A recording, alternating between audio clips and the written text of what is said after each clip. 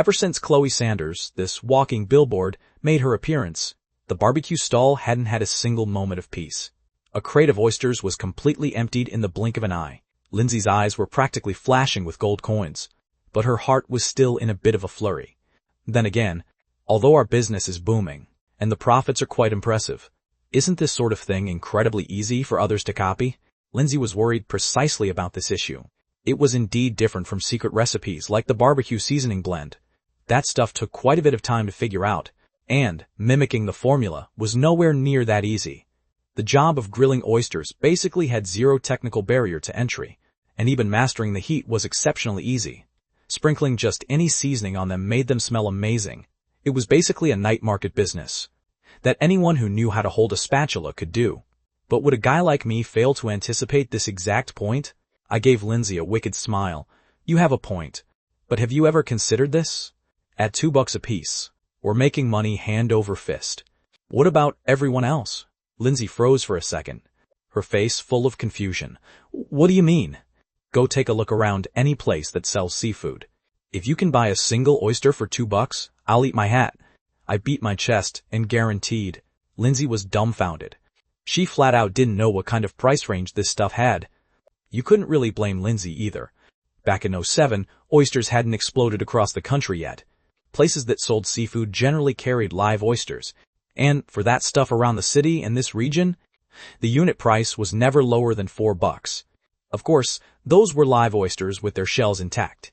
Compared to that, the frozen half-shell oysters I sourced had a much more pocket-friendly price.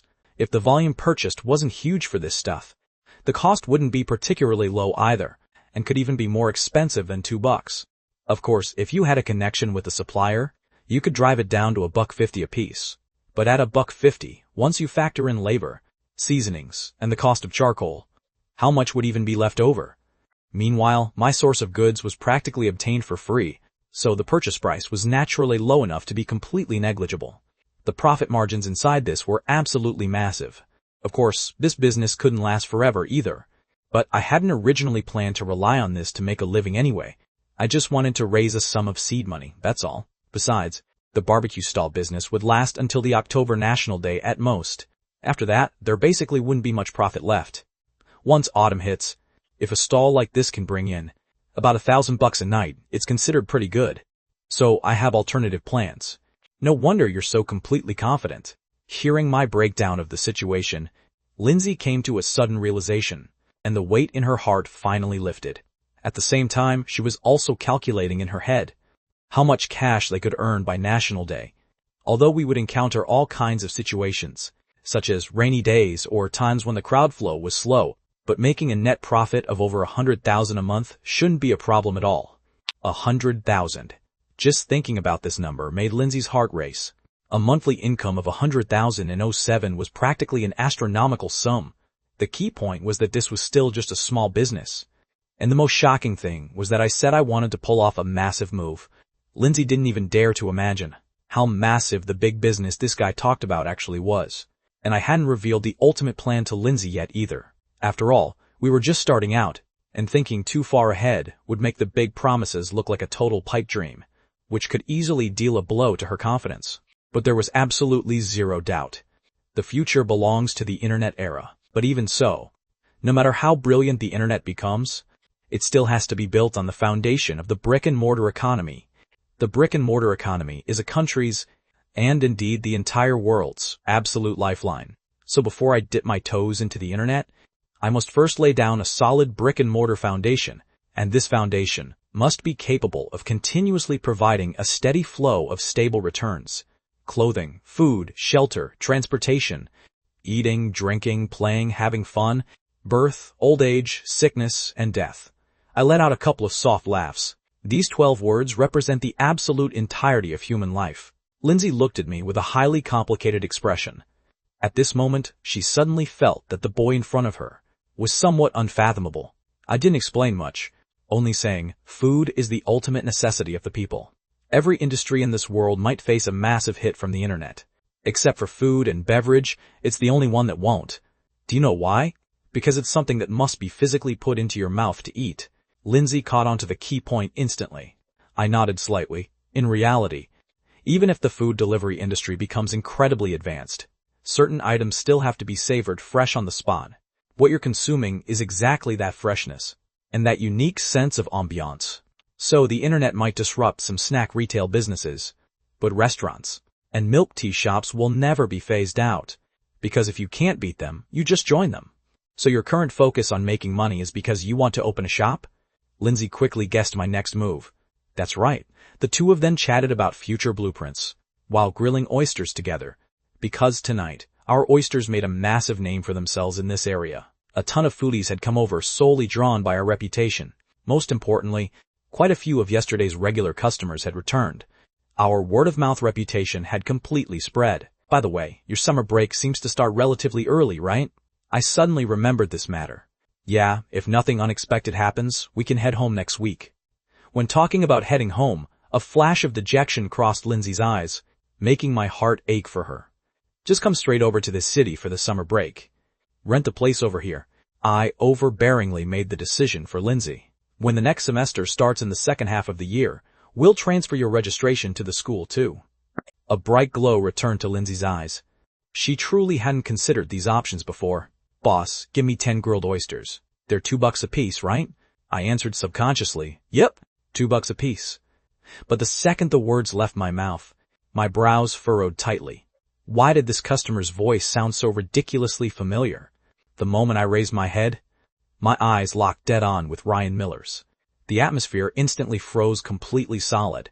Ryan's brain was completely offline right now, his head filled with a mountain of question marks. Where am I? Who am I? What the hell am I doing? Who knows how much time passed? Before this guy blurted out, holy crap, this guy. He finally processed what was going on. So this is what you meant by having things to handle? Why on earth did you run all the way out here to run a street stall? I rubbed my temples. I really should have seen this coming. Shady internet cafes were the most concentrated around this area. And with this bunch of guys soaking in internet cafes playing games, they were bound to look for food at night. With my barbecue stall being this wildly popular, it was highly likely to draw this crowd from school straight over. Seeing it was me, Ryan relaxed completely and slinked closer, clicking his tongue. Man, I have to say, your business is seriously booming, huh? I didn't say much. Just asking, how did you end up coming over here? We heard there was a barbecue stall over here with an absolute killer flavor, and that the boss's lady was exceptionally beautiful to boot. We just happened to be hungry, so we came over to check it out. Who would have guessed it would flat out be you? Ryan had a completely speechless face, but very soon noticed something. His gaze landed on Lindsay right next to me, and his eyes simply couldn't move away anymore. Bro, you punk have had a change of heart. Where's the top campus beauty, Chloe? Isn't she standing right over there? Ryan stared at Chloe Sanders next to us, who was currently devouring the barbecue in huge mouthfuls, and his entire being was completely dumbfounded. He had absolutely, fundamentally never expected that Sean Carter hadn't had a change of heart towards someone else at all. This punk actually had a gorgeous girl on each arm. I naturally knew full well what this brother of mine was mulling over in his mind, but I didn't bother to defend myself either. To be completely honest, it felt like there really wasn't anything wrong with that description. That was exactly the reality of the situation anyway. Although my feelings toward this silly girl were quite complex when it came down to it, there was definitely a bit of attraction. Besides, if I were to just let her off the hook like this, my tiny shred of pathetic self-esteem definitely wouldn't allow it. In our past life, an entire life was completely and utterly ruined because of her. If I didn't extract something back from her this time around, this hurdle in my heart simply wouldn't be bypassed. Ryan lowered his voice, leaning close to Fish for gossip. Oh my God! Hurry up and tell me. What's exactly going on between you and this boss lady? Why did you run over to help her out? I froze for a long time, only then realizing what this guy Ryan Miller was actually thinking. Turns out, this guy thought I was chasing after Lindsay, running over to work for her for free to flatter her. Is there any possibility that I'm actually the real boss? I cleared my throat. Say what? Ryan had a face full of disbelief. You aren't even going to the internet cafe anymore just to do this? Are you that bored? Ryan, who was still in school, hadn't experienced the brutal beatdowns of society yet, so he naturally couldn't grasp the reality he'd have to face after graduating from school down the road. Granted, back in '07, the concept of Changing one's destiny through hard work was still popular in society. Unlike later when everyone just flat out laid flat. The entire society was looking forward, and money worship became the main theme of the era. I didn't explain much. After all, I had a mature mind trapped inside a young body. Looking at the same thing at a different age and with different experiences, the feeling is bound to be completely different. So what exactly is your relationship with that gorgeous girl? When Ryan was facing Lindsay, he didn't even dare to breathe heavily, mainly because Lindsay looked more mature than him. Plus, she was just so beautiful. This guy was just that type who automatically shrinks 3 inches shorter when he sees a woman shy by nature. Otherwise, he wouldn't have lacked an opinion after getting married, and been tricked by his wife into embezzling public funds. I briefly introduced the two to each other. Ryan, my bud. Lindsay, Dings. I suddenly wanted to tease them. Curling the corner of my mouth, I deliberately said, the college student I'm supporting. Ryan was completely floored, his face full of disbelief. But Lindsay was quite interesting. This girl actually went right along with my words. Hello, I'm the college student he's supporting. Please take good care of me. Lindsay's words completely threw Ryan off, and the look he gave me was filled entirely with admiration. You aren't messing with me, are you? The more he thought about it, the more absurd it felt. But seeing the serious look on both of their faces, he started getting suspicious again. The reason Lindsay cooperated like this was because rather than calling this a joke, it was pretty much half true. I had had my fun teasing him, and said, look at that, I tell you the truth, but you don't believe it. Hurry up, grab your things and get the hell out of here. Ryan gave a sly laugh and said, given our relationship, can you give me a discount? Bro, that's going to cost extra. I was even more unapologetic. Shouldn't you support your brother's business a bit more? Ryan felt completely terrible. This guy really had the attitude of a crooked merchant. In the end, he still honestly paid up and left. After all, the things he bought weren't just for him alone. There were quite a few others with him at the internet cafe from other classes, as well as a few from other schools. They couldn't be counted as acquaintances, so he definitely couldn't let me lose money. Seeing Ryan off, Lindsay asked out of curiosity, why didn't you ask your bud to help you? I spoke meaningfully. Being close friends doesn't mean you can do business together. Once money gets involved, a lot of people will change face. Lindsay stared at me thoughtfully, asking in a low voice, then you trust me just like that? My secret of rebirth had long ceased to be a secret to Lindsay, except they both kept it an open secret. And I played dumb myself too. Yeah, training you into the way I like. Of course I trust you. Lindsay hadn't expected me to suddenly say a line like this, her cheeks turning as red as a ripe apple. Subconsciously, she gave my arm a vicious smack. Are you trying to kill me? But she used a bit too much force, nearly knocking the barbecue grill completely over. My dear lady, please be gentle. It's all because of your nonsense. The Lindsay of this moment was still a pure college student after all. When had she ever been hit on like this? Her face was so hot she could fry an egg on it, but the more she was like this, the more I actually wanted to tease her. I grinned wickedly. What? Did you think I was joking? Let me tell you. If running the business hadn't left me too exhausted these past few days, do you honestly think you could still stay completely safe? Otherwise, what do you think it means to support a college student? Lindsay quickly turned her face away, not daring to look at me ever again. Only deep down inside, she unexpectedly felt a tiny bit of anticipation. Without a single doubt, in just a short 2 days, she had completely opened up her heart to me. Even she couldn't figure out for herself how on earth she had fallen for him this fast. She had clearly just met this guy, yet she vaguely had a sort of feeling, as if they had already known each other for many years. It's so magical. I gave a slight smile, feeling incredibly delighted inside. This college student version of Lindsay really is quite interesting. Compared to that mature, elegant older sister version of Lindsay in our past life, it was practically two completely different experiences. The current her had way more vitality, and even carried a sense of pure innocence. Probably because the current her hadn't completely lost hope in life, and in her destiny yet.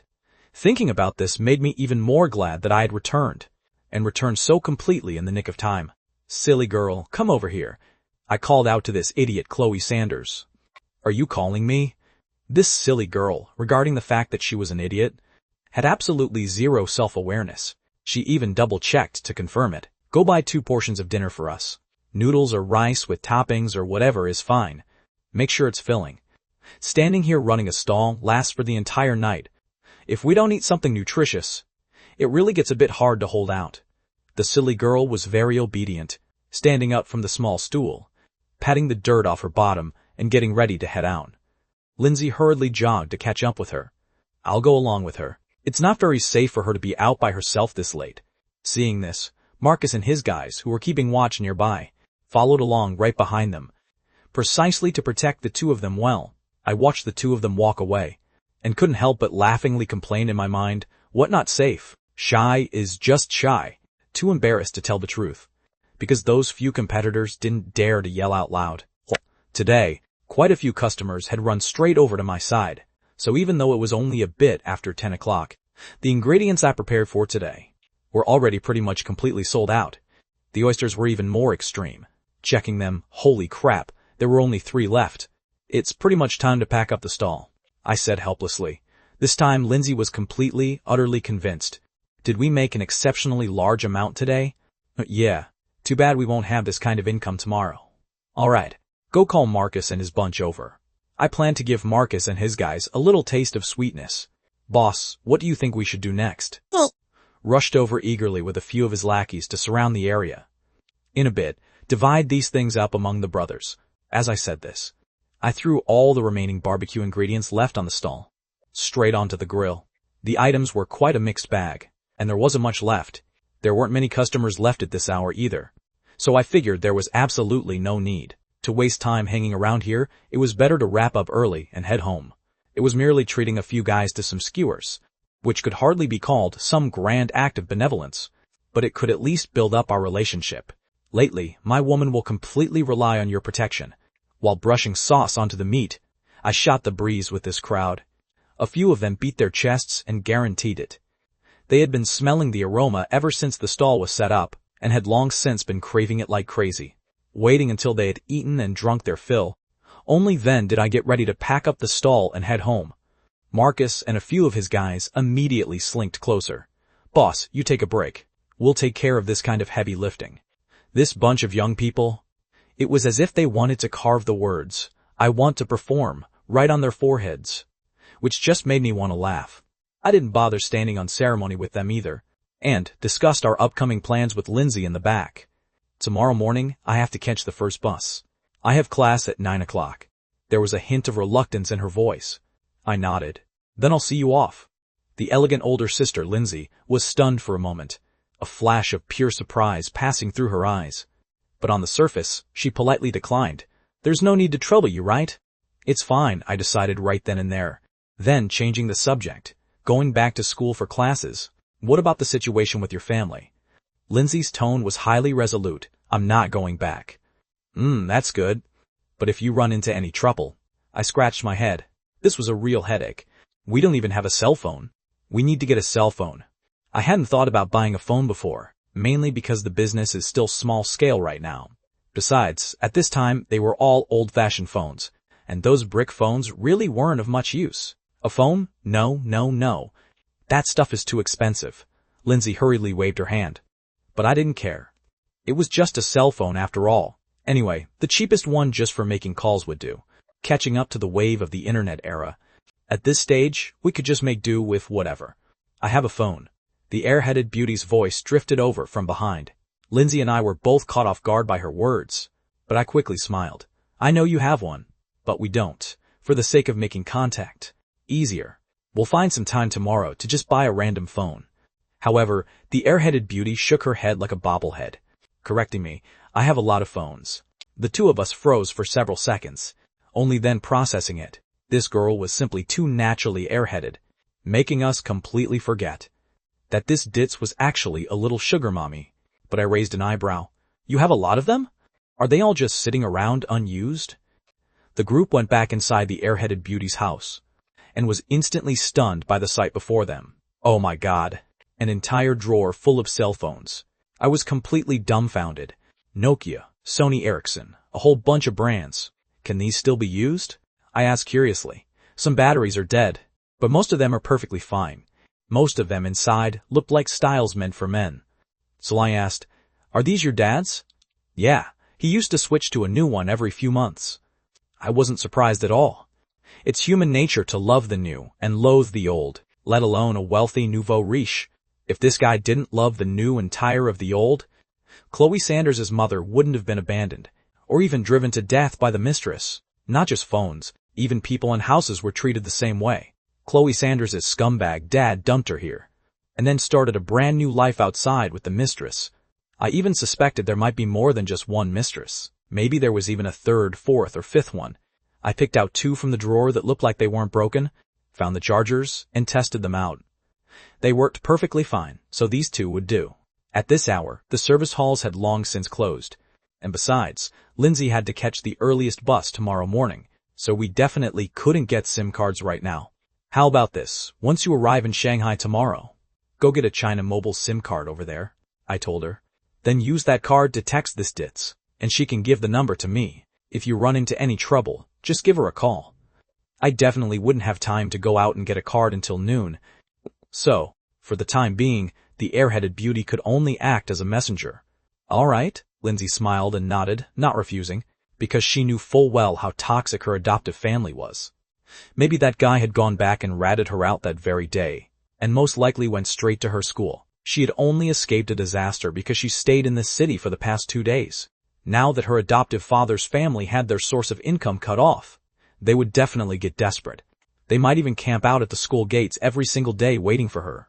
And in my past life, I'd also dealt with Lindsay's adoptive family before, and precisely because I knew how shameless they were, did I remind Lindsay to prepare herself in advance? Alright, it's settled then. Let's see exactly how much cash we brought in today. I gave a sly laugh, dumping out all of today's revenue onto the table. The airheaded beauty was one of us, so there was absolutely no need to hide anything. And what's more, this girl was a sugar mommy to begin with. Maybe she was even richer than us. Counting the bills one by one, the expression on Lindsay's face became more and more spectacular. This was way too exaggerated. Because they had counted less than half of it, and it was already over 3,000. Does this money really come this easily? Lindsay had a face full of utter disbelief. When everyone's average monthly income wasn't even close to 3,000, what we made in a single day was even more exaggerated than any comparison. This was just for a single night. I, on the other hand, appeared quite calm, let out a couple of relaxed laughs. Between my seasoning recipe and those oysters, as long as a stall has either one of them, it could easily pull in 2,000 a night. I tried to analyze the inner workings of it. You see, tonight was the very first day, and a lot of people just came out for the novelty of it.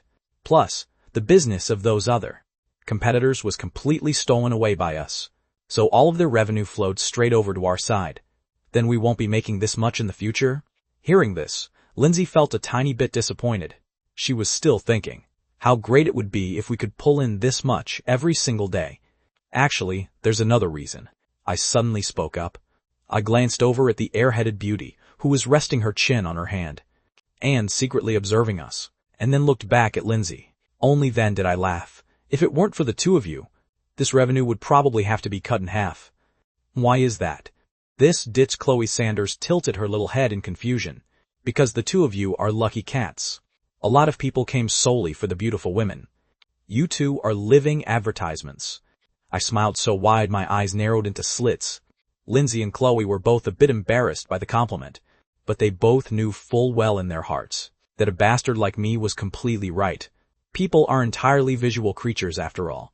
$7,035. Lindsay's breathing grew rather rapid, flat out unable to believe this number. According to this momentum, the net profit for a whole month would at least reach 150,000. I nodded, my brain already starting to mull over how this money should be spent. Making money make money is the ultimate path.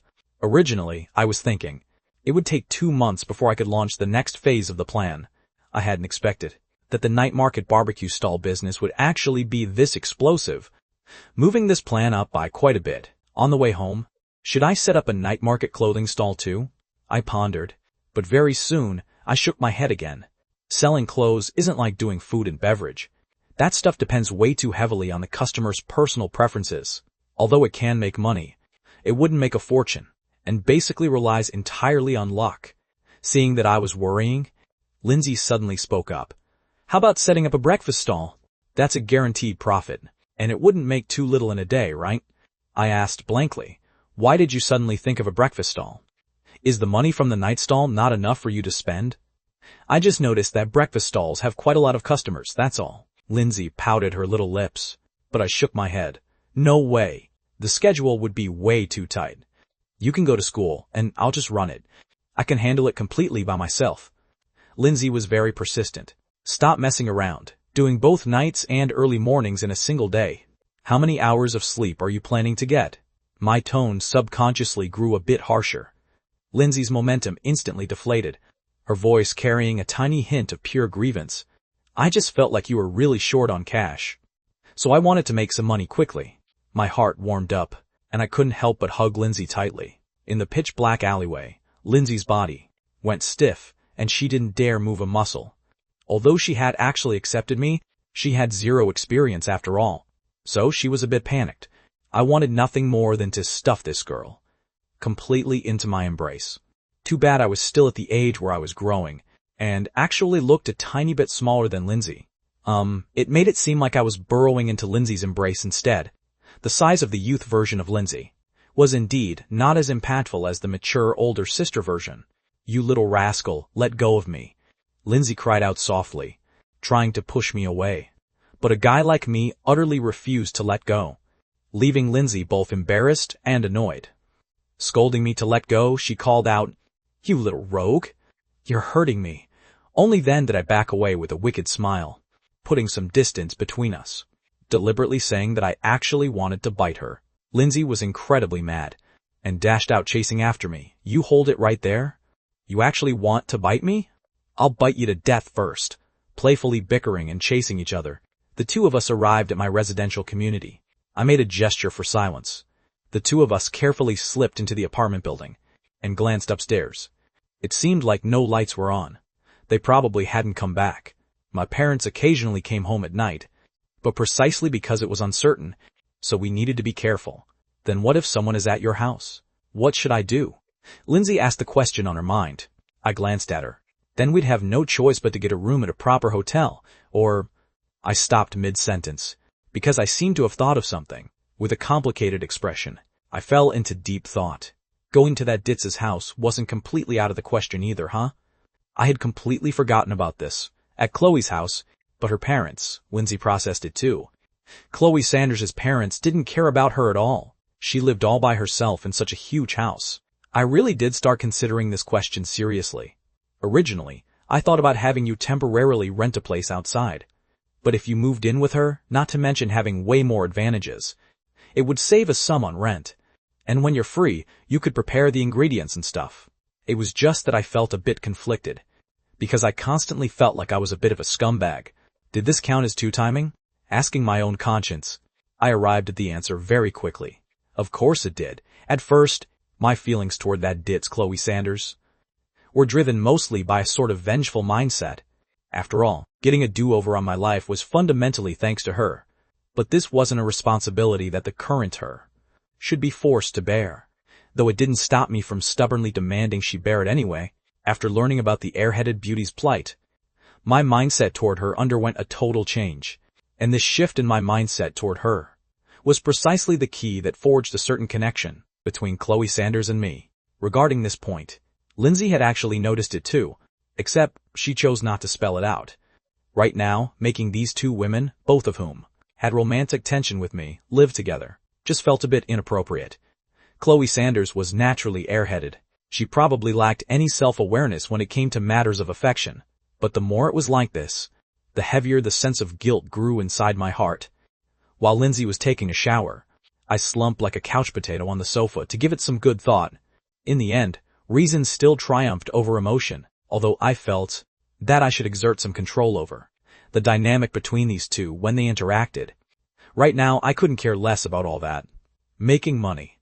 Making money was the absolute top priority right now. I made up my mind. Making money was the most important thing. The experiences of my past life made me profoundly realize that you cannot focus on romance at an age when you need to make money. Otherwise, everything turns into a total pipe dream.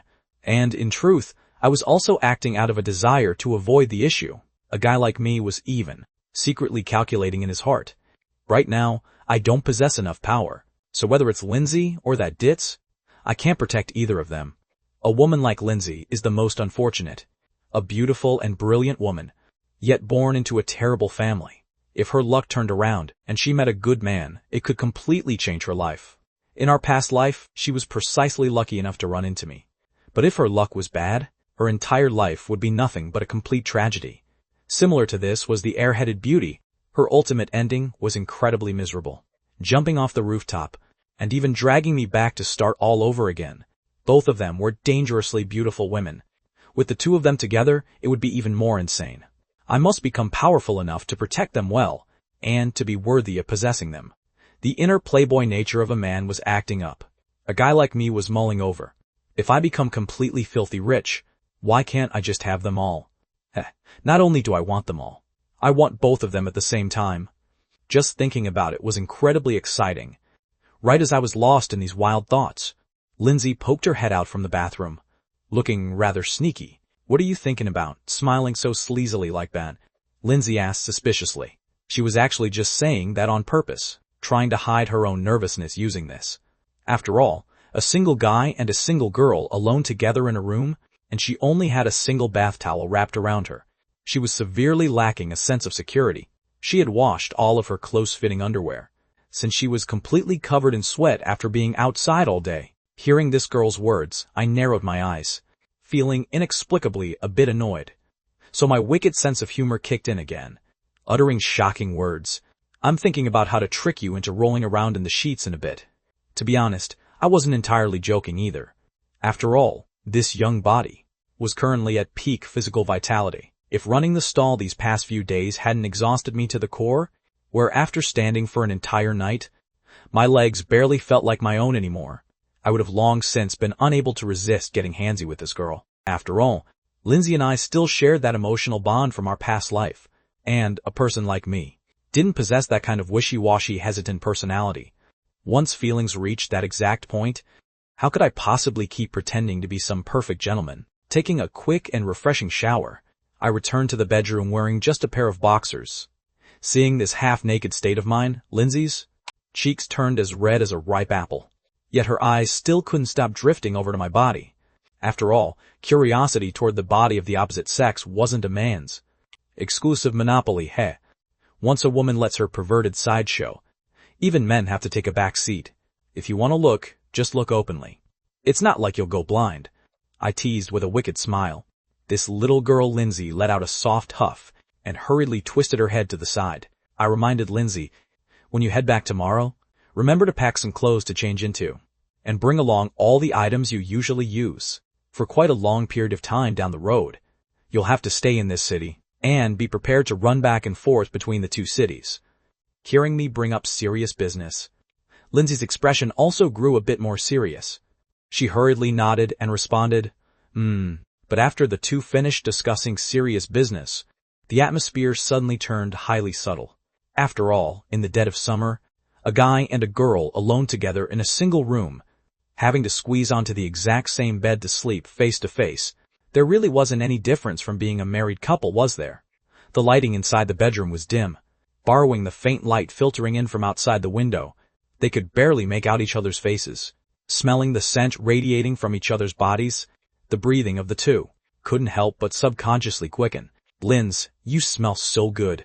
I swallowed my saliva. In fact, I had already noticed it in my past life. Lindsay always carried a faint, natural herbal scent on her body. It's very delicate, a bit like walking into a Chinese herbal medicine shop, but not that obvious. Nowhere near as strong as it is inside a real herb shop. This single sentence of mine directly shattered Lindsay's psychological defense line. Inside the dim room, Lindsay's cheeks were burning hot, because the two of us were leaning exceptionally close. Any closer, and we would be sleeping in a full embrace. So in this dead silence, the sound of her pounding heart was heard loud and clear by me.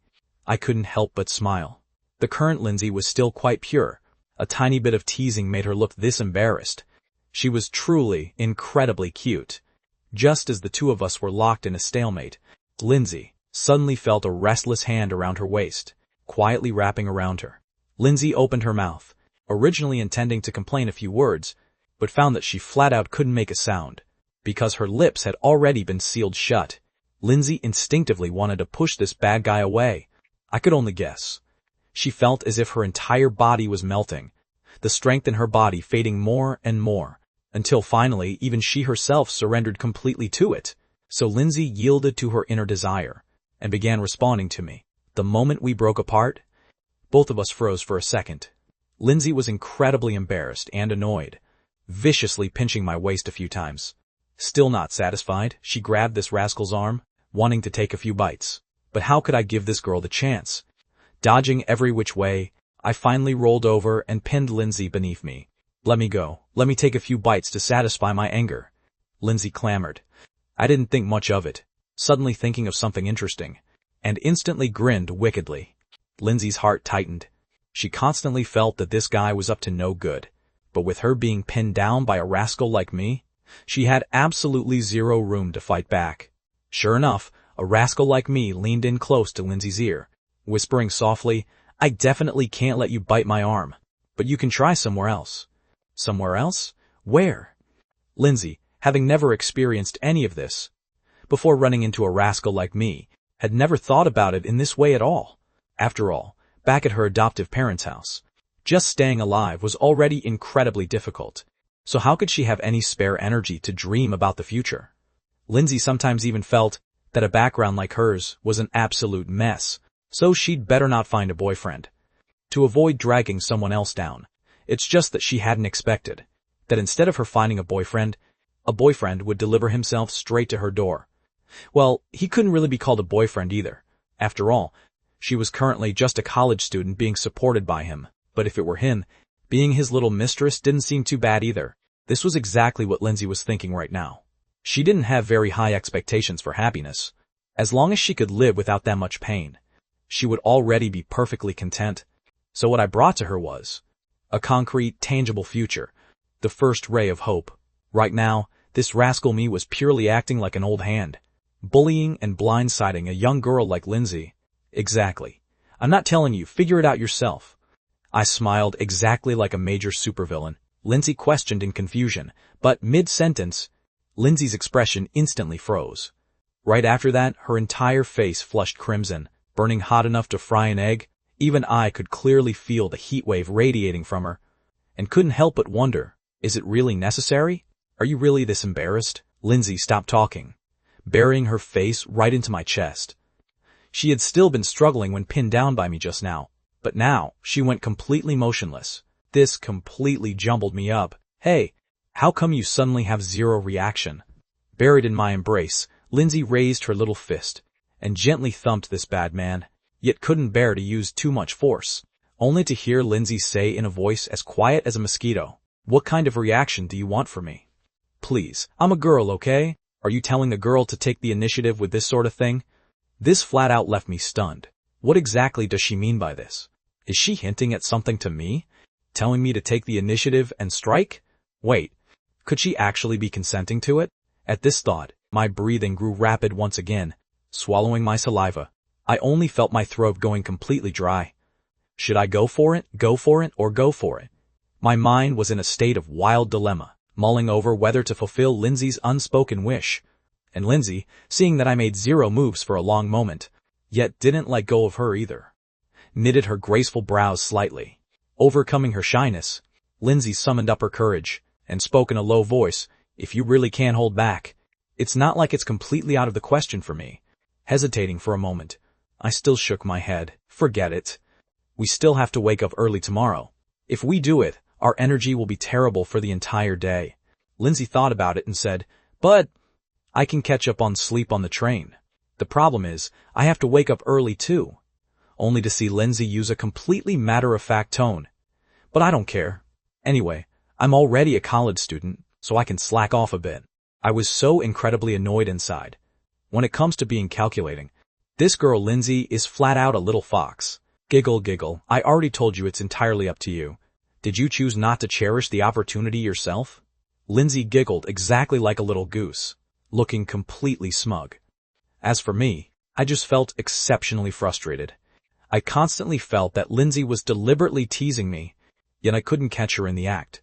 At this thought, I narrowed my eyes and gazed at her meaningfully. Could it be that you actually want to deep down inside too?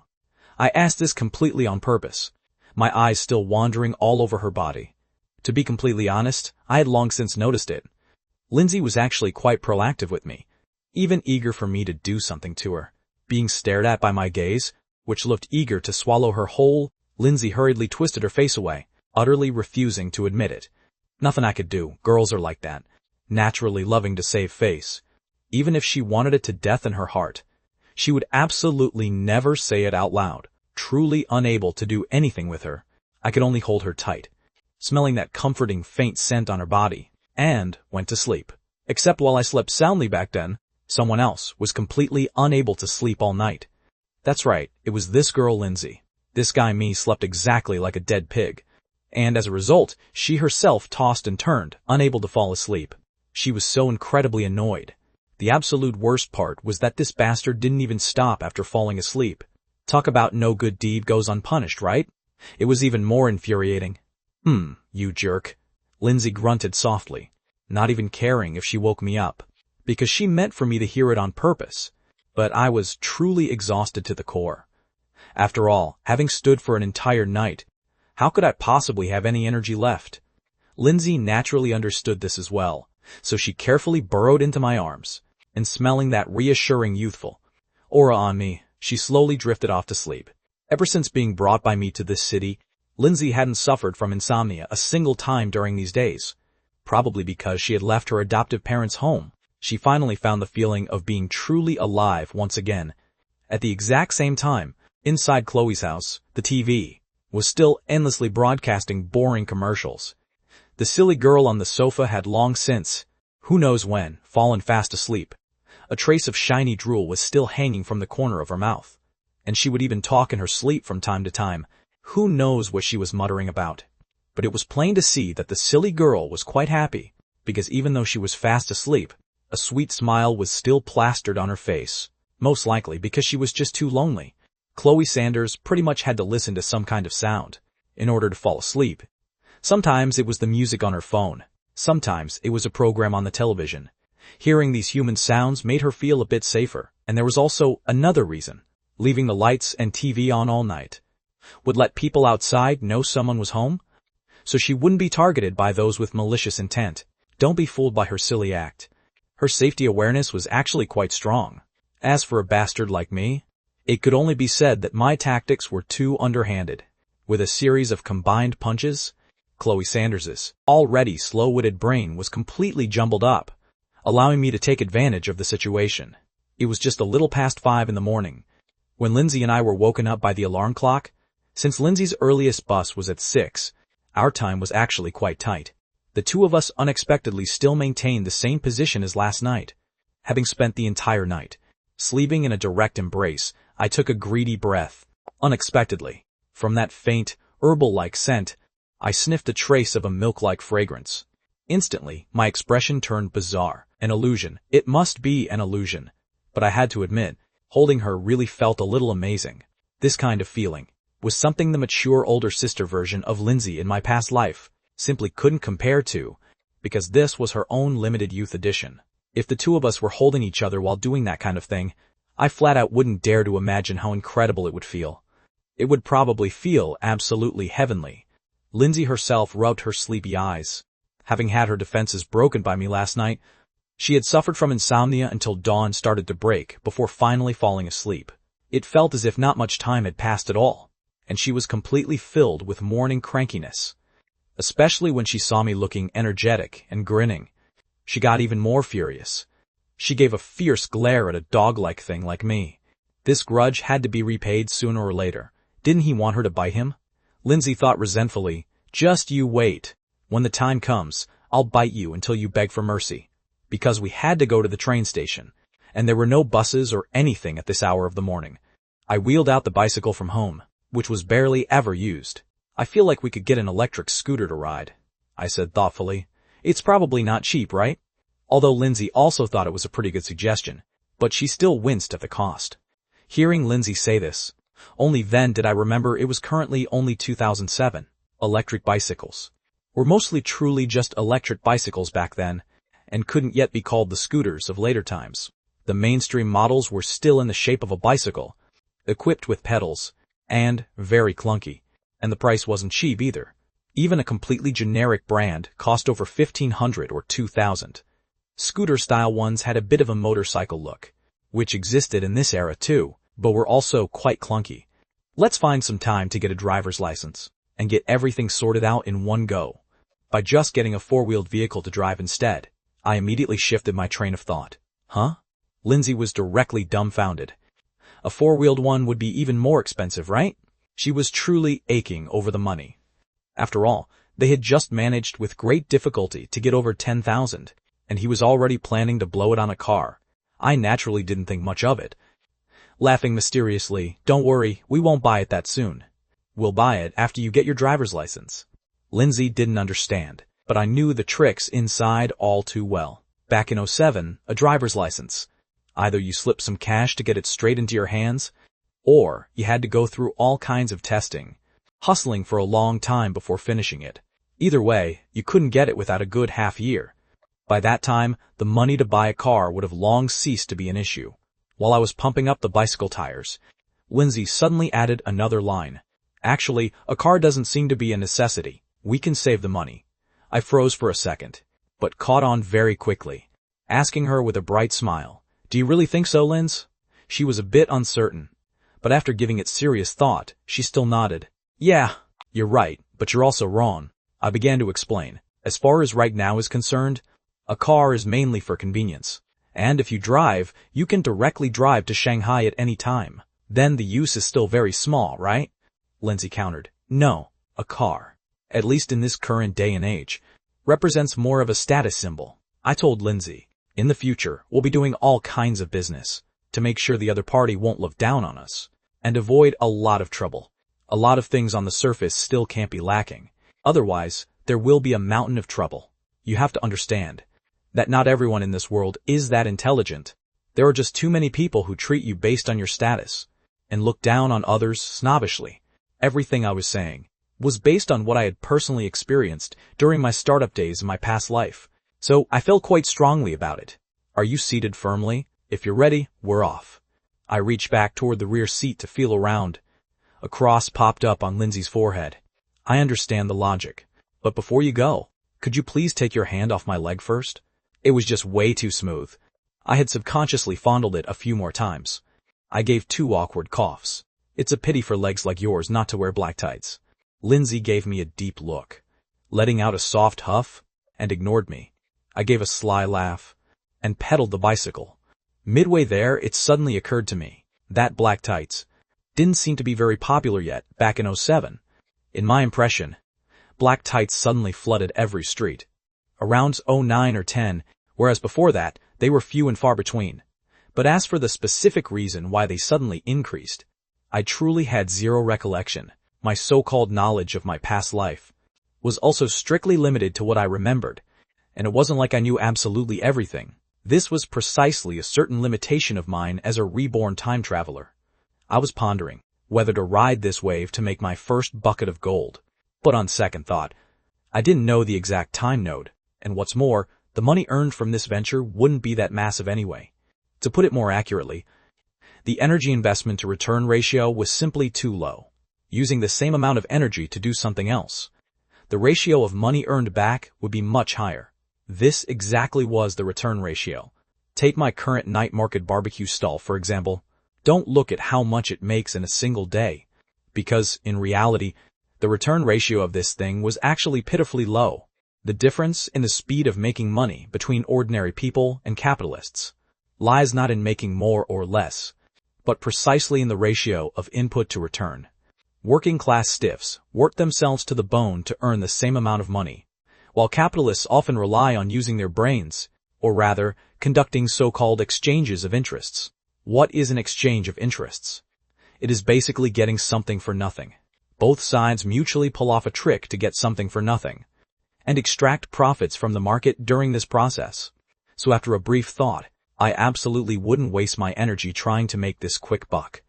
Because if nothing unexpected happened, by the time black tights became popular, my grand blueprint for the mobile internet would have already finished its layout. When the time comes, I must definitely make Lindsay wear black tights for me to see every single day. Not only will I watch, I'm going to rip them apart too. Ripping one pair a day? No, 2 pairs. Then I'm off. I was still parking the bicycle when Lindsay waved her hand to me. I could only hurriedly shout, "Hold on a second." "What's wrong?" Lindsay asked in confusion, blinking her beautiful eyes. After speaking, I didn't wait for Lindsay's reaction either, grabbing her hand and walking out. I didn't even park the bike anymore, holding the bike's handlebar with one hand while holding Lindsay with the other. Lindsay looked at this scene with a bit of concern, warning in a low voice, "The bike isn't stable like this. Be careful it doesn't fall over and crush your foot." "Not afraid, I'm incredibly strong." "So where exactly are you taking me?" Lindsay was puzzled. I didn't answer, bringing her to a breakfast stall near the train station to buy a few Chinese pork burgers. I took 2 and stuffed them into her arms, and then handed her 2 cups of soy milk. "Is this enough to eat?" Lindsay stared blankly at the pork burgers and soy milk in her arms, her eyes welling up with a soft mist. Moments of touching often lie in these inconspicuous moments. In the past, no one had ever treated her like this. Only since this little rascal me came along, who said he wanted to support her right from the start, did this bad guy treat her this well. Not enough? Seeing her remain silent, I thought it wasn't enough food for her. So I prepared to take another one out of my own 2 pork burgers, to give to her. But Lindsay hurriedly stopped me, saying it was enough. Only then did I hear that Lindsay's voice was a bit choked up. In an instant, I guessed that this was Lindsay's softest spot in her heart being touched. But because of exactly this, my heart ached for her even more, and I couldn't help but reach out to stroke her hair, comforting her softly. "Don't celebrate too early." I was still full of a wicked sense of humor when comforting her. Sure enough, Lindsay raised her head to look at me in surprise, her face full of confusion, wondering if this guy was totally immune to romance. However, my next sentence almost made her burst out crying with a loud sob, because what a dog of a man like me said was, "Because this is barely anything. This is just the beginning. Every year, or even every day in the future, you can be this happy. Whatever you want to eat, and however much you want, you can eat until you're full. No one will ever make you go hungry again." Lindsay couldn't hold it in any longer and threw herself into my arms, tears as large as peas falling one after another. The stunning beauty wept like a rain-drenched pear blossom. Holding the breakfast in one hand and the handlebar with the other, I couldn't even reach out to pull her into my arms properly. This scene was caught in the eyes of passing pedestrians, and everyone tacitly just watched from a distance. This is called common courtesy. Who knows how long this lasted, until Lindsay cried herself out, and only then did I speak up. "All right, you have to go now. Otherwise you'll miss the train." Lindsay smiled through her tears, wiping the corners of her eyes which were already red. "If I miss it, I miss it. At worst, I just won't go back. You can support me." I hummed the breakfast on the handlebar and stroked her hair with heartache. "I'll support you, so you don't need to fear those scumbags who want to bully you. You can go to school with peace of mind, and go back open and proud." No words could be more reassuring than this. I was undoubtedly making myself a rock-solid shield for Lindsay. Lindsay nodded heavily. "Remember to get a phone number first. If there's trouble, you must call us right away." Before she entered the station, I repeatedly reminded Lindsay. Only after she indicated she understood did I finally let Lindsay go inside. But Lindsay had only walked 2 steps when I suddenly called her back again. "Linz, one more thing." Lindsay subconsciously turned around. I repeatedly nagged her like an old mother. "Eat well at noon. Make sure not to eat poorly just to save money." These words might seem very nagging to others, but to Lindsay's ears, they were filled with pure pampering and happiness. A happy smile overflowed on Lindsay's face as she quietly listened to me finish speaking. Suddenly, she grabbed my face out of nowhere, and I only felt my lips being firmly pressed against hers. This kiss didn't last very long. By the time I snapped out of it, Lindsay had already entered the station in pure embarrassment without looking back. Gazing at Lindsay's figure entering the station, I felt an empty void in the bottom of my heart, even though I knew she would be back this afternoon. Once the train Lindsay was riding pulled out of the station, only then did I pedal the bicycle back to school. Don't look at how early I woke up. After seeing Lindsay off and returning to school, I walked in almost right on the dot. I was munching on a pork burger, while taking a sip of soy milk, walking in without a single shred of a big boss's posture. Seeing me arrive, Ryan Miller came right up to grill me. Is that stall really yours? I didn't deny it. Yeah, it's mine. How much money can you make from it? Is it a lot? Ryan was highly curious. He fundamentally couldn't imagine how much a wildly popular stall like that could make in a single night. But seeing how hard I was grinding, he figured it must be making a fortune. I spoke indifferently. Trade secret. I understood the principle of keeping one's wealth hidden better than anyone else. So I naturally couldn't tell Ryan. What are you guys talking about? At this moment, Jessica Vance, whom I wanted zero contact with, suddenly chimed in. None of your business, I said with a displeased look. Even though I had clearly shown my resistance, Jessica still forced herself closer time after time, exactly like the past version of myself. Thinking of this, my heart grew heavy. Now I had rejected Jessica, but our positions seemed to have completely flipped. Jessica asked me timidly with a highly aggrieved look, "Do you really detest me this much?" Ryan, after all, shared a past classmate bond with her, and wanted to smooth things over, gesturing for me not to go too far. However, I merely shot him a casual glance, with zero emotion in my tone. Yes, I do. This single sentence made both Ryan's and Jessica's expressions freeze, because in their eyes, I was supposed to be a highly easygoing person. On the surface, that was indeed the case, but that was only at school. In my past life, Ryan got to know the real me during my startup days. During my student days, I was easygoing, but that was built on a single foundation. Everyone was a student. We might have occasional squabbles, but what kind of deep hatred could there be? Ignorantly. There was no need to dwell too much on trivial matters. But once out in society, I would no longer hide my sharp edges, because I was walking a treacherous path. In the internet economy explosive era, which was already a red ocean, cutting through the competition was almost impossible. Under that kind of environment, an easygoing nice guy would only get pushed around, and this precisely triggered my truly ruthless side. And having returned via rebirth, I didn't hold back this temper of mine either. We can be friends, but if you want me to play these childhood games with you, forget it. I don't mind tearing off the nice front. I knew exactly what Jessica was scheming. She definitely wanted to get Ryan to act as a mediator, attempting to get me to give her a chance. Ryan fundamentally possessed a spineless personality. He barely knew how to refuse other people's requests. Coupled with his classmate bond with Jessica, he would be even less able to refuse. On the contrary, both that airheaded beauty and Lindsay were unfamiliar to Ryan. Ryan naturally, in his subconscious, leaned toward the familiar Jessica Vance. Furthermore, there was another reason, which was, Ryan felt that there was zero possibility between the top campus beauty and me, even if we seemed to be dating right now. And last night, he had also seen that beautiful woman named Lindsay. No matter which one it was, Ryan's inferiority complex as an ordinary guy prevented him from even daring to dream about them. And the easygoing me was also subconsciously treated by Ryan as someone on the exact same level as him. So he felt that regardless of whether it was Lindsay from last night or Chloe Sanders, I didn't deserve them and there would definitely be zero good results. Instead, Jessica was a better fit for me, because we were both people of a similar tier. So right after arriving this morning, Jessica approached Ryan and convinced Ryan to help her win me back. But who am I right now? I'm an old hand. How could a petty little trick like this fool me? I saw through it at a single glance that things were a bit awkward between Ryan and Jessica. But what kind of connection could there be between the two of them?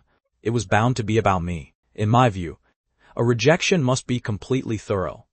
And a clean break should be completely thorough too. Since there's no love left, there's absolutely no need to stay entangled. If I gave her even a shred of hope, we'll endlessly bring all kinds of trouble. So it's not that I'm heartless, okay? Actually, I am heartless. A person like me, when the feelings are still there, I will pour my heart out to treat you well. But once the feelings are gone, then I'll be colder than a stranger. My fate and affection with Jessica Vance already ended in my past life, when she went behind my back to find her next guy. In reality, it's not that I'm all that attached to Jessica, but rather, I feel that since you don't want to be with me anymore, then we should have just parted ways amicably. What was the point of you pulling that stunt? So in this lifetime, I will absolutely never harbor any feelings for Jessica again. You have to know that in a romantic relationship, nothing hurts more than indifference. That is exactly how I am toward Jessica right now. Ignoring Jessica? I shot a cold glance at Ryan Miller. This is the last time. Next time, I will completely flip out. Ryan's face also turned a bit ugly. He originally just meant well. But he didn't expect that I truly wouldn't give him any face at all. Sean, let's be reasonable. Ryan tried to explain his actions, but meeting my ice-cold gaze, he could only silently swallow all his words back down. This was the first time he had ever seen me use this kind of gaze, to look at a person. He even saw a hint of killing intent in it. More people filled the classroom, so Ryan could only turn his head back. Jessica could also only silently return to her seat, but it was plain to see she was quietly suppressing her emotions, to stop herself from crying out loud. I didn't pay any more attention to the two of them. What was on my mind right now was only making money and those two girls. Oh right, and my own family. Lindsay and that idiot. In a certain sense, maybe they could be family too. Then everything's fine. Our homeroom teacher, Mr. Davis, took a walk around the classroom. When passing by, he noticed I was there too, but he didn't say anything either, as if he didn't remember Chloe Sanders. And that little business with him earlier. He swayed his head and walked away with a completely careless stride. Perhaps because I was too forceful earlier that morning, neither Ryan nor Jessica came to disturb me again. Because of this, I was in top condition, and my mood was very pleasant. Later, the airheaded beauty came over and brought Lindsay's phone number, along with the news that she had already arrived in Shanghai. Only then did I let out a sigh of relief. Nodding, I told this idiot that she probably wouldn't make it back by noon. Let's grab lunch together, the airheaded beauty asked, blinking her clear eyes. I gave a helpless soft hum. Sure. After that, it took using every possible argument to convince this girl back to her own classroom. Otherwise, with this girl's obliviousness, she would probably stay right here until the end of time. Still, I felt a strange sentiment. I thought to myself, if in my past life, the woman I chose had been an airheaded beauty with this kind of personality, maybe I wouldn't have had so many terrible memories, right? But on second thought, if I had an airheaded beauty like her as a girlfriend, I would probably be someone easily satisfied with a little wealth, and might be perfectly content just finding a job to work. Sure enough, some things are simply fated. A romantic tribulation is something you can't dodge. By noon, Ryan probably came over carrying a sense of apology, wanting to invite me to lunch, but I rejected him directly. I already have plans with Chloe Sanders. Ryan widened his eyes, still unable to quite believe it in his heart. You beast. Are you actually dating the campus beauty, Chloe, or what? Before I could even answer, Chloe Sanders suddenly burst through the door, anxiously stuffing her cell phone into my hands. After reading it, my expression changed drastically. Chloe Sanders. A lot of people in this idiot's class had skipped out early, so she had also run out along with them. Then this girl crouched right outside my classroom, secretly peeking inside. After all, she was just too beautiful, and famous in the school, so it was hard for anyone not to notice her. This idiot rushed into the classroom in a frantic panic, and stuffed the phone into my hands. The moment I saw the contents, my face instantly turned incredibly grim. I turned around and bolted out of the classroom. A certain idiot also followed right behind me, running lightning fast. Slamming on the brakes, I blocked her. Why are you following me? Go grab lunch first. I'm going to find her. And then, this idiot put on a completely pitiful look, biting her lower lip with a highly stubborn look. I want to go too. Seeing this, I couldn't help but facepalm. Toward this girl, I flat out didn't know what to say for a moment. In the end, I could only let out a soft sigh. All right. Then let's go. Actually, I wanted to let Mr. Davis know, but unfortunately there was zero time left now. Skipping the afternoon classes wasn't a huge deal anyway. There wasn't really anything going on at school these days anyway, just sitting around there to pass the time. We hailed a cab and headed straight for the train station. Buying the tickets first. While waiting for the train to arrive at the platform, I ran over to buy 2 boxed lunches. This kind of boxed meal was basically entirely vegetarian and tasted pretty bad. But right now, I couldn't care less about all that. After that, I grabbed a jumbo bottle of ice-cold Coke. It's so hot today, and there are bound to be quite a lot of people on the train. The two of us crouched in the waiting room and finished the boxed lunches, and chugged a few gulps of Coke, before Optical Stray boarding the train. This idiot Chloe Sanders, who knows if she truly didn't mind, or was just completely dense, but she held the Coke bottle I had drunk from and drank away happily. But on second thought, given this bizarre relationship between her and me, Sharing the exact same bottle of a beverage really didn't count as much of anything. At this thought, I suddenly came to terms with it. There actually weren't many people on the train at noon, so a lot of the seats were empty. I used this idiot's phone to place a call to Lindsay. Lindsay picked up on her end instantly. When she learned that I was coming to pick her up without a second thought, she nearly burst into tears on the spot, but she was still saying out loud, "You didn't need to come. I'll just head back when I find the right opportunity. We're already on the train," I said softly. "Ah, already on the train?" Lindsay was astonished, but very quickly picked up on the part of my words that felt off. "Wait, we? I didn't hide anything," giving a soft hum of affirmation. "Yeah!" This idiot came along too. I am not an idiot. Chloe Sanders grimaced her little face, putting on a completely fierce front. This look of hers was actually strangely cute. "You both came?" Lindsay was even more dumbfounded. "Yeah, anyway, just wait for us. And don't mistreat yourself. Have someone bring you some food, and don't eat anything too poor, okay?" "Okay." Lindsay hung up the phone, still feeling a bit dazed, unable to stop murmuring to herself. She came too. The more she thought about it, the more complicated Lindsay's mood became. Toward Chloe Sanders, she actually had a sort of indescribable feeling, a highly airheaded but also highly likable girl. But similarly, she couldn't figure out either what kind of affection this naturally airheaded girl actually held toward Sean Carter. And now, this naturally airheaded girl had actually run over to pick her up without a second thought. This gave her a strange emotional stir. When a person is deeply moved, they tend to lose their rationality. In a split second, she unexpectedly developed a wild urge to have the three of them become a family. This thought was pretty terrible and highly impulsive, and even a bit twisted. But this was exactly what Lindsay desired at this moment. She couldn't bear to let go of Sean Carter, nor could she bear to let go of this naturally airheaded girl. Because, you see, the first half of her life had been far too bitter. Having met people who genuinely treated her well, she couldn't bear to let go of either of them. Even though she knew full well it wasn't right to think this way, and that she was being far too greedy. But my life has already been this bitter. I paid such a heavy price, and finally met someone who treats me well. There's nothing wrong with me being a little greedy, right? "Lindsay, who are you calling?" "Who's coming over?" Lindsay's roommate, a girl named Wendy, asked curiously. Wendy was a bit introverted, but she was a very nice girl. She was a bit on the short side, but she was quite a cute girl with glasses. Lindsay was completely tongue-tied, not knowing how to explain it for a moment. Was Sean Carter her boyfriend? Or the sugar daddy who was supporting her? But whichever one she said, if word got out, it would cause a massive uproar in the entire business school. You have to know that one of the reasons she couldn't leave right now was precisely related to this. The past 2 days, she went to Sean's city and stayed for 2 days, staying out all night. She came back to attend class this morning, but the news of her return was somehow leaked by someone. When she entered the dorm to pack her clothes, she was cornered right inside the dorm. It was by that guy, the junior guy who had been pursuing her all this time. Lindsay truly did not like this guy, and had rejected him explicitly many times. But this guy still kept trying relentlessly.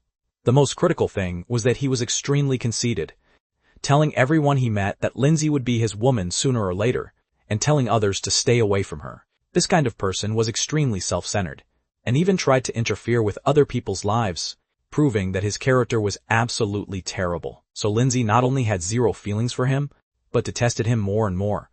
This time, she came back to finish her class and planned to take her clothes to change into and head straight back to Sean's city. If it weren't for the lack of time, she would have even planned to just pack up everything in the dorm and bring it all over. Because, if nothing unexpected happened, over the next year, the time she spent in Sean's city would be more than in this city. But while she was still packing her things over here, that guy brought people to block her downstairs, getting people to set up flowers and preparing to confess. This was due to someone in her class tipping him off, which made Lindsay incredibly furious.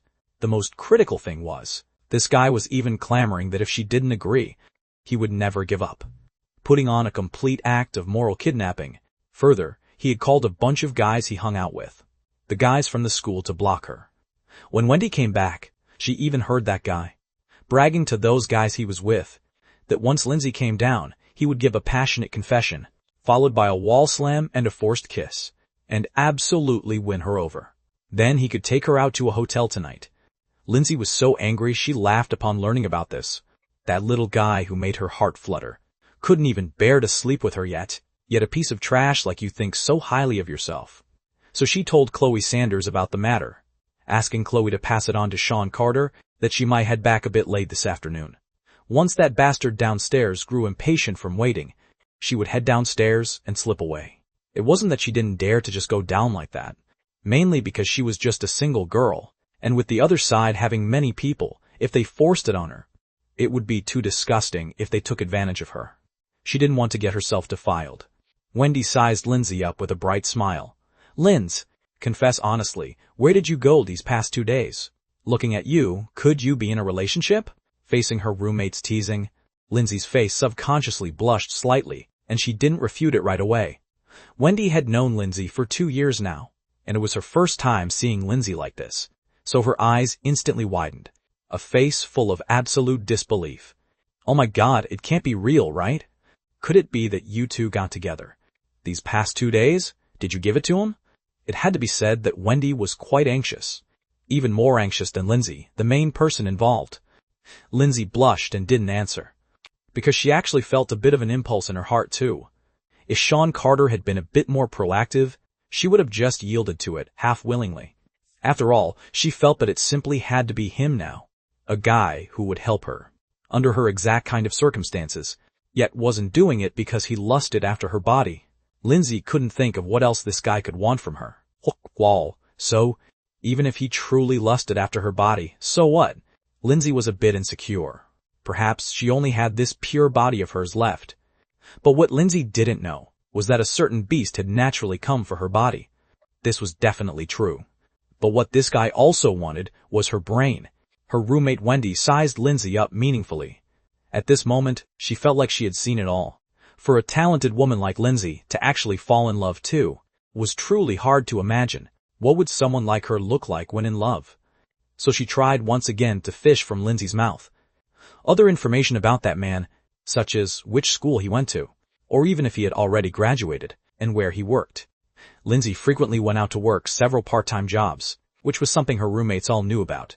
They also all knew about that awful mess with Lindsay's family. So, every time Lindsay's vampire adoptive parents came by, her roommates would cover for her, helping Lindsay avoid them as much as possible.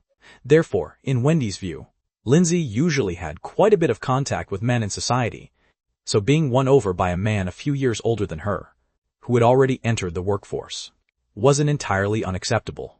Oh right, there was a prerequisite, which was that he shouldn't be too old. Lindsay bit her lower lip.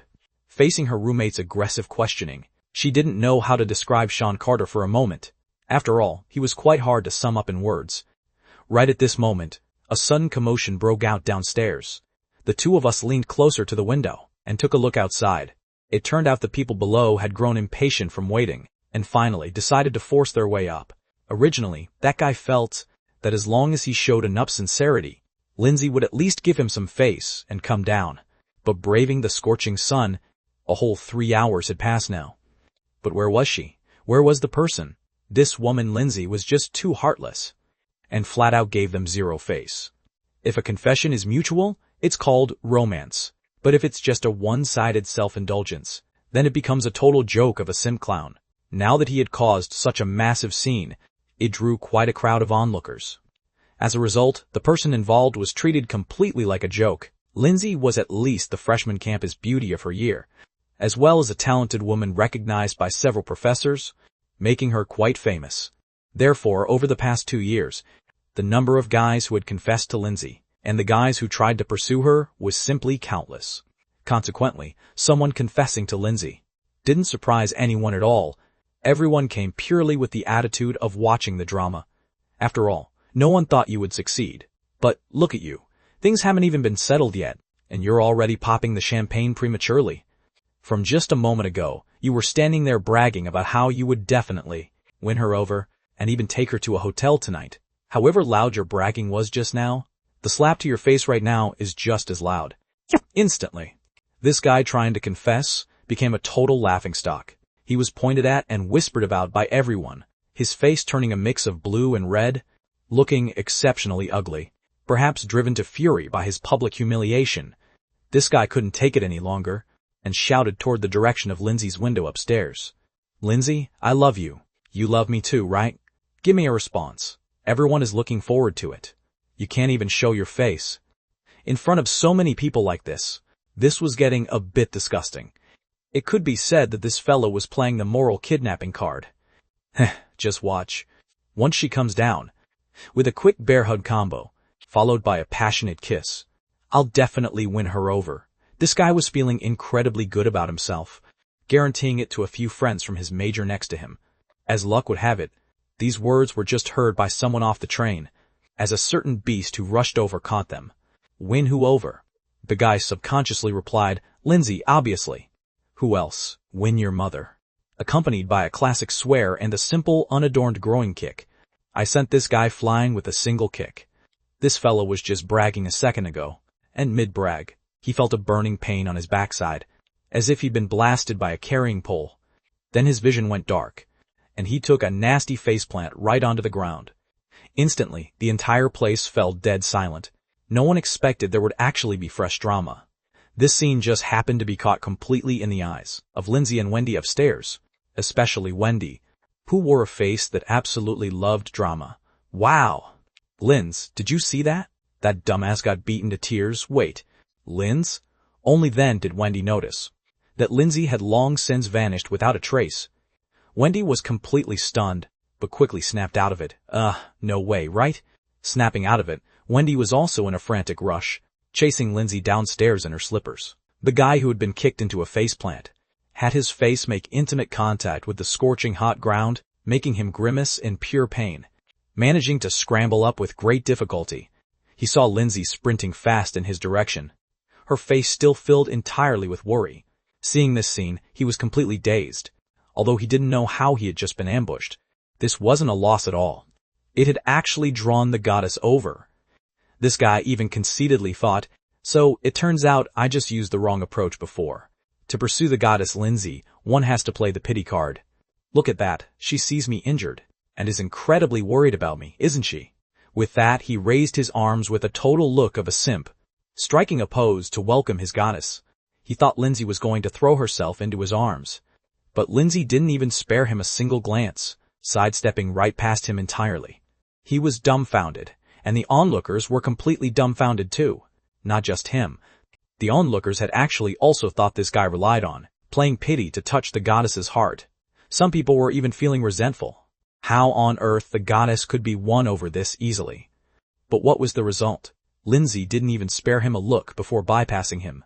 But the very next scene was what truly caused everyone's pupils to dilate in pure shock. They saw the goddess Lindsay, without a single shred of hesitation or doubt, dive straight into a guy's arms. Including the guy who wanted to confess to Lindsay, everyone was completely petrified. Wait, bro, what the hell is going on here? Everyone was completely stunned. The goddess of every single one of them had just been snatched away by someone like that.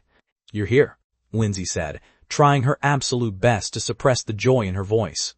Yeah, I'm here. This scene completely blinded the eyes of countless drama-watching onlookers. Many people couldn't even comprehend why the goddess Lindsay would be won over by a guy who didn't even look particularly tall and was only just a tiny bit handsome. In reality, it wasn't that I was short, but rather I was still in my growth spurt phase. In my past life, I shot up another good section during my sophomore year. At this time, I was just at the average height of my peers, or slightly above average. Of course, the onlookers present naturally didn't think too much about that. The guy who had been kicked away by me finally snapped out of it at this moment as well. Jealousy made his face completely distorted, jealous to the point where his eyes turned crimson. Pointing straight at me, he barked in interrogation. Damn it, kid. Where the hell did you pop out from? Lindsay is my woman. Get the fuck away from her. I swept a casual, unhurried glance over him. To my surprise, I actually knew this fellow. Oh wait, it shouldn't be called knowing him. I should say I've seen him before. In my past life, Lindsay was relentlessly pestered by this guy for a very long time. Even after starting a business with me, this guy ran down to our company building several times to lay out candles, though he was always taught a lesson by a wicked guy like me using a fire extinguisher. Later on, when he came by again, Lindsay herself directly called the security guards to take action, beating him black and blue. After a few times, we never saw this kind of relentless pest again. Giving him a nice face was completely useless, because he would only take an inch and give a mile. It could only be said that this kind of person was protected by the law. Otherwise, he would have been beaten into a pulp long ago. Kid, your father is asking you a question. Don't play dumb. This guy thought I was intimidated by him, instantly putting on a complete look of a petty man scoring a minor victory. This person was quite tall, giving off a bit of a big, clunky guy feeling. When it came to hide alone, it was indeed easy to give those freshmen a considerable amount of pressure. But you see, I truly wasn't scared at all. Hearing this guy's mouth full of filth, Lindsay's gaze turned a few notches colder, and she wanted to curse back for me. But I didn't give her that chance at all. And didn't give that fellow a chance either. Dumbass, try talking smack one more time and see what happens. Stepping right up, I swung a fist, delivering a simple, unadorned uppercut. The entire process happened way too fast. The target didn't even have a chance to react, before being completely dazed by my blow. However, his companions who came along with him snapped out of it and prepared to step up, to gang up on me. In this day and age, whether at school or out in society, public security wasn't nearly that good yet, so gang fights were actually quite common. Lindsay was very panicked, because no matter how well I could fight, I was still just one person. She understood the principle that 2 fists are no match for 4 hands, but I casually took a deep breath without any rush, striking a grandmaster pose. Wing Chun, Sean Carter. Seeing this stance of mine, the whole bunch of them was completely stunned. Holy crap. Could this kid actually be a martial artist? In reality, Donnie Yen's Ip Man wasn't released until the end of 2008, so right now absolutely no one caught my drift. However, this didn't stop me from flexing a bit. Of course, I wasn't purely showing off either, because I actually knew Wing Chun for real. Right off the bat, I grabbed the leader and beat him within an inch of his life. Thwack, thwack, thwack. A whole combo beat him black and blue. The absolute essence of a gang fight is to catch the leader and beat him mercilessly. This move of mine, instantly terrified and dazed these college students, who had never hustled out in society before. They completely lost the courage to step forward ever again. The knees of several guys were flat out shaking. I let out a cold sneer. My empire in my past life was carved out through fighting. How could a bunch of dumbass college students like you possibly comprehend my absolute struggles? Of course, even though this guy was beaten black and blue by me, in reality, nothing was seriously wrong with him at all. Sending him to the hospital wouldn't even count as a minor injury. This Wing Chun of mine was specifically learned in my past life, for no other reason than to protect myself at critical moments. I couldn't beat top masters, but beating up some slightly stronger ordinary folks was child's play. This was exactly why I dared to run over to find Marcus before. Even if Marcus hadn't been cooperative at that time, I could have completely fought my way out. Although my reborn body hadn't undergone the same kind of specialized fitness training as in my past life, the techniques from my previous lifetime made beating a bunch of dumbass college students look like total child's play. This exactly was my confidence to take action. I could control my strikes.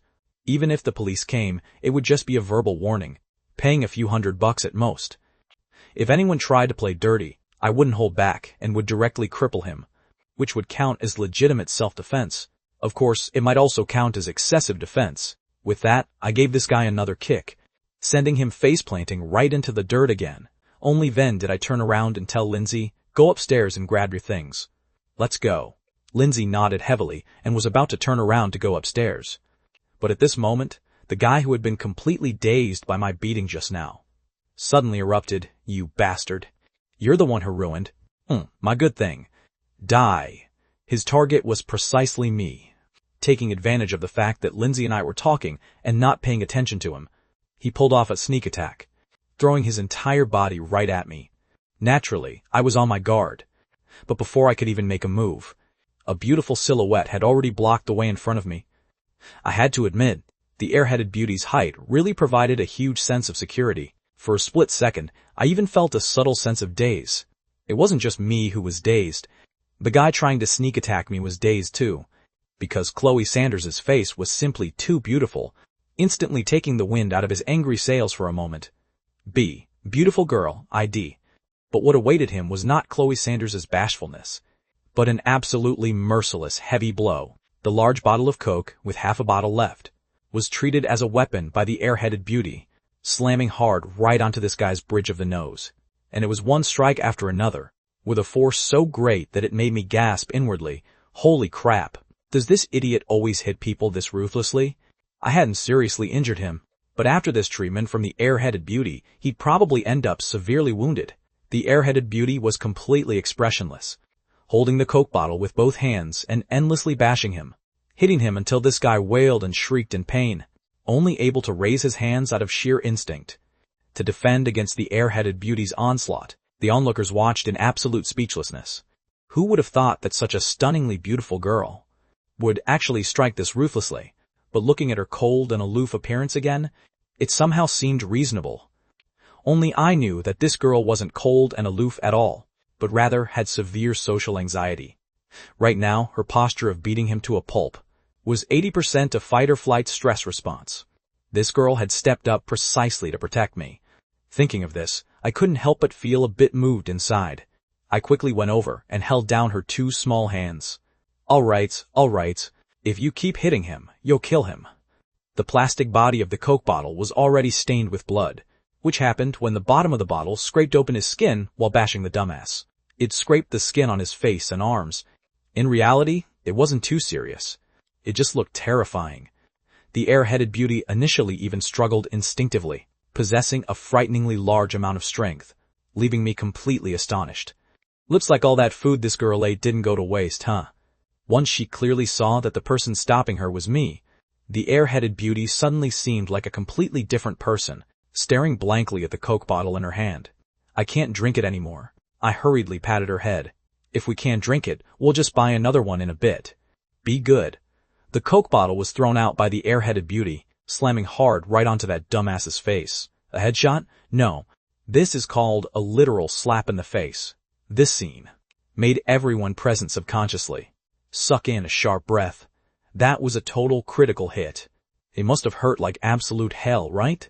And indeed it did. The guy let out a slaughterhouse pig squeal from the impact, but was very quickly completely enraged. Without the Coke bottle, the air-headed beauty was instantly stunned on the spot. This time, the guy's eyes were crimson, having absolutely zero concern for being gentle to a woman, as he swung a fist straight toward the air-headed beauty. This time, I didn't hesitate any longer, delivering a definitive, lineage-terminating kick that landed solidly, straight onto this guy, charging straight at us. Except, it landed on his chest. This guy was only focused on lunging blindly forward, so how could he have ever expected someone would be waiting for him? This kick sent him flying head over heels, making him curse in furious rage. "Damn it, you bastard! You son of a bitch, I'm going to kill you." My gaze turned exceptionally ice-cold, adding a few hints of murderous intent to it. I walked up in front of this guy. I cracked a smile, completely unafraid that he might suddenly attack. If he still dared to lay a hand on me, then it would count as legitimate self-defense. On what grounds? I'd had my eyes on her since her freshman year. Why? I'm going to start my internship very soon, and by then, I can make $1 million a year. I'll be a top executive at a financial firm. Lindsay, on what grounds do you look down on me? The guy seemed to have completely had a meltdown, venting his self-absorbed, delusional narrative. Too bad absolutely no one wanted to hear his bullshit.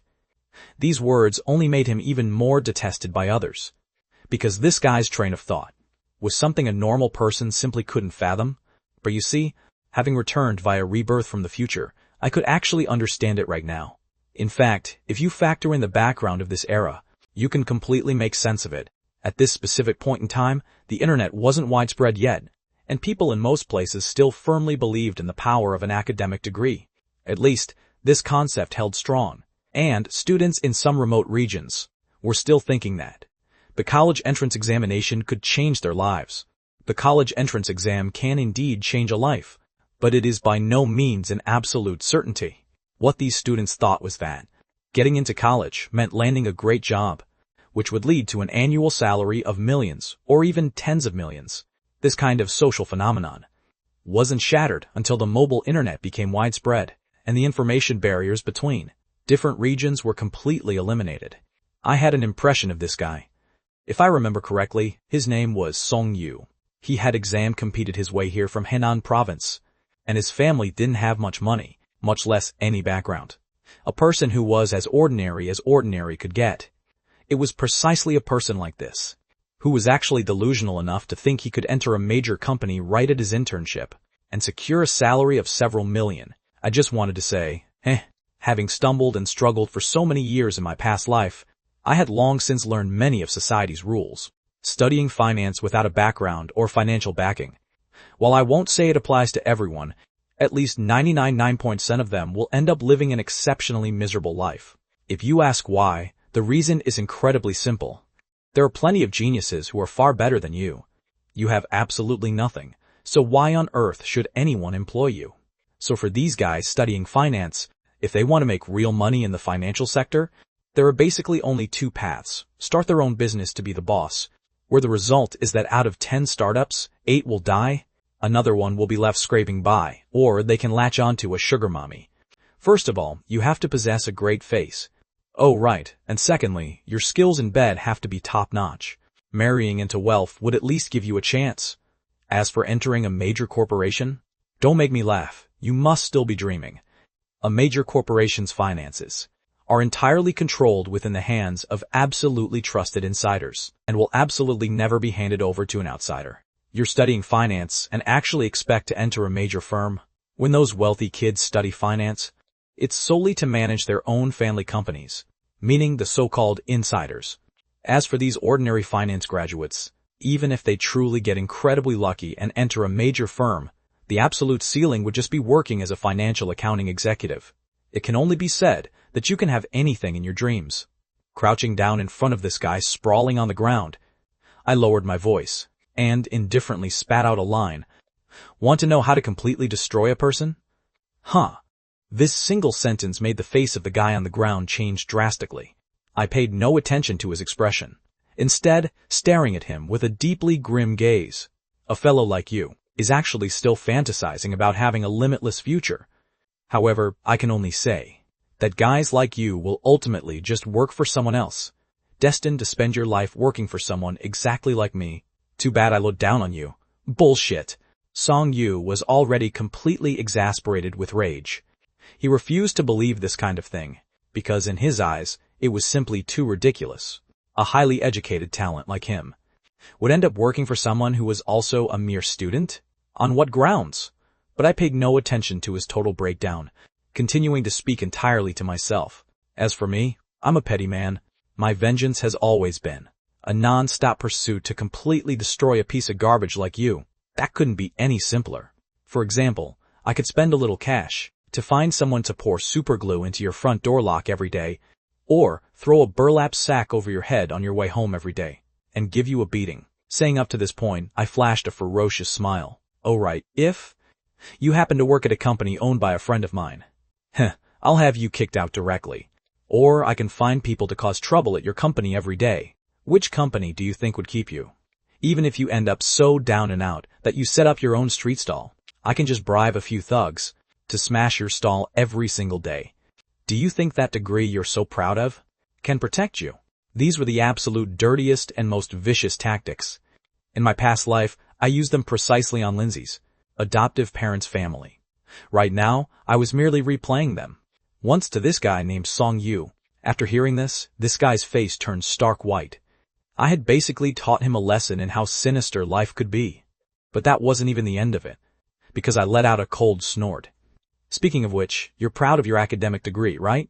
I can destroy you through that as well. For instance, I can stir up trouble for you at this school every other day, making it so you can't even graduate. Let me think. Oh right. For example, I can spend some cash to hire a streetwalker and have her come make a scene at the school, claiming she's pregnant with your child or something. To blow up the fallout, I'll spend a bit more cash to put it in the newspapers. Do you think? The school would step up to protect a piece of trash who isn't actually that important to them, and bail you out? Song Yu's face was completely pale, instantly losing every last drop of color. The hypothetical scenarios above were merely me trying to scare him, just to prevent this guy from pestering Lindsay like he did in my past life. If the current me were to actually deal with him like this, it would definitely be impossible.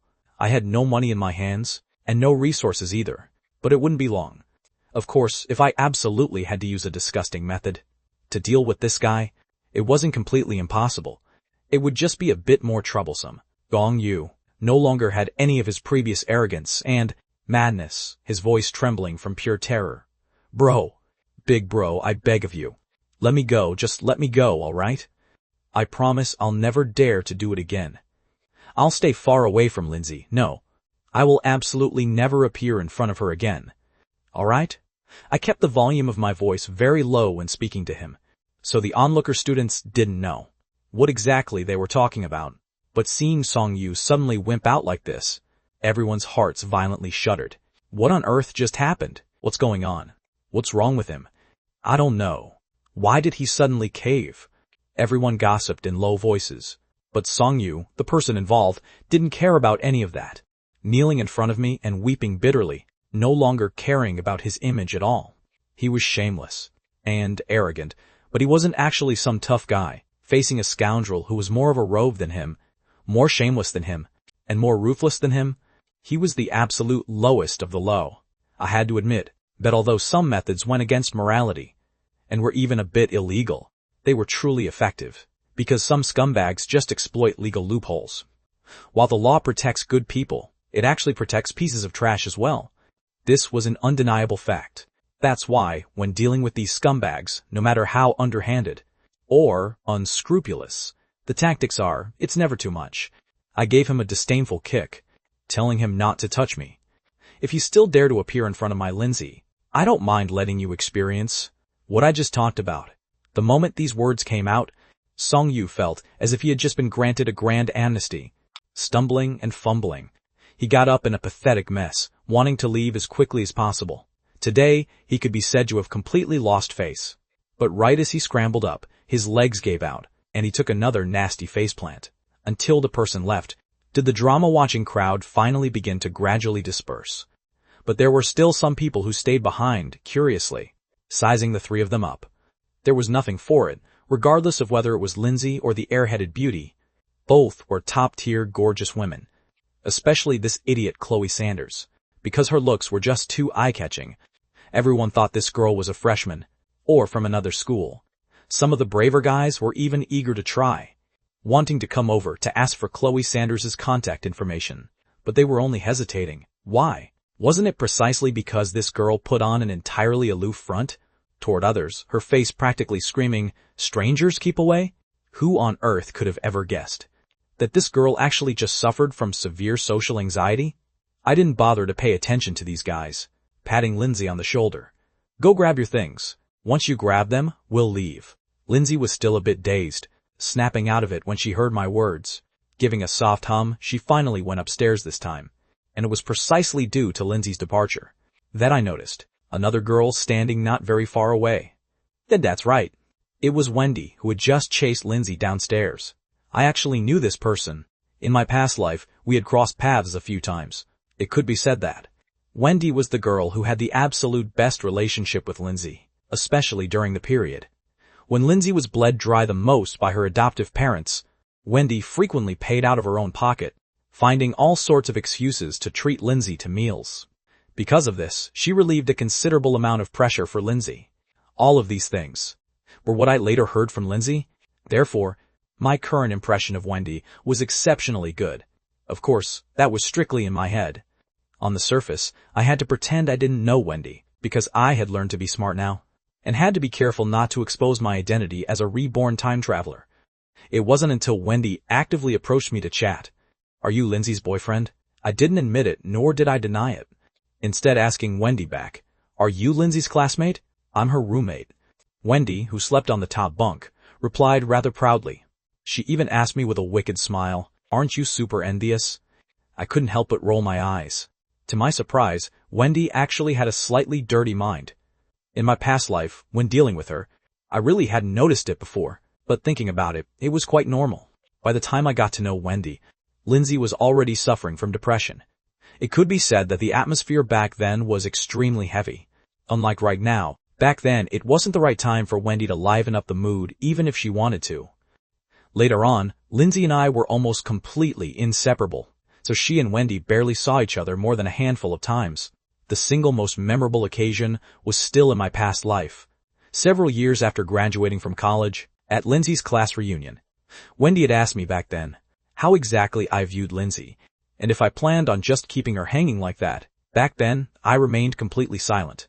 In my heart, I was actually already leaning toward getting together with Lindsay. But on Jessica Vance's side, she was ultimately the white moonlight I had been with since our student days. Although our relationship had long existed in name only, I just wasn't willing to let it go.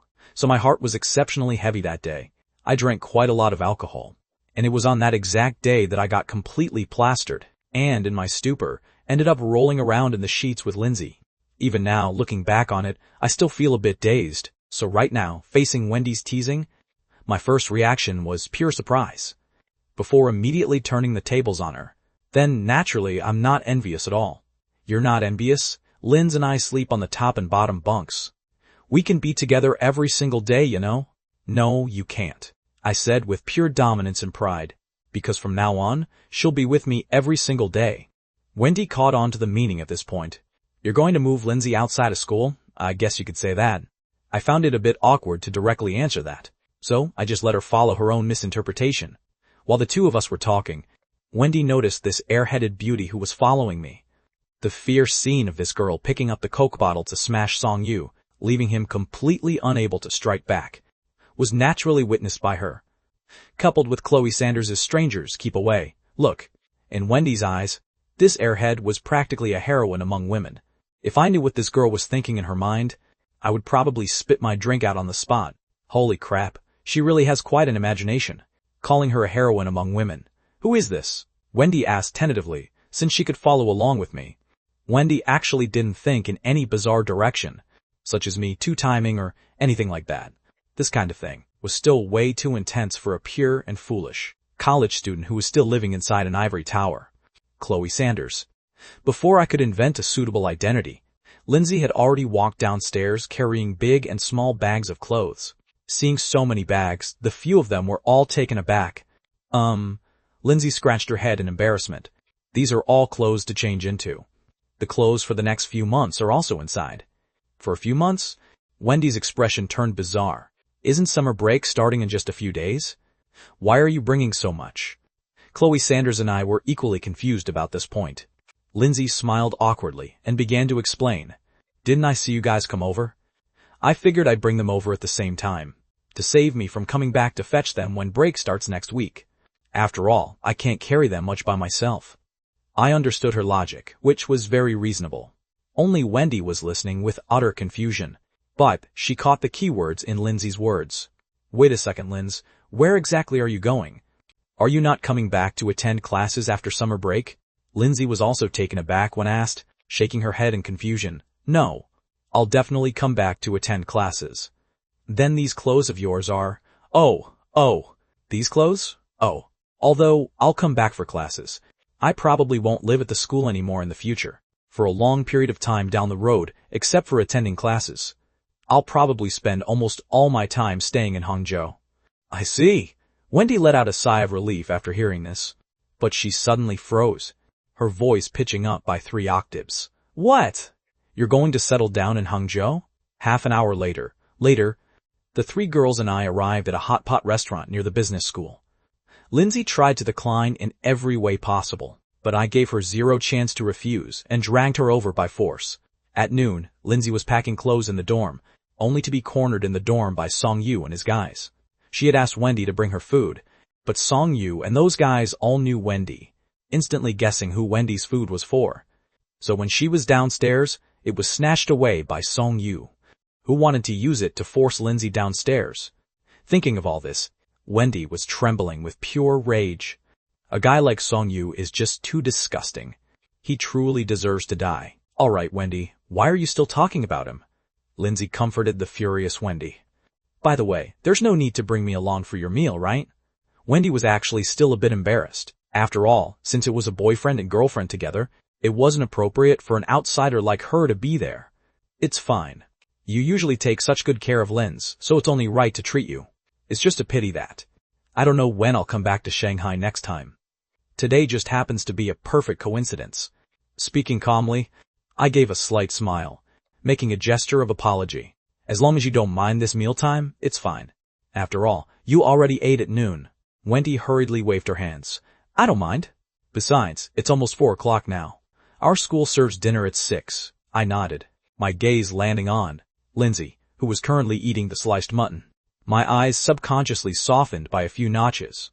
Then I looked at the airheaded beauty next to her. This girl had clearly eaten a boxed lunch at noon, yet she was continuously stuffing beef tripe into her mouth, her cheeks completely bulging, exactly like a hamster. Well, this girl was a total foodie.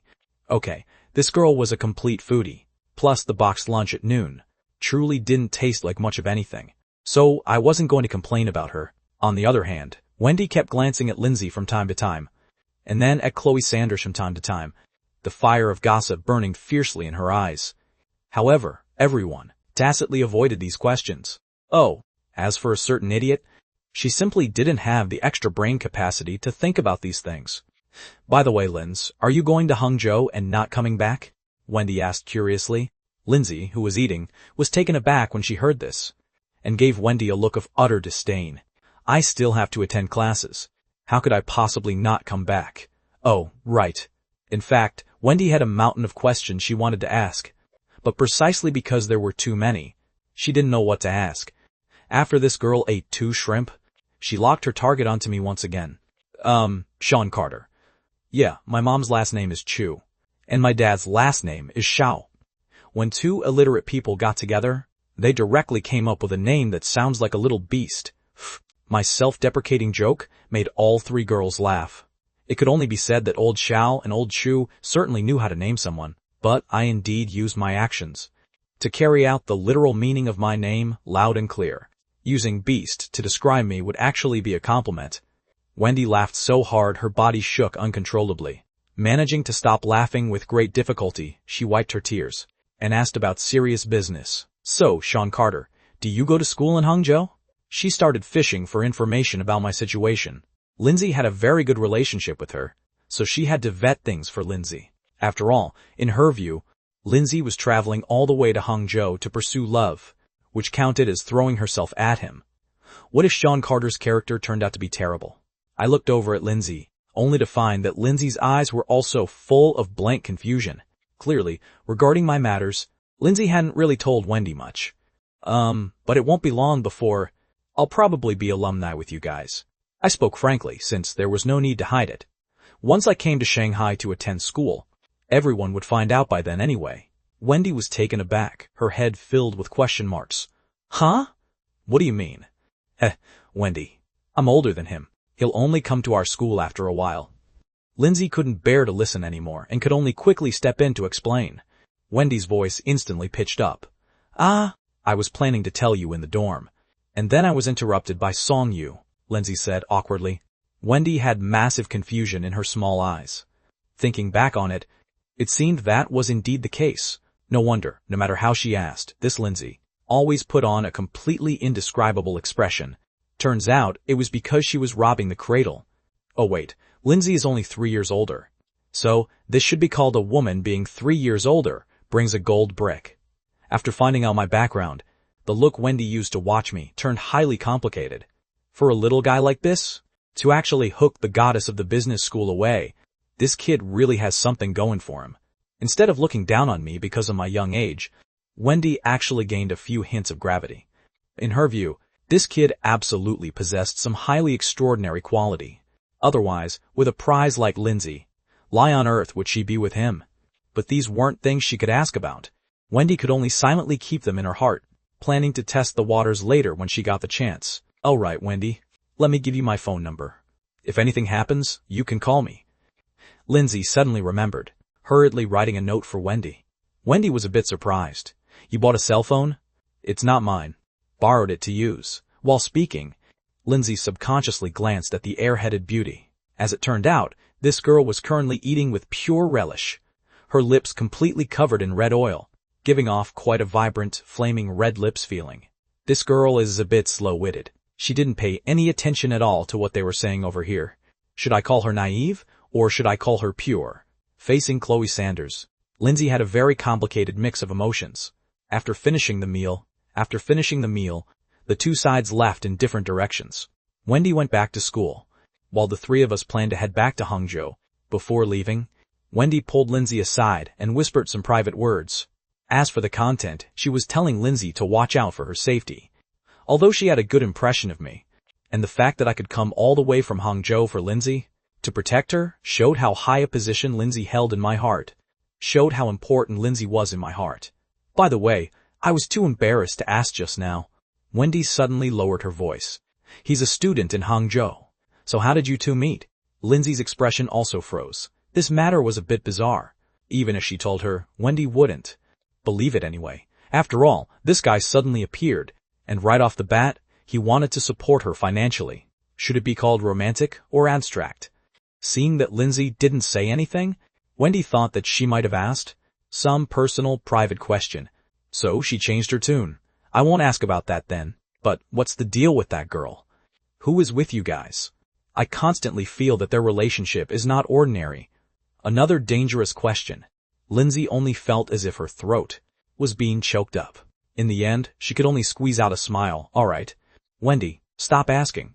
This is the way of life I chose for myself, and I won't regret it.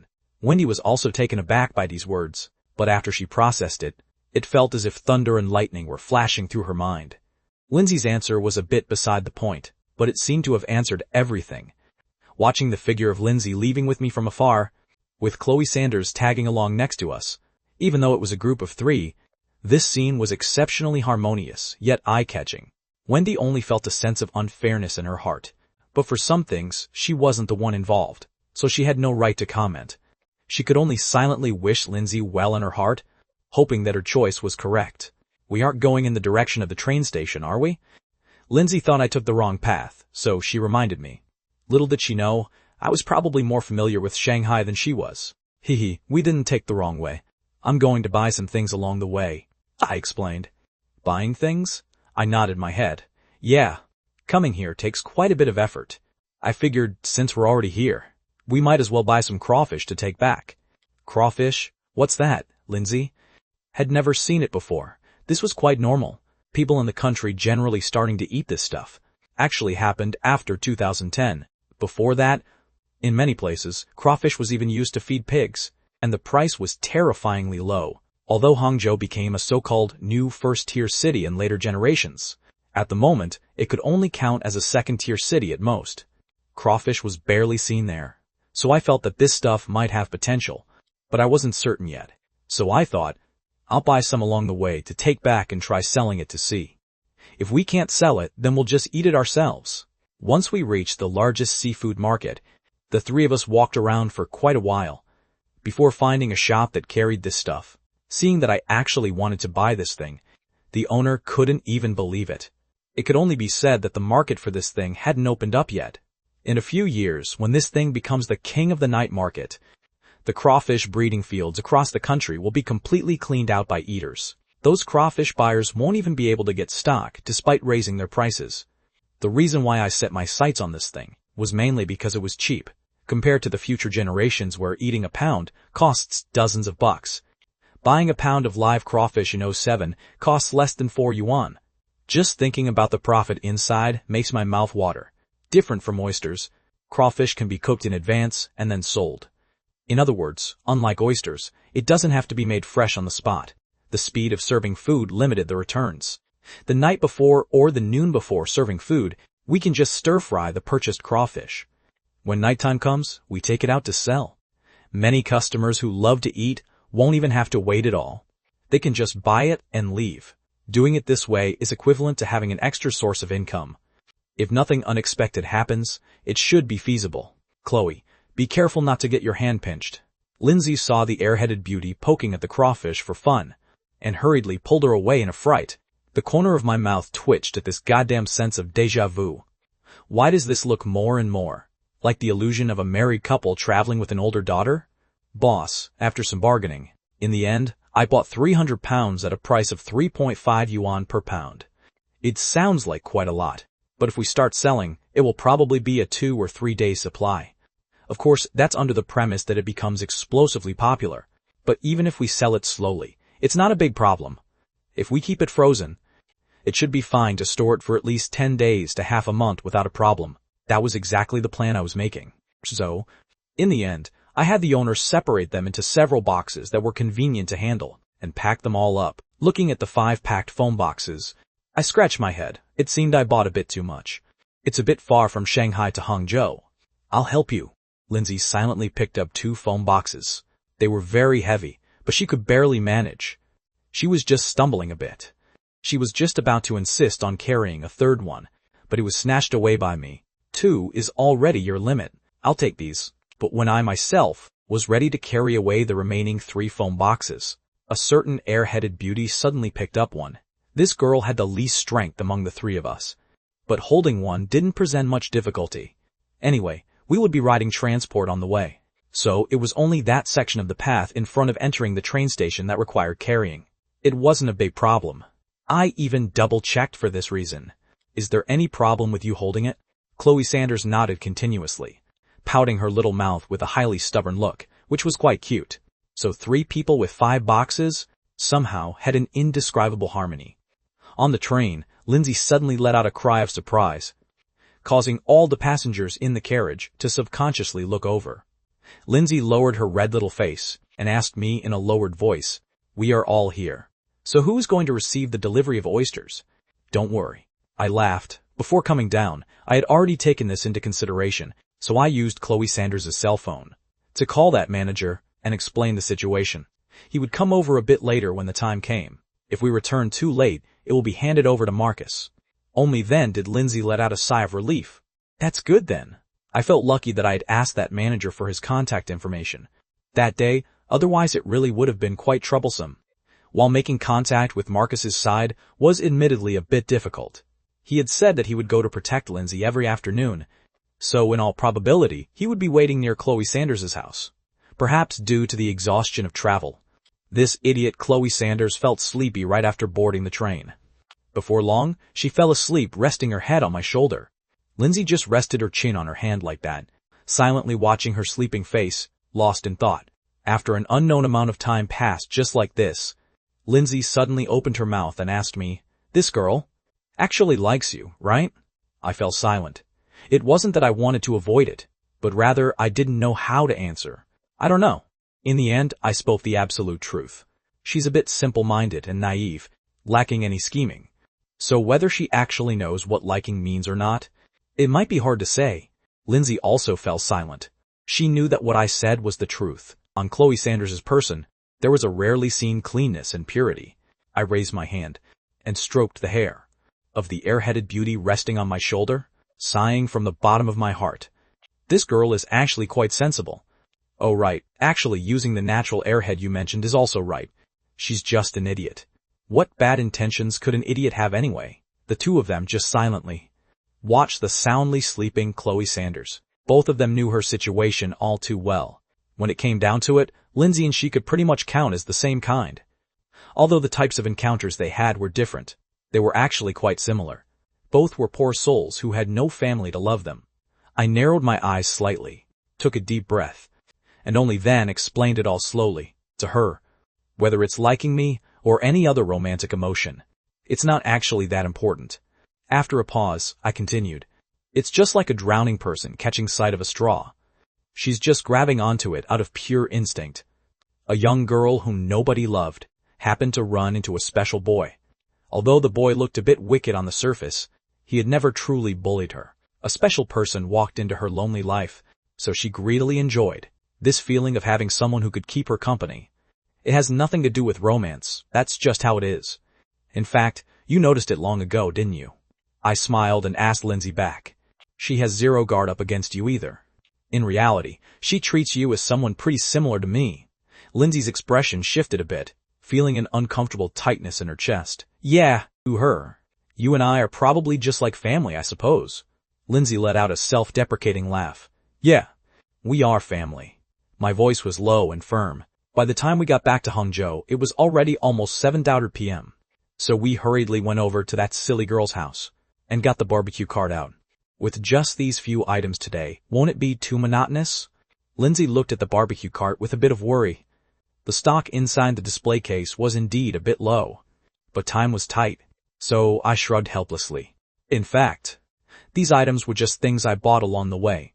when purchasing the crawfish in Shanghai, a large piece of mutton, and some pre-made skewers.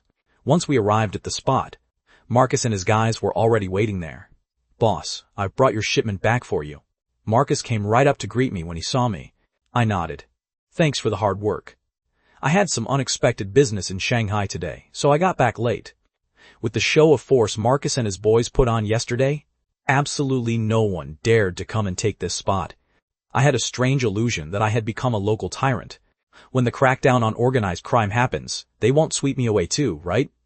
My feelings were quite complicated, so I quickly set up the stall, along with the aroma of garlic on the grilled oysters, and the aroma of the mutton skewers Lindsay was threading. Drifting through the park, customers were very quickly drawn over by the scent. Large boxers and flip-flops counted as the standard uniform for the residents in this area. "Boss, you're quite late today. When I first came by, I thought you weren't setting up the stall today." This person counted as an old customer. This was his third day coming over. I greeted him with a smile. "Had some business, so I arrived late. If nothing unexpected happens, as long as the weather isn't too terrible, I should be setting up the stall every day." "That's great. I was just craving your oysters. I noticed none of the other stalls have them." "Yeah, this stock is indeed quite hard to source. But tomorrow I'll bring in some new items. You can come over and try them." The middle-aged man waiting for his oysters to grill had his eyes light up. "There's new stock again?" "Yeah, but I'm not sure if it will sell well around here. But it's definitely delicious," I said with a smile. "Then I'll certainly look forward to it. Can you tell me in advance what it is?" The man had a total look of a foodie. I didn't hide it from him either.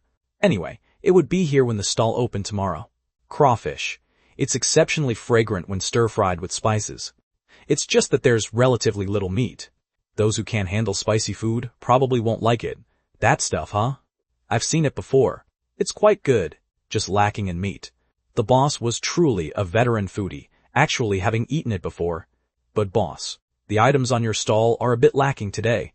Is it enough to sell?" He opened the display case, wanting to pick some chives or the like to go with it, only to find there were just those few varieties. "Got back late, just sent someone to buy more. But it's hard to say how much they can buy." I was also quite helpless. I told Marcus to take a few guys with some cash, to check the supermarkets that hadn't closed yet, and the food markets to see what was left, and buy a bit back just to pad out the display. Although the price of vegetables in supermarkets was a bit more expensive, selling them as barbecue items still yielded a profit. It was better than having absolutely nothing to sell. It's just that at this hour, freshness was an issue. So I demanded that Marcus, absolutely, must not buy back those rotten leftovers that people had picked through, while I was here taking care of the customers. Lindsay and that silly girl were frantically busy, threading mutton skewers on the side. Before coming over, it had already been sliced in advance at that silly girl's house, and it was also marinated with the secret sauce along the way. The steps were reversed compared to usual, but it didn't affect anything. It just left the two girls' hands completely covered in seasoning. "You two be careful. Don't prick your hands just because you're in a rush," I reminded the two of them. After all, the scene of Chloe Sanders, that silly girl, wailing and crying from the pure pain before, was still vivid in my mind. Understood. Marcus and his guys bought some vegetables and came back. They'd even washed them clean before coming over. This couldn't help but make me look at this guy in a whole new light. Don't look at how this guy usually seemed completely uneducated, only knowing how to fight and camp out in internet cafes. His mind was actually considerably detailed. Thinking up to this point, I felt Marcus counted as someone worth cultivating. So I called him over. "Marcus, come over here and watch my technique." I called Marcus over, teaching him how to grill skewers step by step. This trip to Shanghai made me realize one thing. Relying solely on myself was still far too much of a stretch, even though right now, I was still just in the stage of primitive capital accumulation. To put it bluntly, I was trading physical labor for seed money. After all, if you don't want to endure hardships, wanting to make money is completely impossible. That's just how this world is. Taking risks or enduring hardships, you have to choose at least one. Wanting to live a good life without wanting to sacrifice anything? Keep dreaming. But I could shift my train of thought, which was to utilize Marcus and these guys. Originally, I planned to wait a month until I had the first batch of primitive capital before utilizing them. But looking at it now, it had to be moved up. So while I was teaching Marcus, I was also threading those vegetables he brought back. Learn from this. Once you've pretty much mastered it, I might let you guys occasionally take over for me for a few days, I told Marcus. Regarding this, Marcus had no objections. You're the boss, so of course whatever you say goes. According to this speed, it wouldn't take more than a few days before they could have tens of thousands in their hands. Using all of this money just to run the barbecue stall would definitely leave a surplus. Money can't just be kept sitting in your hands. Making money generate more money is the ultimate path, so I decided to have Lindsay add another stall. That didn't require a particularly high cost. I wasn't asking for it to be incredibly lucrative. As long as it yielded a decent profit, it would do. I decided to let Marcus and his guys operate this stall. I told Marcus about this idea. I'll provide the capital and the technique. You guys will set up the stall every day according to my requirements. And then 40% of the daily profit will belong to you guys. How it's divided is entirely up to you. Marcus was completely overwhelmed by the unexpected favor. I had originally mentioned waiting a month before starting to pay them a salary. He didn't expect happiness to arrive this quickly. His few followers also had faces full of pure shock. They weren't sure how much 40% actually amounted to, but they saw with their own eyes how wildly popular this barbecue stall of mine was. They were absolutely convinced of my ability to make money. I only have a few requirements for you guys. First of all, be obedient. Secondly, follow the rules for me. Remember, in this day and age, problems can no longer be solved by relying on fighting. You have to rely on your brain to make legitimate money. Of course, someone will definitely turn green with envy seeing you make money. And if you have to strike back, you definitely have to strike back. Understand? Understood. The few young guys said in unison, startling quite a few customers. However, Marcus and his guys didn't do anything extra. Plus, public safety at this time couldn't compare to later years. So seeing a few punks on the street was perfectly normal, and no one thought much of it. If we keep this up for a few more days, we won't be this exhausted, I said softly to Lindsay. Lindsay nodded and promised. Once all the skewers were threaded, and the stall was running normally, only then did I heave a sigh of relief. Sure enough, coming over only at 7:30 p.m. was way too rushed. But watching these customers lined up in long rows, I couldn't help but mutter that today's revenue probably wouldn't be too heavily impacted. The stall was temporarily handed over to Lindsay to manage, and that silly girl stayed behind to lend a hand. Although Chloe Sanders was slow on the uptake, she could still handle simple tasks. I slipped back to that girl's house myself, figuring I'd use this gap in time to prep the crawfish. Otherwise, if I waited until after packing up the stall to deal with it, it would definitely take until 1 or 2 in the morning. Old Xiao and Old Chu would probably head home tonight, so I couldn't stay out too late either. Prepping them is truly a technical craft. If it were up to me, selling frozen shrimp tails would be so much easier. Too bad this stuff was a rarity in 07, we'll just have to sell whatever we can get. But even though whole crawfish are troublesome, the meat is definitely more solid. Taking a shoe brush I got from a convenience store, I scrubbed hard under the faucet.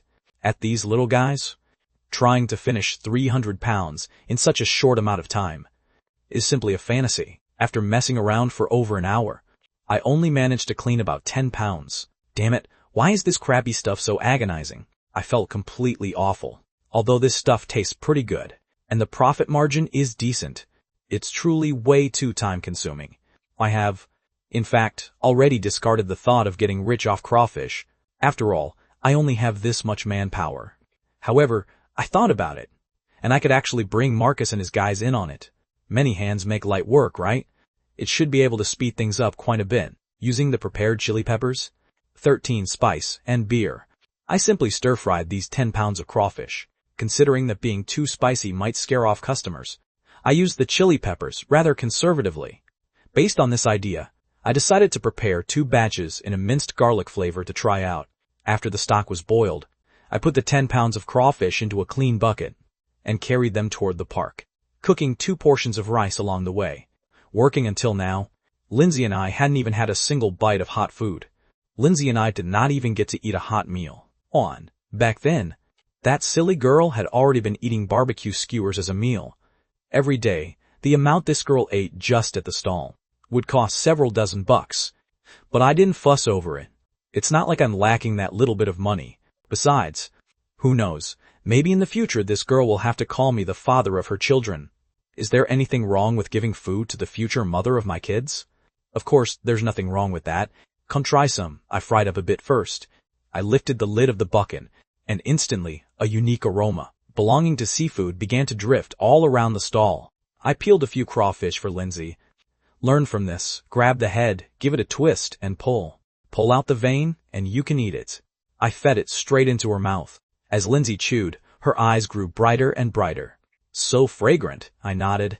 This stuff's ability to dominate the night market later on definitely had its reasons.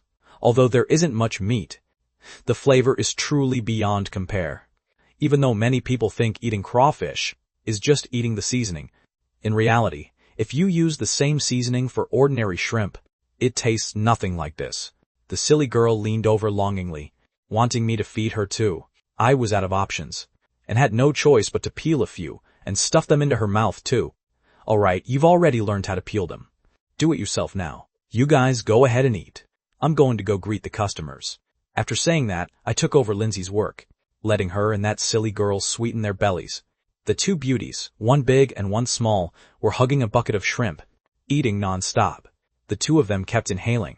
They were clearly being stung by the spice, but the spicier it got, the more they wanted to eat. Consequently, just like last time when selling oysters, the two of them became living advertisements. The customers queuing up in front of the stall had already smelled this aroma, their mouths watering, and someone couldn't help but ask, "Boss, aren't you planning to sell this shrimp?" I was taken aback for a moment. It can be sold. It's just that the price hasn't been set yet. I originally planned to start selling it tomorrow. I see. Then what's the approximate price? That's hard to say. Probably 20 or 30 yuan a serving, I guess. Containing about 10 or 20 pieces. I made a rough estimation. Sounds okay. The few people who asked actually didn't think it was expensive. I thought about it and could understand why. For one, this stuff is invisible on the market right now. And secondly, this is Hangzhou, so the cost of living isn't exactly low. On top of that, the crawfish looked pretty good in size. 10 or 20 pieces sounded quite impressive, though in reality, once they started eating, they would discover that there was actually only a tiny bit that you could eat. 10 odd pieces of pure meat would probably only amount to 2 or 3 bites.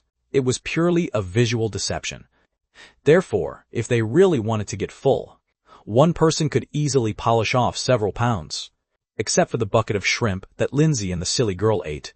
It didn't take long before it was completely snatched up, because it was hard to price. I sold them at 1 yuan apiece.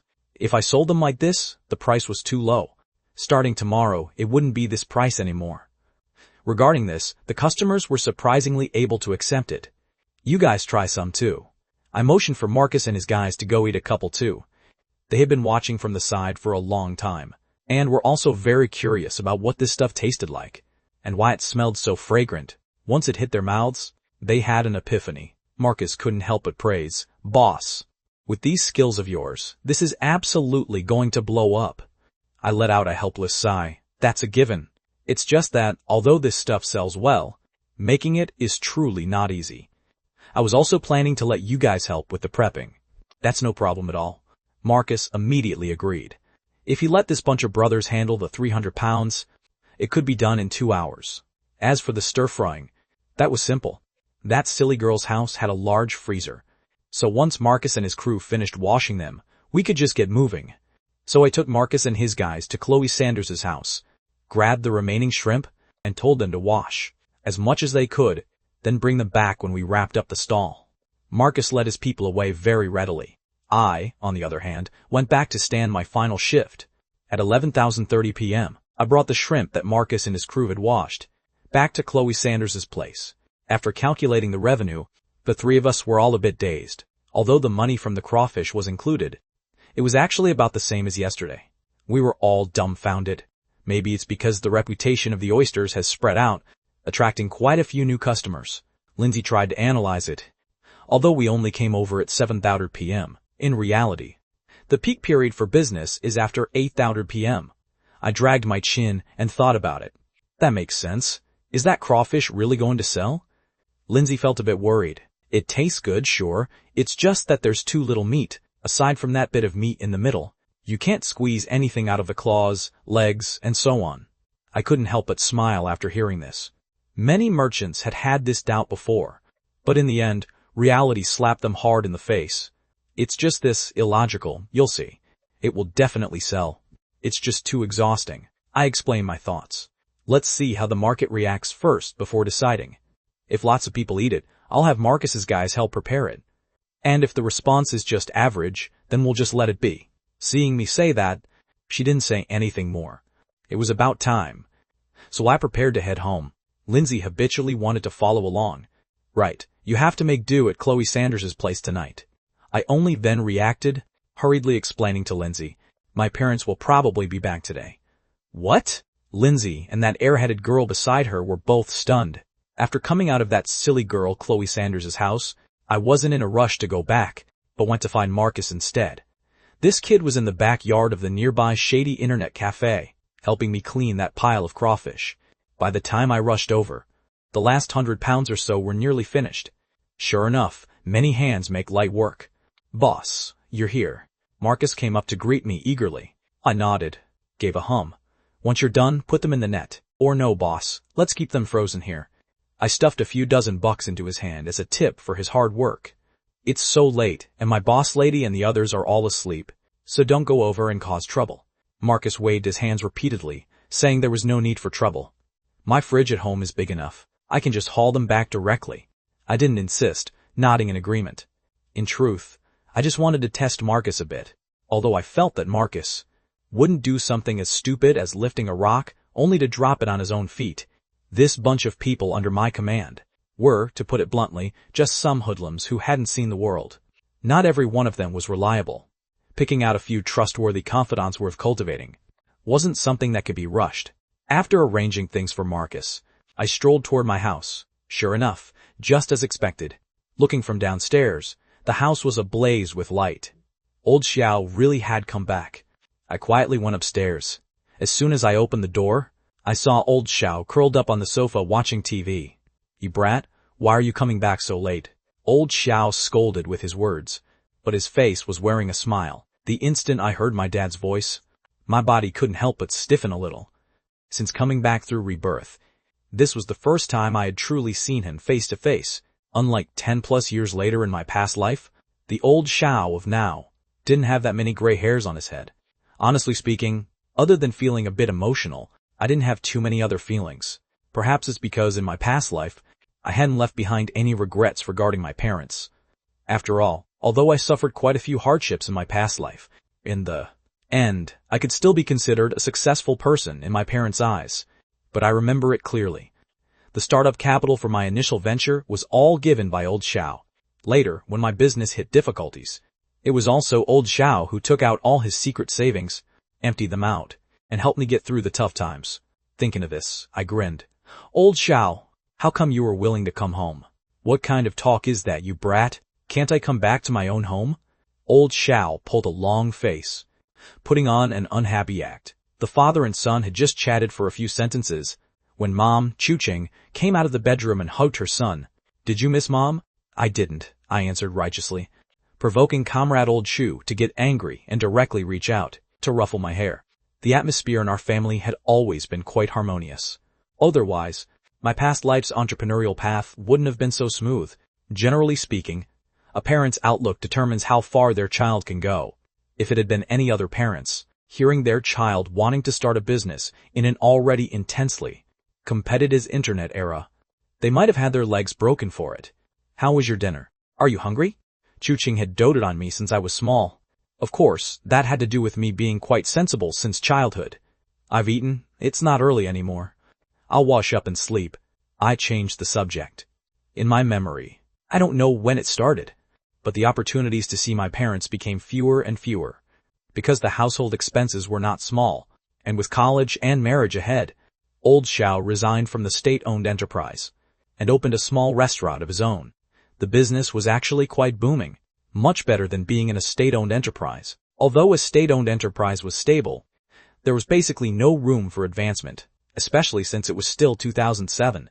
Before resigning, old Xiao brought home at most $5,000 a month, while the restaurant, after subtracting various costs, had a net profit of over $20,000 on average.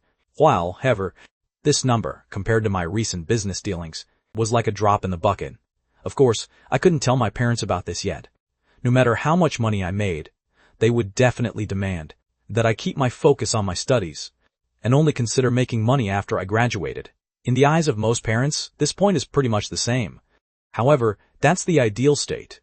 The reality is that opportunities never wait for anyone. A market trend will never stay there waiting for you, just because you missed it. If you wait until you're fully prepared to come, it's already game over. After washing up and coming out, old Xiao suddenly said, "By the way, you brat, are you seeing someone?" These words left me a bit dazed, wondering where things had gone wrong. Wait, in my past life, when old Xiao found out I was dating, that was a long time later. How did he know now? I subconsciously assumed old Xiao was talking about Jessica Vance, because in my past life, it was only after dating Jessica for over a year that I let the two elders know. Could this be a chain reaction brought about by my rebirth? That's what I thought, but still calmly asked old Xiao, "Where did you hear that from?" Old Xiao didn't hide it either. "That girl Yurong came by the shop this afternoon and said so." Xiao Yurong, my cousin, was the daughter of old Xiao's younger brother, studying at the 6th high school. Because the 6th high school wasn't far from where old Xiao opened his shop, she often went over to mooch meals. I was just puzzled. Where did she hear it from? Is what a student from the 6th high school says reliable? Don't blame me for questioning it, mainly because in my past life, at this point in time, I had never mentioned to you wrong that I was pursuing Jessica Vance. What's more, after my rebirth, I had cut off contact with Jessica Vance directly, so it was even more impossible for her to know. Something's wrong. Definitely, something's wrong somewhere. However, old Xiao said, "Yeah, that's right. I'm just asking you what's going on, aren't I? If I were truly certain, why would I bother asking you?" He said that one morning on the way to school, she spotted you coming out of a couple's hotel with a girl. But she wasn't too certain herself. If her eyes had played tricks on her, I just felt my heart skip a beat. Holy crap. It actually happened that day. When I got a room with that silly girl, Chloe Sanders, I was actually spotted by my relative's daughter. What kind of chain reaction is this? But I still acted as if nothing happened. I'll say that it was me. Do you believe me?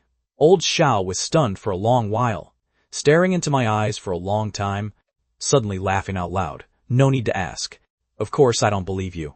I started to doubt my life seriously. Do you have that little confidence in your son? Am I really that pathetic? Although I managed to fool my biological father, I don't know why, but I felt an inexplicable sense of having my heart stabbed by a knife. I returned to the bedroom in a daze, not wanting to say another word to old Xiao. It hurts. It hurts too much. Meanwhile, at Chloe Sanders' house, that airheaded girl and Lindsay, two stunning beauties, were taking a shower together. Looking at it from the surface, their relationship was indeed incredibly tight. But in reality, it was simply because Chloe Sanders was pure-minded and a bit silly, with absolutely no schemes in her heart. Facing a silly girl like this who had absolutely no bad intentions, Lindsay didn't even have the heart to bully her. A naive and innocent little airhead, Chloe Sanders was pressed down by Lindsay, who was helping her scrub her back. The feeling so comfortable that her eyelids were battling each other and she was nearly about to fall asleep. Lindsay, watching this girl's dazed appearance, couldn't help but let out a soft sigh. "Hey, Sanders, don't go to sleep." Once she had finished scrubbing her clean, only then did Chloe Sanders open her eyes in a sleepy daze. She instinctively reached back to touch herself. "Is it clean?" Hearing her ask this, Lindsay was almost amused to the point of laughing. "I've scrubbed you so carefully, how could it not be clean?" "Ah." Chloe Sanders' eyes were still looking dreamy. After a while, she muttered softly, "I used to always wash myself, and couldn't reach. Next time you can buy one of those long-handled bath brushes to make do with." Lindsay patiently taught her. Chloe Sanders actually really started to seriously consider the suggestion. After spending these past few days together, Lindsay finally understood. Chloe Sanders is just a simple-minded little ditz. She probably lost her mom when she was young, and with her dad and stepmom not caring for her, she didn't know a lot of basic common sense. When it was Lindsay's turn to wash herself, Chloe Sanders just stared at her blankly, making her blush a little. What is it with you?" Lindsay asked tentatively. "Why do you keep looking at me like that?" Although they were both girls, there was nothing wrong with being completely open, but she couldn't handle that kind of direct stare. "Scrub your back," the little airhead spat out 2 words. Isn't it already washed clean? Lindsay asked subconsciously. Oh. Lindsay was a bit confused, but quickly reacted. You want to help me scrub my back, Chloe? Sanders nodded. Lindsay was caught between laughter and tears, feeling that communicating with this kid was a bit exhausting, but she couldn't bring herself to be angry. All right, then you come help me wash. Once finished, Lindsay generously turned her back toward Chloe Sanders. Chloe Sanders' technique was inexperienced, but exceptionally serious. By the time they finished bathing and came out, it was almost 1000 a.m. Are you not going to sleep? Lindsay looked at Chloe Sanders curled up on the sofa watching TV, feeling a bit puzzled. I'm sleeping right here. Lindsay was stunned for a moment, her brows knitting slightly. Sleeping right here? Lindsay was even more confused, asking further, why not go back to your room to sleep? On the TV, at this moment, came that iconic Cantonese accented commercial for Andy Lau, Giant for the world. This was the most brainwashing mobile phone ad of that era, and also the secret weapon that allowed the Giant brand to reign supreme in the domestic mobile market for a few years. It's just a pity that after entering the smartphone era, the entire industry underwent a massive reshuffle, and the Giant brand slowly faded from people's view. I get scared if I'm all alone. Chloe Sanders pointed to the commercial playing on the TV. But I'm not afraid if there's sound. At this moment, Lindsay only felt her chest had been pierced hard by something, and couldn't help but rush over and pull this little fool tightly into her arms. Chloe Sanders felt Lindsay was holding her too tightly, pressing her to the point where she couldn't breathe, wanting to break free, but Lindsay held her far too tightly, so she simply gave up. Thank you so much for coming to find me today, Lindsay whispered into Chloe Sanders' ear, offering her sincere thanks. Chloe Sanders didn't answer. She had been all alone for far too long and didn't even know how to respond to the kindness of others, so she could only subconsciously hug Lindsay back. She only knew how to do this. The two women, although coming from different backgrounds, were both of bitter fate, just hugging each other tightly, as if relying on each other, or as if healing each other. Perhaps this is the natural attraction between people who share the same misfortune. I can only say that my being able to get involved with the two of them was truly no coincidence. In the future, both he and I will stay by your side. When Lindsay said this, she actually felt quite conflicted in her heart, her face blushing involuntarily. After all, saying such things to another woman was just too embarrassing. This little airhead was either slow to react, or simply couldn't understand the depth of Lindsay's words, just giving a blank response. Actually, Lindsay wanted to ask if she liked Sean Carter, but when the words reached her lips, she couldn't ask, because in Lindsay's view, this question didn't seem to have much meaning. Hadn't she already made her choice now? Was there any need to ask? Besides, perhaps just like Sean Carter said, Chloe Sanders herself couldn't figure it out either. She was merely a person about to drown, instinctively wanting to grab onto a life-saving straw. In the end, Chloe Sanders fell asleep in Lindsay's embrace. Lindsay looked at the little airhead who had fallen asleep in her arms, and couldn't help but feel a bit of a headache. Although Chloe Sanders was 3 years younger than her, in terms of figure, she was much fuller than her. A standard big-breasted beauty, without a doubt. Lindsay couldn't help but complain to herself, "You're truly making it hard for me." It took all her might to get her into the bedroom, while Chloe Sanders, this little fool, slept like a little pig the entire way, without moving an inch. This was probably the most peaceful night she had spent in the last few years, besides the time she spent at the hotel with Sean Carter. Last time it was that rascal, but this time it was an older sister keeping her company. Chloe Sanders could be considered to have experienced all the tenderness. Before coming to Hangzhou with Sean Carter, Lindsay had actually been living in constant anxiety every day. There is a correct saying, the most desperate thing is seeing the end at a glance, or not seeing the end at all. But in Lindsay's world, she couldn't see the end at all, simply because she had already seen the end at a glance. This kind of anxiety kept her mental state in a terrible condition. She couldn't sleep well and was always having nightmares. But just at this time, that little boy who wanted to support her appeared like a beam of light, instantly giving a turning point to her already desperate life. Lindsay handed everything over to Sean Carter. Thinking about it this way, it wasn't just Chloe Sanders. Wasn't she the exact same way? Wasn't she also the same? Like a drowning person seeing a life-saving straw, grabbing it with the instinct to survive? Even if there was only the slightest glimmer of hope, she still wanted to break free from that desperate life. from that abyss. So, this night, Lindsay herself actually slept very deeply and peacefully. Having come to Hangzhou, Lindsay had a feeling that she had finally escaped that hopeless home of hers. And here, even though she was technically homeless, she found the warmth of a home. Sean Carter's low and firm words, "We are family," were to her simply the most moving words of love in the entire world. In the morning, I was dragging my exhausted body, preparing to go to school, when I was called out by old Xiao, who had also woken up early. "You aren't on break yet?" Old Xiao asked in confusion. As I was washing my face, I replied casually, "Break should be coming soon, I guess." "I see." Old Xiao stroked his chin, lost in thought. I was a bit puzzled, not knowing what medicine he was selling in his gourd. "Comrade Old Xiao, what exactly do you want to say?" I tested him with a vague question. "It's Saturday today." Chloe Sanders stared blankly at the ceiling, her little brain feeling like it had been stirred by a blender. A total mess. One moment she was thinking about how she had stumbled back to her room last night. The next moment she was savoring that warm, sunny feeling of being nestled in Lindsay's arms, exactly the same as when her mom was still by her side as a child. If I knew what this girl was thinking right now, I would definitely say, "Are you kidding me? You've truly started treating her like your own mother, haven't you?" Not long after, the life-killing alarm clock went off as usual. Lindsay was also awakened by the noise. She rubbed her eyes in a daze. "Are you going to school today?" The two of them finally separated, with a sense of deep reluctance. Not to mention Chloe Sanders being unable to part with Lindsay.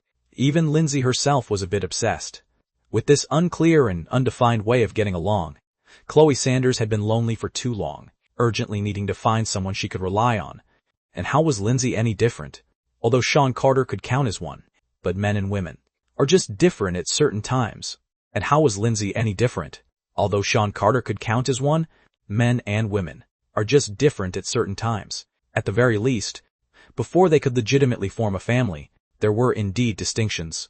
It could be said that the three of them were like they were healing each other, and the relationship between the three of them had become foggy and unclear. Just as this idiot was slowly brushing her face, brushing her teeth, and changing her clothes, and had just gotten ready to go out to school, suddenly the door was pushed open. I walked in carrying 3 bags of breakfast, mumbling and cursing under my breath. I forgot that today is Saturday because I skipped class yesterday afternoon. Totally unnecessary to go to school, making me wake up way too early. The airheaded beauty, who had already put on one shoe, stood frozen right there, as if she were trying to process whether these words from Sean Carter were true or false. Too bad this girl was also completely confused herself. These past few days, her entire brain was filled with this bastard Sean Carter. So how could she have any headspace for anything else? "So you guys don't have to go to school today?" Lindsay also came out after finishing her wash, her face full of surprise. Sanders also thought she had to go to school today. You two truly share a telepathic connection. I was also stunned after saying that, glancing vaguely at the petrified Chloe Sanders. This girl had already put on one shoe, clearly getting ready to sneak off. The atmosphere instantly became a bit awkward, so I had to cough twice. "Anyway, let's eat first. I bought this along the way." Actually, I knew that after the break started, I had pondered whether to go back and get some sleep, but on second thought, since I had 2 days of free time, I might as well take this opportunity to plan things out and open up another path for making money. Having made up my mind, I headed straight for Chloe Sanders' house. I just didn't expect the airheaded beauty here to have such a tacit understanding with me too. The three of us sat down and ate breakfast slowly. Soy milk with pork burgers, which could be counted as a luxury combo for breakfast in this day and age. Anything else was either suitable for roadside stalls or just too hardcore. After eating and drinking our fill, the three of us walked out together. Because this counted as expanding a new business, I took the 2 girls and found Marcus, who had been up all night in the shady internet cafe. "Marcus, get a few brothers and come with me." I waved to Marcus. "I'm off today. Let's take this chance to go grab a stall spot." Marcus's eyes lit up. I had only mentioned it to him last night, and we were taking action today. The efficiency of this boss is truly top tier. So, Marcus immediately called over his few capable subordinates. "Let's go." The other internet users in the cafe, who usually chatted quite a bit with Marcus, gathered together. Wasn't that guy who just called out to Marcus? Someone had an expression of total disbelief. Instantly, an insider knowledge person broke The scoop they knew. I heard Marcus recently acknowledged a boss, who was even younger than him. It should be that guy just now. No way. For real? The group of people who had just logged off all found this news unbelievable. Only the gossip monger just now wore a look of total confidence. He said quite decisively, if it were before, I wouldn't dare be certain. But I saw it just now. That guy is definitely the real deal. These words instantly hooked everyone else's curiosity. There's more to it?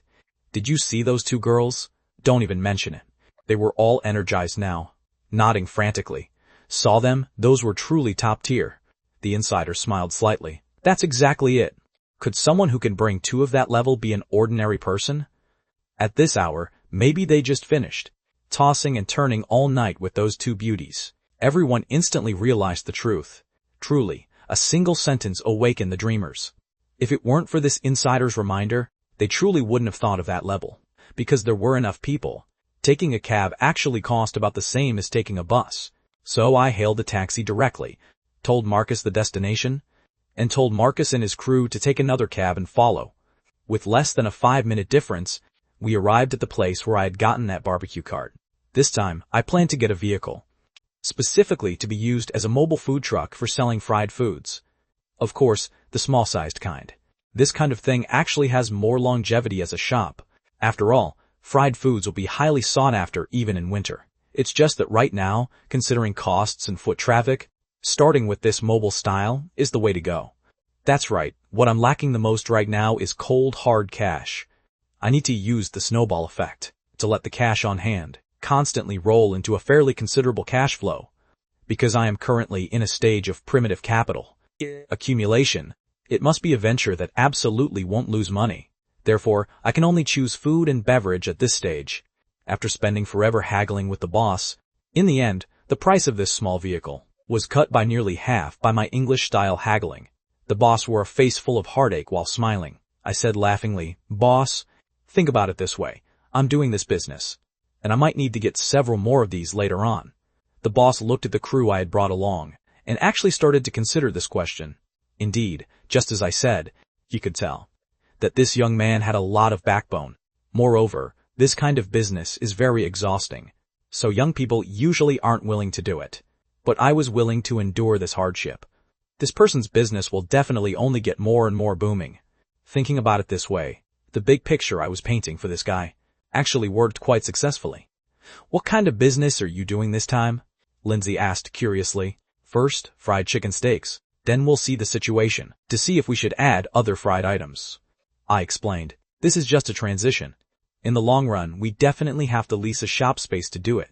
Of course, this was also part of painting a big picture. Property prices in Hangzhou are expensive, so leasing a shop space naturally won't be cheap either. For the current me, leasing a shop space isn't cost-effective at all. However, Hangzhou is so big, and something like fried chicken steaks doesn't have a very high technical threshold. So I'm planning that if the business goes well, I'll just get a few more mobile carts and take over the business in all those parks with high foot traffic, tourist spots, and schools. Even if I only sell for 2 months, the earnings would still be quite considerable. After all, before the rise of the food delivery industry, it's still the heyday of the street stall economy. In fact, what I'm pondering in my heart is that path to wealth followed by Jiangxin chicken steak, although that cake will slowly shrink later on. But even if it shrinks, it ends up being a massive business worth tens of billions by the end. Of course, I'm not arrogant enough to think that I can go toe-to-toe with Jiangxin right now, but getting a share of the pie is more than enough.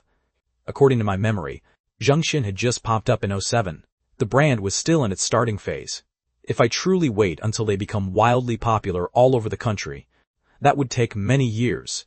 After all, if a brand wants to grow big and strong, it has to spread its stalls to every corner of the country, not even sparing the small, out-of-the-way counties. But you have to eat a meal one bite at a time, and business must be done one step at a time. You can't be in a hurry. The reason the Jiangxin brand was able to open up the situation so quickly wasn't just because of those addictive commercials and its passable taste. More importantly, the money men behind it, which is precisely what I lack the most right now. I'm just a lone commander, still 108,000 miles away from those big players. So, I plan to switch up my strategy. I'll first use mobile food carts to occupy every street and alley. In Hangzhou, build up the reputation first, and then use that as a springboard. Once I have some spare cash, I'll set up physical shops and expand slowly. I'm not aiming for nationwide expansion. That's purely just a pipe dream. Even the Zhengxin of my past life could cover the whole country by relying on that franchise model. But something like chicken steak has zero technical barrier to entry. It's extremely simple to learn. Once people taste the sweet success, all sorts of chicken steak stalls will pop up like bamboo shoots after a spring rain. But in the end, only a few will manage to get a firm foothold. So rather than dreaming those impractical dreams, I'd rather plow my own patch of land well. At the very least, there will always be people who love to eat this, and it won't go out of style even after 8 or 10 years. My plan is to build a brand first, and build up the revenue. Once those investment firms catch the scent and come knocking, whether for financing or acquisition, I'll take the money and withdraw. Anyway, my focus isn't on this.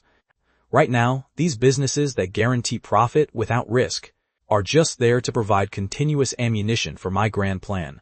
After all, the internet industry is all about burning money, and catering is precisely the steadiest and fastest way to get cash.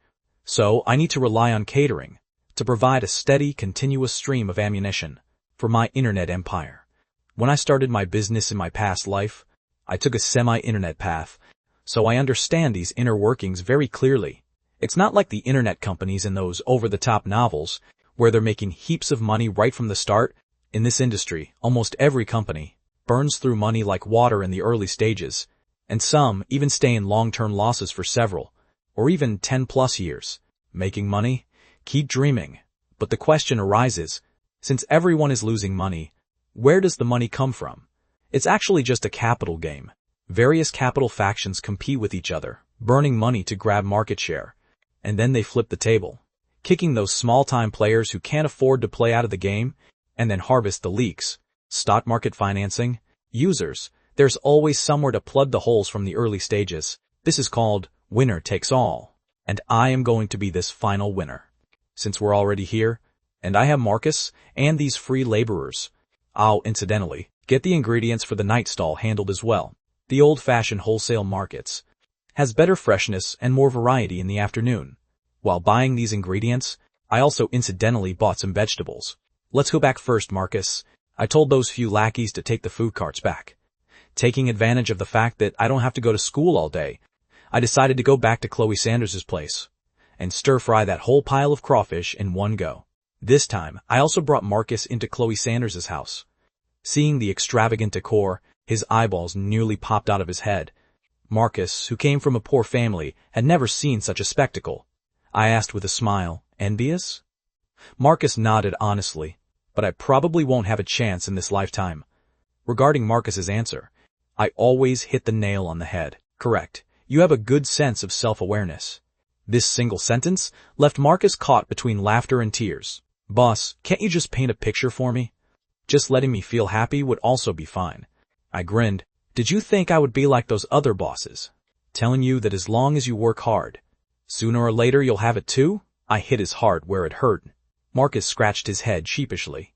This kid actually doesn't have that many devious thoughts. Otherwise, he wouldn't have turned over a new leaf. Saying that kind of empty, nonsensical talk is meaningless. What you have in your hand is the only real money. I stared deep into Marcus's eyes and said, some things are destined not to belong to you, but others are worth striving for. Marcus seemed to understand. I stopped at the right point. In fact, I was hitting Marcus with a warning, telling him what he could touch and what he couldn't. As long as he's sharp enough, he'll get more benefits. Marcus might not count as having incredible capability, but he's definitely someone clever enough. I bought chicken breast and various seasonings, and gave Marcus a live demonstration on the spot. Actually, I was also just a half-baked cook myself, so the doneness wasn't mastered very well. The presentation looked a bit lacking, but tasting it, it was actually quite excellent. I felt it was quite a bit better than Zhengxin. This made sense, as Zhengxin's model was mainly to guarantee a uniform standard across all stores, and then it had to control costs. Unlike me, using the best ingredients to make it, there's definitely a gap. In short, that's the process. I'll hand this over to you to manage the heat. You guys explore and find a set of accurate data in actual operation. Slowly. For example, the oil temperature, how long to fry, how well the batter and breadcrumbs cover it, and the seasoning down to the exact gram. I guided Marcus, and Marcus's brain spun fast, desperately trying to remember every request of mine. Alright, that's it. Once you find a set of standardized data, we'll open shops all over Hangzhou. Marcus felt his blood boiling. He went back to tinker and study without another word. So delicious. A certain little foodie couldn't stop her mouth at all, eating piece after piece, eating the experimental chicken steak down to the very last bite. Facing so many big eaters, I could only shake my head helplessly. I processed part of the skewers for the evening. The crawfish frozen at Marcus's house were sent over by people he hired. I immediately started stir-frying, but because the quantity was truly massive, I stir-fried continuously until past 2000 p.m. The entire kitchen was surrounded by the smell of chili, choking Lindsay and Chloe Sanders until tears streamed down. I couldn't help but mutter, "This flavor is way too overpowering. If we sell this stuff for a few months, your kitchen will probably forever smell like crawfish."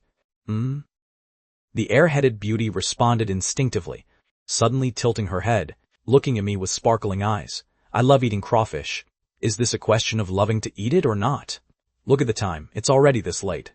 Once the range hood exhausts this chilly smell, I'll show you two my skills, and we'll have lunch." I decided to show off my culinary skills.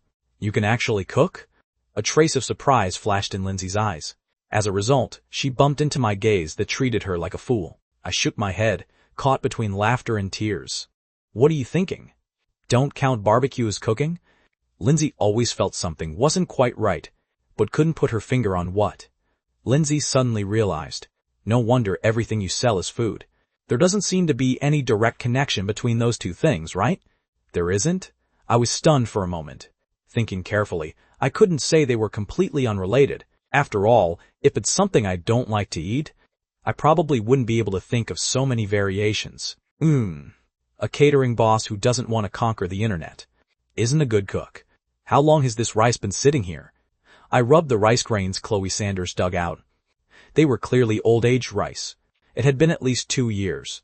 It was a miracle that it wasn't sealed yet, hadn't grown bugs. Oh well, old rice is old rice. I'm not a picky eater anyway. I took 3 small bowls, grabbing a handful of rice for each bowl, but subconsciously glanced at that foodie beauty. So, I quietly swapped one of the bowls for a large-sized one, with a rice-to-water ratio of 1000. I steamed it directly in a pot for 20 minutes. When cooking for a small number of people, this trick is much more useful than an electric rice cooker. In my past life, Lindsay and I often did this when eating together. When buying the mutton, I had conveniently sliced some pork and paired it with some mushrooms meant for the night stall, a very home-style stir-fry method. Then I prepared some mutton and added some scallions to make quick stir-fried mutton with scallions. Paired with the freshly stir-fried crawfish, 3 simple dishes were quickly ready. Poking at the rice, I took a bite. Although the old rice was a bit aged, it didn't have any strange taste. Time to eat. So the 3 of us gathered around the table and started eating. Lindsay ate very elegantly, while that idiot was devouring the food, lacking any shred of a goddess's shadow. If the guys at school saw this ungraceful look of hers, her goddess aura would probably shatter into a million pieces. "I have to say, you really do have some skills," Lindsay evaluated. "A family that runs a restaurant is indeed different."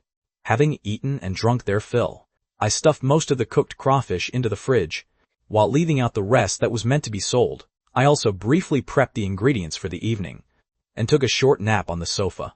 Today was Saturday, so the customer foot traffic would definitely be way heavier than usual. I could already imagine my legs standing until they went weak. Just thinking about it gave me a headache. When it was time to set up the stall, Marcus actually brought his guys over ahead of time. This fellow wanted to help us push the barbecue cart over.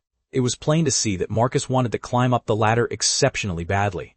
Of course, the most critical part was that I could give him a glimpse of hope. With money to be made, he was naturally willing to do it. By the time I received the delivered oysters and rushed to the park, it was already packed with a sea of people. After all, it was Saturday, with quite a lot of students on break, as well as many young working-class couples who didn't have to work overtime. People in this era didn't have many forms of entertainment, so hanging out on the streets was still a popular choice during days off. Thinking carefully about it, entertainment in '07 was still mainly PC online games, like World of Warcraft and Legend of Mir. If I remember correctly, at this time even, the domestic server of Dungeon and Fighter hadn't been launched by Tencent yet. Living another life, looking up at the future only made me feel more lost, and I even had an illusion that my past life might have just been a grand dream. In this era, where a 5 yuan data package of 30 megabytes could last a whole month with some left over, who would dare to imagine the world 10 or 20 years later? It was simply a fantasy. But this time I've come, and in this world, there will bound to be a stage for me to display my full talents. Just as I expected, Saturday's business was not just a tiny bit more explosive than usual. While it was still broad daylight, a steady stream of customers was already coming to the door. I was even worried that the prepped ingredients wouldn't last until 9:30 p.m. If only business were this good every day, that would be amazing. Lindsay sighed with emotion. I smiled and said, then we would make a fortune. But we'd also be physically broken. True. This kind of trade, to put it plainly, was trading physical strength for cash, and then taking that cash to see the doctor. Working like this for a few decades would basically return it all. So it wasn't a long-term solution after all. Watch things for me for a bit? I'm going to check out the situation over at the chicken steak side. I walked over to Marcus's stall, observing quietly. I had to admit, after their afternoon of tinkering, the presentation was at least passable. It looked way more reliable than the 2 pieces I made this morning. Boss, do you want to try some? Marcus quickly asked when he saw me approach. Give me a piece to try. I took a bite. The flavor passed the test, and was even slightly better than the Zhongxin in my memory. I feel like the crispy skin can still be improved a bit. It's a little hard, I evaluated after pondering for a moment. Yes, we are still studying the ratio of the batter coating, Marcus explained. I listened, but my brain was pondering another matter. Tasting the flavor of the chicken steak, it was indeed good, but I always felt it was missing something. Zhongxin's tactic was a bundled sales model of chicken steak paired with a drink, because just eating fried chicken steak would definitely get greasy. So usually their storefronts would pair it with sour plum soup. However, that was just the practice of most stores. Some franchise shops that couldn't be strictly managed, to save costs, would swap it out for cheap orange powder mixed with water. So, in reality, many people in my past life just threw the drink straight into the trash. Even sour plum soup wasn't loved by everyone. In a serving of chicken steak that cost 10 or 12 yuan, most people actually ended up paying for the drink in vain, yet got nothing in return. That was a waste. So, I was wondering if I could capitalize on this point. Got it. A flash of inspiration struck my mind, and I thought of a way. I decided to rent a soda fountain dispenser. Huac was a beverage that basically the vast majority of people could accept, and I planned to sell it bundled with the chicken steak. You can opt out of it, but it will only be 1 yuan cheaper. Meanwhile, the cost of a cup of Coke from a fountain dispenser was only a few cents. For 1 yuan a cup of Coke, many people would choose to spend this extra money. Back when I established my company, just for employee benefits, I had rented a Coke dispenser from the Coca-Cola company. You just paid the deposit and called someone over to install it. Although this kind of mobile food cart was a bit more troublesome, it could be solved by using large barrels of purified water. Having made up my mind, I decided to get it arranged quickly. Oh, I almost forgot it was still the weekend. Those companies all close on weekends. In this day and age, foreign enterprises had a considerably more relaxed working environment by comparison, which was why so many people sharpened their heads to squeeze their way in. But besides these things, there were actually other pain points. I thought about the critical node in my past life, where Zhongxin's market share was squeezed. The Zhongxin brand, relying on franchises, covered the earth a few years back, its momentum completely unmatched for a time. But the good times didn't last long, and in recent years, it clearly lacked stamina, acting like a deflated balloon. In the final analysis, it was still that old problem. Although fried food is fragrant, but people were paying more and more attention to health. There was also the fact that their menu items were too monotonous, over and over again, just those few varieties.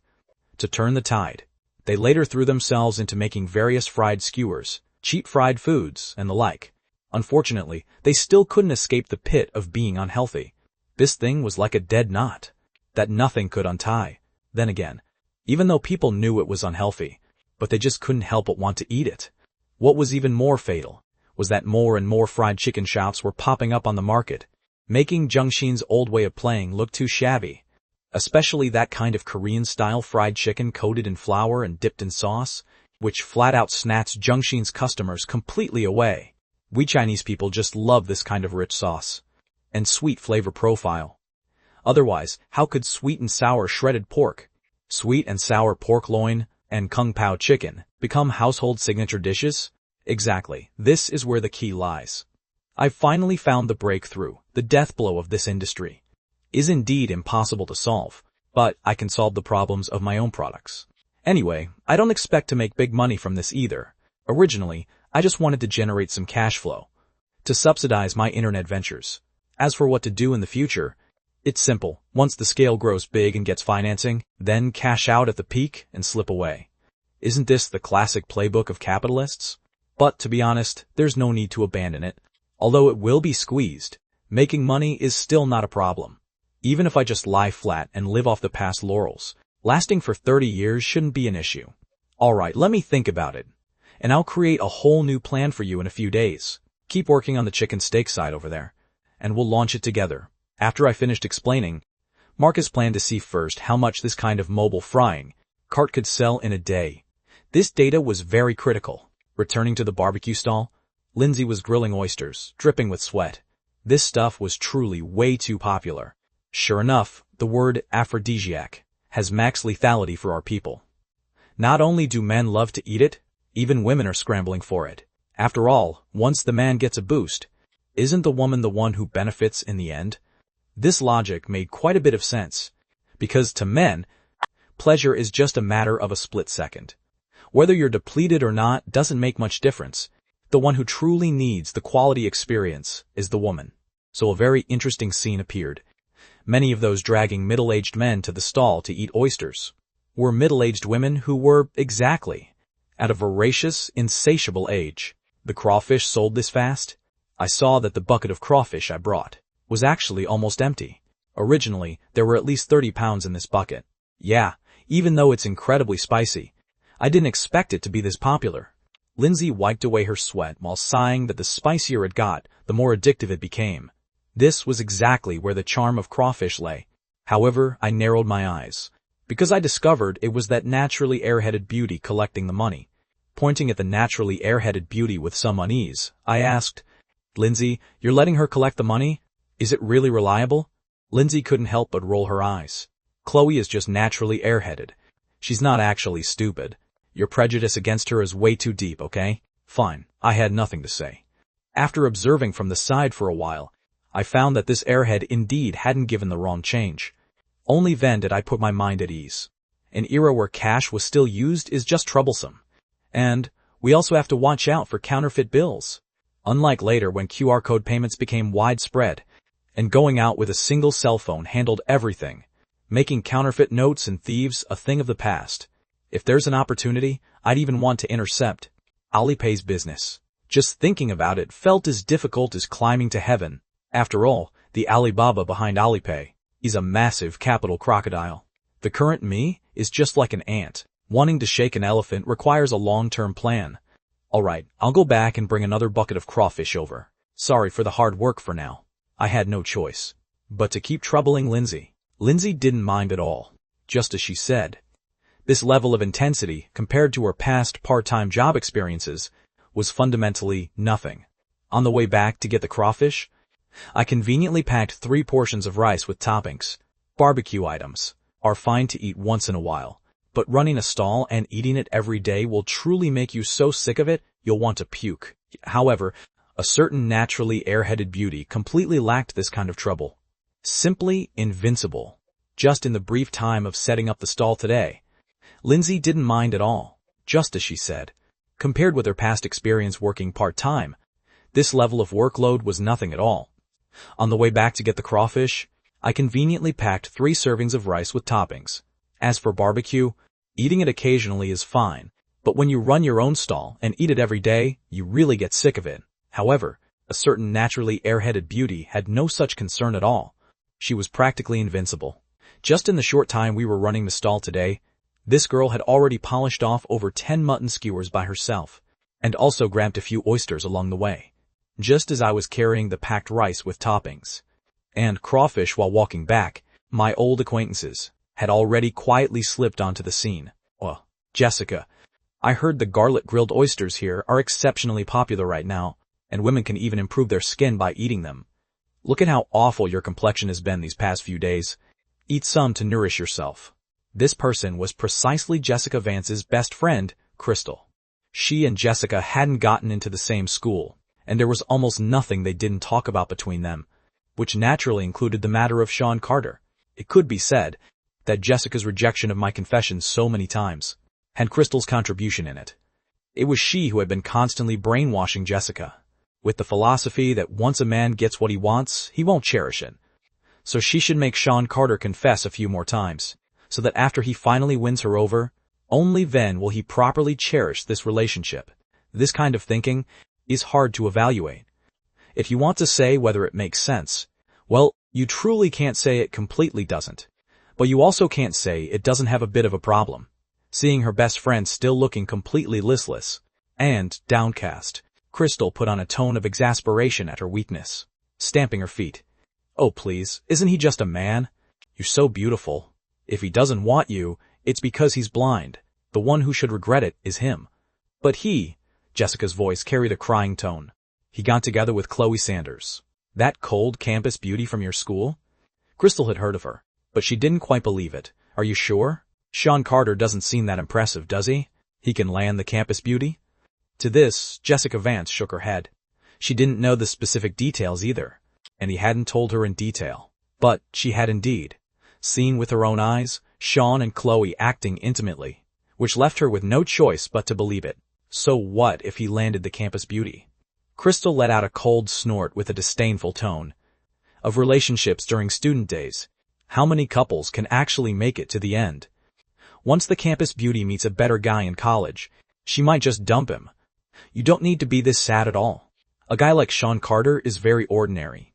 You'll definitely meet someone much better in college. Crystal patted Jessica's head. Be good, it's almost our turn. I've been wanting to come try this for a long time, and finally managed to wait until break started. Jessica instinctively glanced toward the direction of the stall, and what she ended up seeing was Lindsay's face that was excessively clean and beautiful, exactly like a fairy who had accidentally fallen into the mortal world. Jessica Vance only felt herself pale in comparison before her, so she instinctively lowered her head, not daring to look further. Only, what she didn't notice was that this fellow me happened to return just then, taking over the work from Lindsay's hands. It's almost our turn.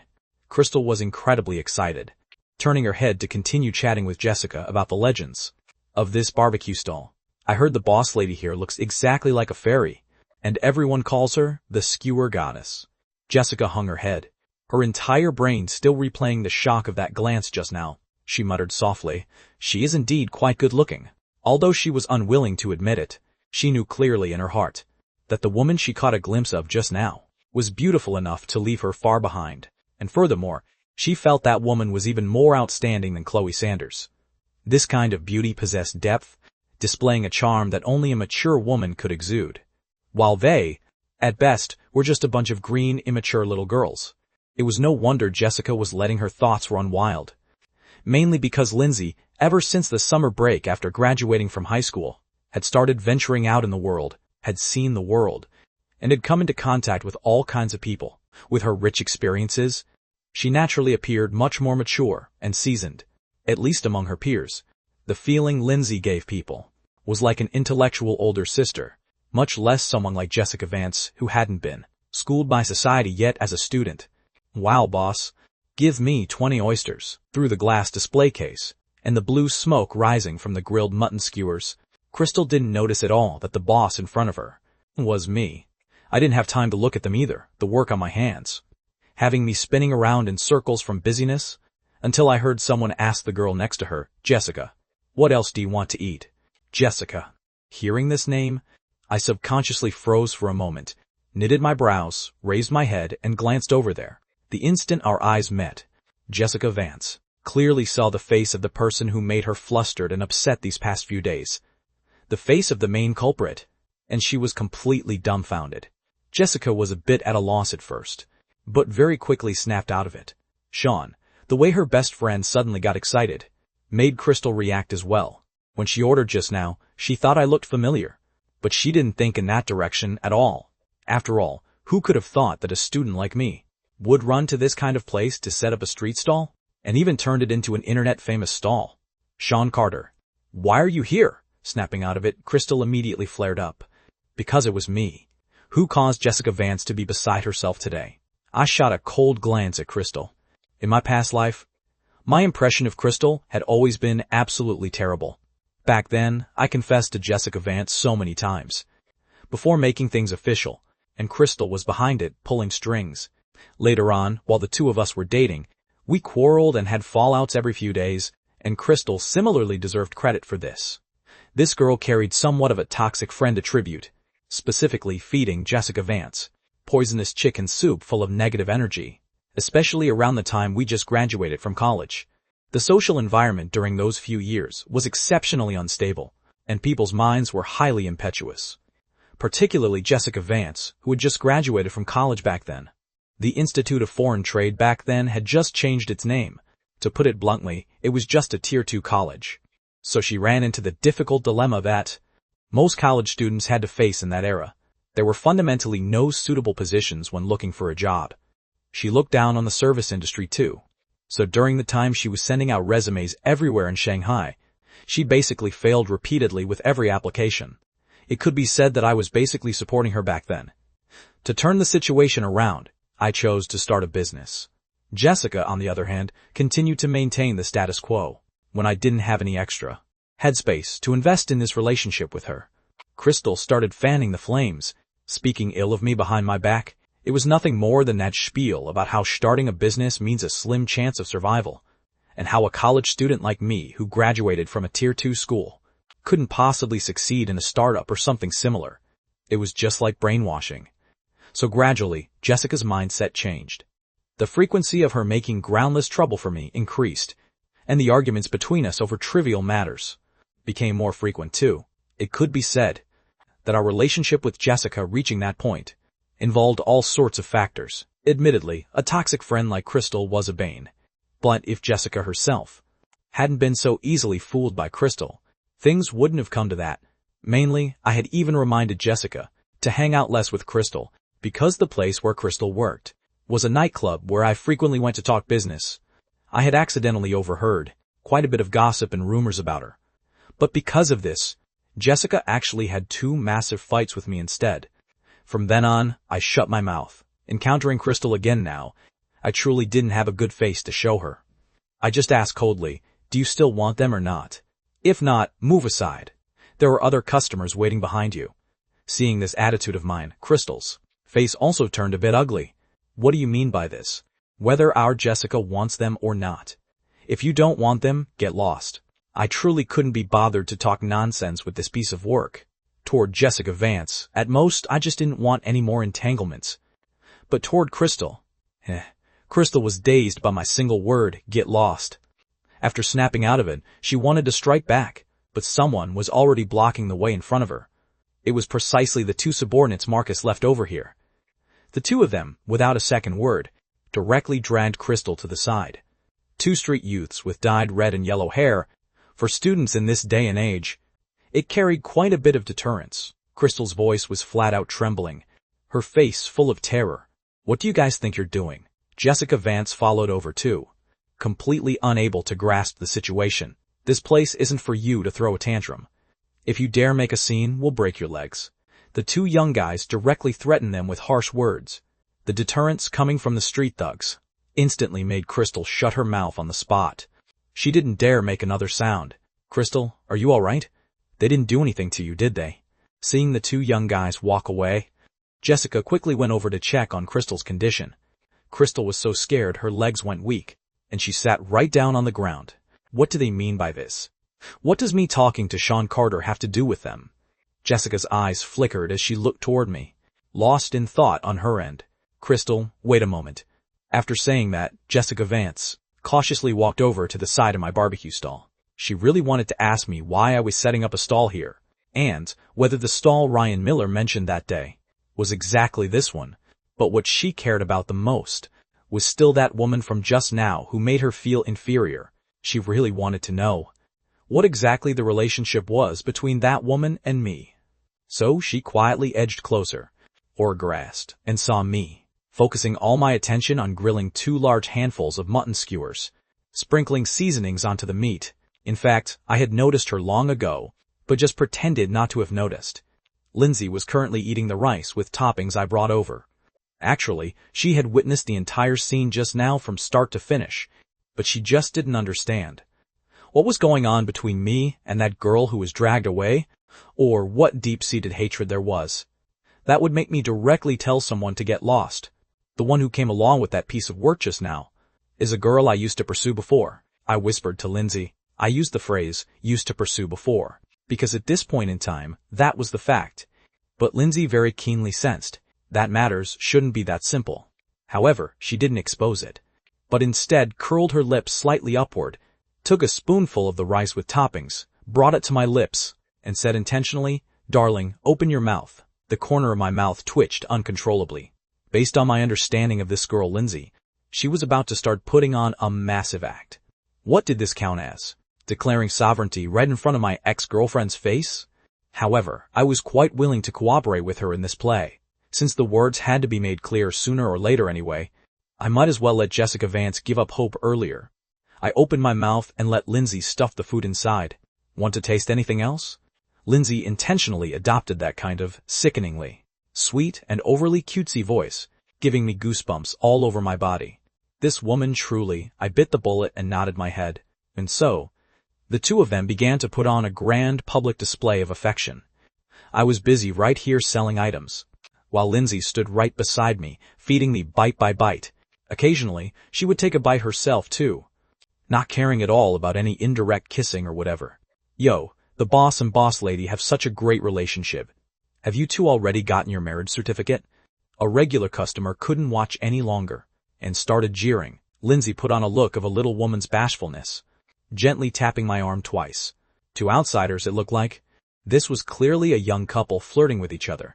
Of course, Jessica Vance, who was hiding in the distance, saw all of this with crystal clarity. Her breathing became rapid, with a face like she had seen a ghost, as if her entire world was about to collapse.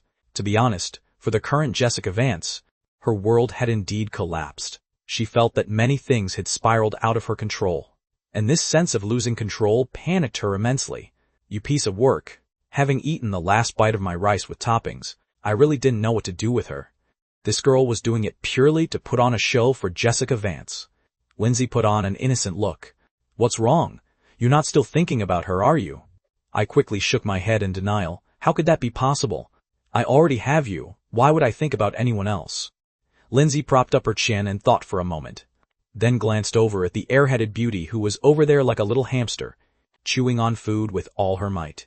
In the end, she nodded very seriously. True, having tasted delicacies from land and sea, who would be willing to go back to gnaw on coarse cornbread?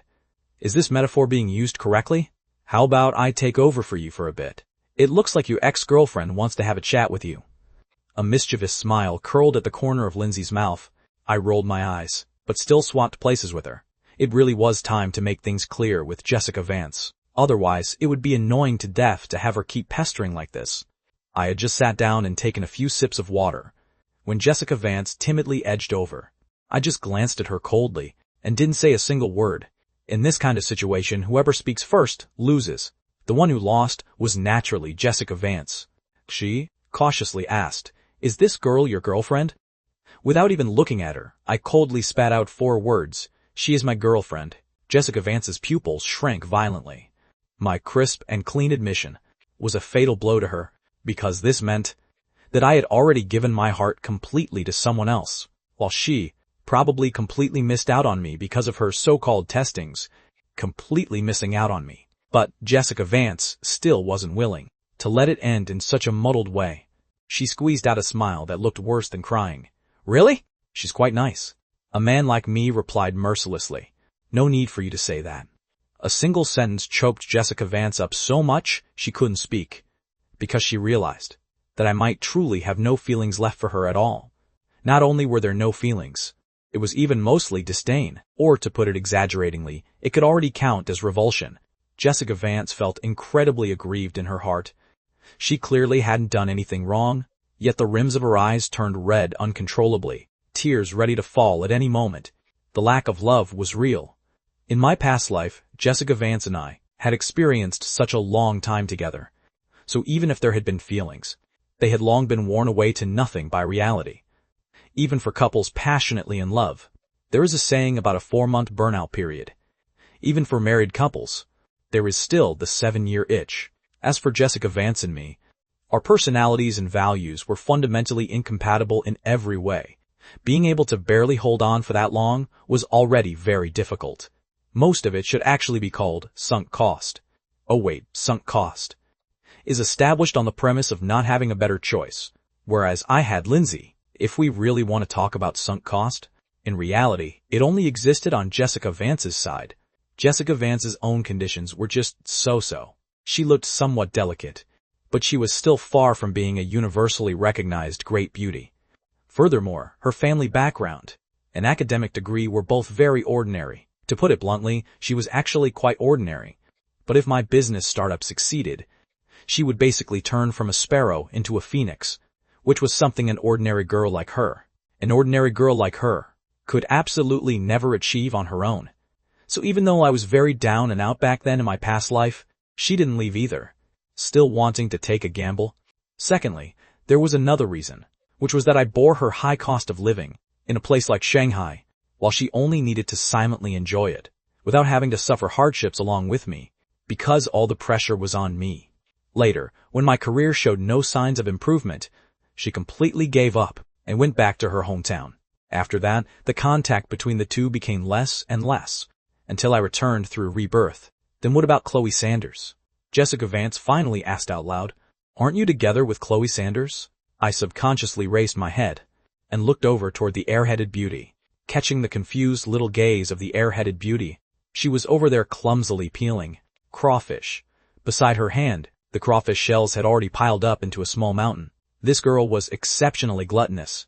Sneaking a bite every now and then, she had polished off 2 pounds of crawfish all by herself. Following my gaze, Jessica Vance was completely petrified. Why was she here too? Because a certain airheaded beauty had been solely focused on burying her head in devouring food the entire time, while Jessica Vance's entire mind was focused entirely on me, so she naturally hadn't noticed her. At this moment, Jessica Vance's mind was in utter chaos, completely unable to understand the situation. What exactly was the relationship between the three of them? Chloe Sanders, seeing Sean Carter being so intimate with that woman, actually didn't have any reaction at all? Jessica Vance's mind was a complete mess. While I just gave her a flat look, what on earth is going on between you and her? Jessica Vance shouted out this line almost hysterically. What does it have to do with you? I countered mercilessly. Jessica Vance was rendered speechless. Because just as I said, what did it have to do with her? She and I weren't even together. So what right did she have to ask these things? It was clearly she herself who had rejected me so many times. If nothing's wrong, hurry up and leave. Don't delay our business. I said bluntly, you're quite an eyesore standing here. Each line of words stabbed into Jessica Vance's heart like knives. Tears began to well up in Jessica Vance's eyes, but I fundamentally acted as if I didn't see them. In my past life, every single time the two of us quarreled, she loved to pull this exact stunt, making it seem like I was the one at fault. In the beginning, I really fell for this act, thinking that she was a girl after all, and there would always be a few days when her mood wasn't pleasant. But after seeing it used too many times, I grew tired of it. So seeing Jessica Vance acting like this now, there wasn't even a ripple in my heart. And I even kind of wanted to laugh secretly. Lindsay cast a glance at her, and didn't bother to pay attention to her anymore, no matter rain or shine. Lindsay would always stand by my side. Jessica Vance just stood right in place, dazed for a long time, only to find that truly no one paid any attention to her, and even Chloe Sanders didn't even glance toward her, as if she fundamentally hadn't discovered her existence at all. Actually, this thoughtless beauty really hadn't noticed her. She was focusing all her attention on tackling the delicious food in front of her. Who told her to be a person who only cared about devouring food without any complex emotions? probably feeling like she had wasted her warm face on a cold backside. Jessica Vance quietly backed out of the crowd and went back to Crystal's side with her tail between her legs. Crystal was so angry her eyeballs turned red, but she didn't dare to flare up, because those two little thugs were still glancing over in her direction from time to time. As long as she dared to edge closer to look for trouble again, these two guys would rush up and slap her twice, although I, as their boss, had told them that fighting and killing weren't popular nowadays. If someone else picked a fight first, then striking back was completely justified. The main thing was a bottom line. They could adapt to the situation. Seeing her best friend return, Crystal gritted her back teeth and asked what on earth was going on. Jessica Vance looked as if she had lost her soul, only shaking her head, unable to squeeze out a single word from her mouth. Crystal knew at a glance that Jessica probably couldn't accept the reality and was temporarily dazed, so she had no choice but to comfort her, saying, "Jessica, don't take it so hard. Sean Carter coming to set up this kind of small stall. Doesn't that just prove he's given up on himself?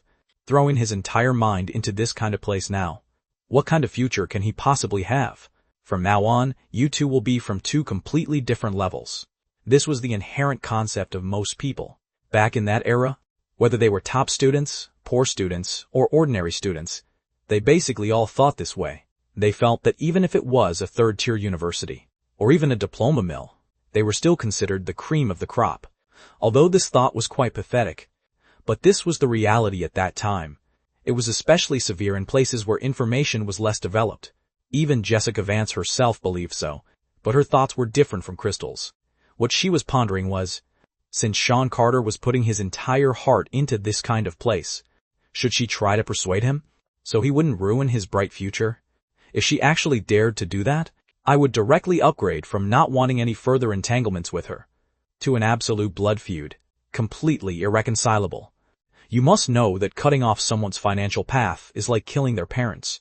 1 year of time in this golden era was pretty much the same as slaughtering my entire family and 8 generations of ancestors. Of course, this statement was a bit of an exaggeration, but this year was indeed such a critical node, where even the future destiny of the nation was set in this year. Even though Crystal didn't dare to cause trouble anymore, she was still holding a belly full of rage. She just disliked the look of me, with no particular reason. Sometimes it's just like that. Some forms of hatred are just completely inexplicable. When those two little thugs saw Crystal dragging Jessica Vance and trying to edge closer over here again, they immediately blocked them. "What do you guys want to do? Can't we even buy something to eat? Or are you saying you don't want our money?" Crystal's voice was trembling, but her mouth was still quite stubborn. The two thugs exchanged a glance and didn't say anything more, but still stared at the two of them vigilantly. Their job, to put it bluntly, was just bouncers for the stall, ensuring that no one dared to cause trouble here. If the two girls were just buying things to eat, then there was indeed no problem at all. Crystal dragged Jessica Vance along, and it was very quickly their turn. Encountering these two people again this time, my face darkened. Just as I wanted to kick them out, I heard Crystal say, "Can't we even buy things to eat?" This left me stunned for a moment too, but I immediately realized that their appearance here should be pure coincidence. With my stall being so popular right now, it was normal for them to come because of its reputation. So I asked very impatiently, "What do you want?" Not making money would make me a fool. Anyway, it would all end up in my pocket, so I wouldn't be stupid enough to chase customers away. I'd make a profit first before anything else. Crystal ordered a huge pile of things all at once, asking for over 20 oysters alone. I calculated the money, 80 yuan in total. "Our Jessica is right here. Shouldn't this meal be on you?" Crystal said this with pure cheek, which instantly amused me on the spot. This Crystal loved to score small advantages in our past life, and now that Jessica Vance and I weren't even together, she actually still had the nerve to say such things. So I mocked her without pulling any punches. "Tree you guys? Where do you get the nerve?" Visibly, Jessica Vance's face turned deathly pale, because she realized that I had truly, completely given up on her. Because in the past, I would absolutely never use this kind of tone to speak to her like this. Crystal's face also turned very ugly, and she even said through gritted teeth, "Sean Carter, do you no longer want to pursue our Jessica?" Lindsay on the side couldn't help but burst out laughing, making Crystal's face turn a mix of green and white. I actually wanted to laugh too, but Lindsay beat me to it. So I directly dropped all pretenses, saying in a disdainful tone, "Didn't she tell you? Or are you playing dumb?" Pursuing her, "Are you, or is she dreaming during broad daylight? Buy it if you want, if not, get lost. Don't get in the way here. We still have a business to run. If you want a free meal, get the hell out of here.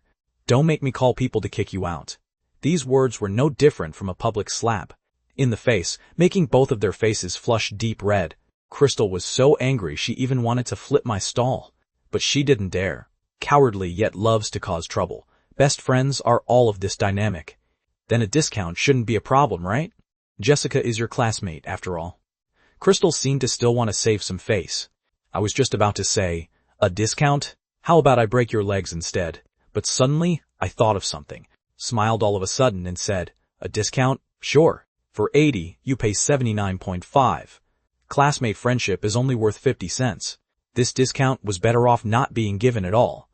Giving it made it feel even more insulting. Crystal angrily pulled out 80 yuan from her pocket and threw it to me.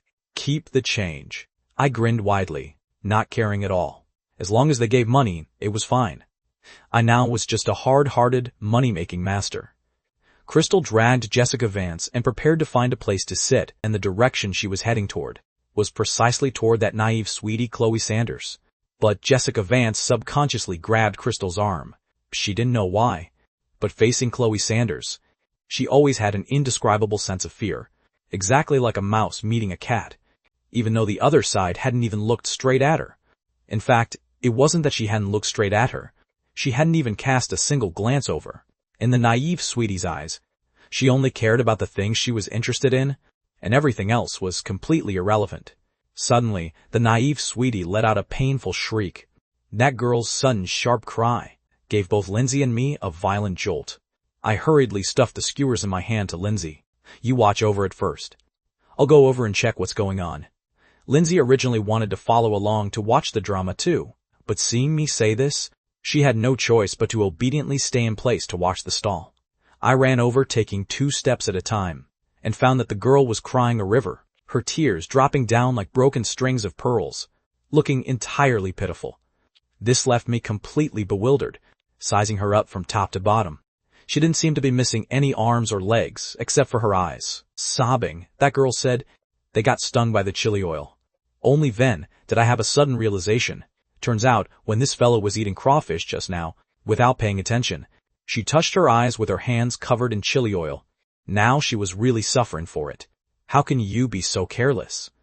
I gently propped up her little face, which was as exquisite as a porcelain doll's, my heart nearly melting from her adorable appearance. I leaned close to gently blow on her eyes, though I knew it wouldn't help much, but it was better than just staring blankly. But I was clearly wearing gloves. That girl's nose turned red from grievance, tears still continuously gushing out. "Those are disposable plastic gloves, my little ancestor." I was both exasperated and amused, patiently explaining while continuing to blow on her eyes. "This stuff is just for the illusion of cleanliness. It can't block chili oil at all, because oil molecules can seep through the microscopic gaps and pores of plastic molecules. Even if the gloves aren't torn, oil will still seep onto your hands." Having undergone 9 years of compulsory education, after all, although that girl was usually dazed, but she could still understand this bit of reasoning. The more she listened, the more aggrieved she felt. I brought over a bottle of mineral water and carefully helped her rinse her eyes, which finally made her feel a bit better. However, her eyes were still red and swollen. After all, capsaicin stimulates the pain nerves, so there was nothing that could be done about that. Speaking of which, I was actually quite curious. Since she ate so many spicy crawfish today, when she goes to the restroom tomorrow, won't she have a rather burning experience? Of course, mine was purely academic curiosity. "Does it still hurt now?" My voice unconsciously softened a bit, and I couldn't help but gently caress her cheek. The girl nodded obediently, but her little eyes were still staring straight at that pot of crawfish. I was completely speechless. "Really? You still want to eat more?" Exactly how much has this girl eaten today? Is her stomach a 4-dimensional pocket? Anyway, since she was fine, I went back to the barbecue stall, taking over what was currently grilling from Lindsay's hands. "How is she? Did she get chili in her eyes?" Lindsay had been watching from over there just now, and had probably guessed what happened. "Yeah, this girl's a bit clumsy, but it's nothing serious," I replied with a smile. Lindsay caught that touch of tenderness in my eyes, along with the doting affection that couldn't be hidden. "I'll go check on her too." With that, Lindsay walked over as well, gently cupping the girl's small face to examine it carefully. Only after confirming there was really no problem did she put her mind at ease. Just like me, Lindsay looked at this absurdly beautiful face, and also felt a bit dazed from watching. After all, who could refuse a beautiful girl? Even members of the same sex were no exception. Of course, she herself was actually very beautiful too. It's just that people can never clearly perceive their own good looks. Be good. Lindsay gently stroked Chloe Sanders's hair. The more one looked at this scene, the stranger it felt. It looked exactly like a married couple, taking care of their own oversized daughter. And all of this was fully witnessed by Jessica Vance and Crystal, not far away. Jessica Vance's face was as white as a sheet of paper. At this moment, the last shred of illusion in her heart shattered completely. She finally understood that I no longer had any entanglement with her, but she couldn't figure it out. Nor could she make sense of what exactly the relationship was between me and these two girls. Was I actually dating Chloe Sanders, or was I together with that mature woman? If it was that woman, then what was the deal with me being so intimate with Chloe Sanders? Just now, it was clearly that woman feeding me food, and the two of them looked so well matched. With Jessica Vance's current level of understanding, she couldn't see the whole picture at all. Nor did she dare to think that I was actually an out-and-out scumbag, with his feet in two boats. In Jessica Vance's heart, I was just an ordinary college student. For an ordinary college student, to be able to land a girl of Chloe Sanders' campus beauty tier was already ridiculous enough. To also be able to handle a top-tier woman like Lindsay at the same time? Impossible. Absolutely impossible. In fact, even in my past life, Jessica Vance had always thought this way in her subconscious. She had never cared about my career development. Her impression of me would forever remain as that completely obedient student from our school days. Therefore, even during the entrepreneurial period of my past life, when I frequently stayed late at the company until midnight with Lindsay, Jessica Vance had never grown suspicious, because in her view, I didn't deserve a woman of Lindsay's level at all. How could she know how dazzling I was when I was riding high in the business world? I gave her my most gentle side, yet overlooked a crucial point. Most of the time, women admire the strong. Excessive gentleness will often only leave one at a disadvantage in a relationship. That's exactly where the term simp comes from. Meanwhile, Crystal asked Jessica Vance with a face full of confusion what the relationship was between me and those two girls, and why they were both so beautiful. Although Crystal had heard Jessica Vance mention the matter between me and Chloe Sanders, she hadn't seen Chloe Sanders in person before. Jessica Vance lowered her eyelids, digging her thumb's nail fiercely into the flesh of her leg, without uttering a single sound. Crystal realized that she seemed to have asked something she shouldn't have, so she kept her mouth shut. It wasn't until Lindsay brought over the grilled items like oysters that they had ordered. Lindsay didn't say a single word throughout the entire process. Jessica Vance ate the food I grilled with my own hands, but it tasted like ashes in her mouth, as if her sense of taste had completely malfunctioned. On the other hand, the thoughtless Crystal was still evaluating over there, putting everything else aside. Although Sean Carter's character is pretty lousy, his skills are truly beyond reproach. No wonder business is so booming. And Jessica, how much money do you think Sean Carter's stall can make in a day? Jessica Vance acted as if she hadn't heard it all, her whole being like a puppet that had lost its soul, mechanically stuffing food into her mouth. Today's shock was far too massive for Jessica Vance. Crystal opened her mouth. In the end, Crystal didn't say anything more. The two of them left silently after finishing their food, and no longer dared to cause any more trouble. Throughout the whole process, I didn't even spare them a single glance. Instead, Lindsay actively opened her mouth to speak. What does it feel like to be watched by your ex while you're with your current? 3 question marks popped up on my forehead. What kind of bizarre question is that? Lindsay burst into a chuckle. Just pure curiosity, that's all. No particular feeling. My heart is as calm as still water, I said indifferently. Then what on earth was going on between you two? What kind of heinous thing did she do to end up as an ex? The clever Lindsay guessed that the story between me and that girl named Jessica Vance was definitely not simple. She could naturally deduce that this relationship was not in the present tense. And this question made me look straight into her eyes with a bright gaze, because she wasn't a good woman, and, well, I'm not a good man either. My gaze remained glued to Lindsay's face, watching her face turn as red as a ripe apple. Suddenly, she seemed to have figured something out. Not a good man? Could it be because of me? Lindsay pondered this in her heart, thinking back to that matter of the ex. I was the one who said that woman wasn't any good stuff, and with my shameless mouth, I wouldn't make things up regarding this sort of thing, let alone shift the blame. Since I said I wasn't a good man, that meant I had also made mistakes in this mess of a relationship. If my mistake had a specific target, Lindsay's face turned even redder. It must definitely be me. Lindsay took a deep breath and asked me with a serious face, so there's really absolutely no chance left between you and her. Don't take me into consideration, okay? The matter between the two of us. As for who the two of us referred to, it was already completely obvious. Being asked this made even me feel a bit embarrassed. Living a new life? I hadn't originally thought about having a girl on each arm, but things are unpredictable, and some things just won't be ordered around by anyone. Since fate has delivered it to my doorstep, I have to accept it. Otherwise, it would be picking a fight with God. I was even thinking that for me to be able to have another go in this world, maybe it was precisely to make up for some regret. But when I pondered it carefully, did the me of my past life have any regrets? The answer was no. Although my relationship with Jessica Vance was a complete mess, and ended up with that kind of outcome, that didn't mean I wouldn't live a delightful life. After throwing in my lot with Lindsay later on, in my relationship with Jessica Vance, the first one to throw in the towel was Jessica Vance. It wasn't a matter of who betrayed whom. It was simply that she bet her future on me, but before success even came, she wimped out first. Then someone else kept waiting right there, and ended up picking the fruit. So as for my past life, I really didn't have any regrets about this relationship with Jessica Vance. Living this life over again, it is absolutely not for an ex like Jessica Vance. My family, including my parents, are all doing great, with no major issues. I also have my own career and money now, and will have a good wife like Lindsay in the future. With such a happy life, where would regrets even come from? Since that's the case, the answer is actually already very obvious.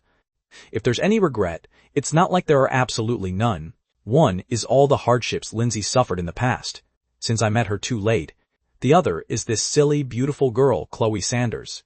This is the key to my rebirth. To put it bluntly, this is God telling me to pay back my debt to her. If you ask me why I'm talking about God and being so superstitious, no shit, I've already been reborn, so how could I not be superstitious? I answered very readily, yeah, there's no chance between her and me, because some relationships are a mistake right from the very start. In fact, whether it was me toward her, or her toward me, neither of us was that invested. This was from my past life. After clashing with Jessica Vance for so many years, the conclusion I reached. In fact, I don't know when exactly over those 10 years, Jessica Vance had already quietly exited my world. After that, Jessica Vance was merely, symbolically, maintaining occasional contact with me. Perhaps it was just to leave herself a backup option. After all, for a girl who couldn't make it in Shanghai, and was forced to go back to her hometown, if she couldn't find someone suitable, she would ultimately only be able to go on blind dates. Before I succeeded, although I was also an ordinary guy, at least I was a decent person, and what if I made it big one day? It's a bit ironic, but this is exactly how most people in this world would think. It's what the vast majority of people would do when facing this kind of situation. That's why, coming back through rebirth, I don't hold any resentment toward Jessica Vance. In the adult world, there is no right or wrong, only gains and losses. There's no need to dwell on it, just quietly turning around and leaving is enough. In this lifetime, she will lose a lot of things, and the most important of them is me. Because in my past life, the reason Jessica Vance could live such a comfortable life was to a large extent because I was always backing her up. Right when I was feeling emotional, Lindsay suddenly blurted out of nowhere, "Does it feel really good to cheat on someone?" If I couldn't understand the meaning behind Lindsay's words, then I would be a real idiot. All I can say is that she truly deserves to be a goddess with an IQ as high as 163. The little history between me and Lindsay in my past life. She could actually, from this information, guess pretty close to the truth. I don't know, I prevaricated. I think sometimes it's not only when you say the words that it counts as a breakup. Just like it's not only when you get a divorce certificate from the Civil Affairs Bureau that it counts as a divorce. Lindsay was also stunned by these words, subconsciously asking, I understand the breakup part, but divorce. How can it be called a divorce without getting a divorce certificate? There are two terms called widowed and losing contact. I spouted nonsense with a perfectly straight face, completely stunning Lindsay. But she did indeed understand my hint. A completely messy relationship that existed only in name was indeed impossible to start over again. Thinking of this, her mood suddenly became exceptionally relaxed. The slightly mischievous goddess Lindsay looked at me with crescent eyes and said slyly, in my book, there is no divorce, only becoming a widow.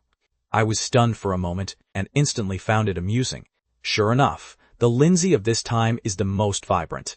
If it were the her from my past life, she would absolutely never be able to say such words, because at that time, she had already lost trust in the entire world, and I was her entire world. But in reality, the Lindsay back then was very insecure. She absolutely lacked the courage to possess me with such domineering words. However, it didn't matter for the Lindsay of this lifetime.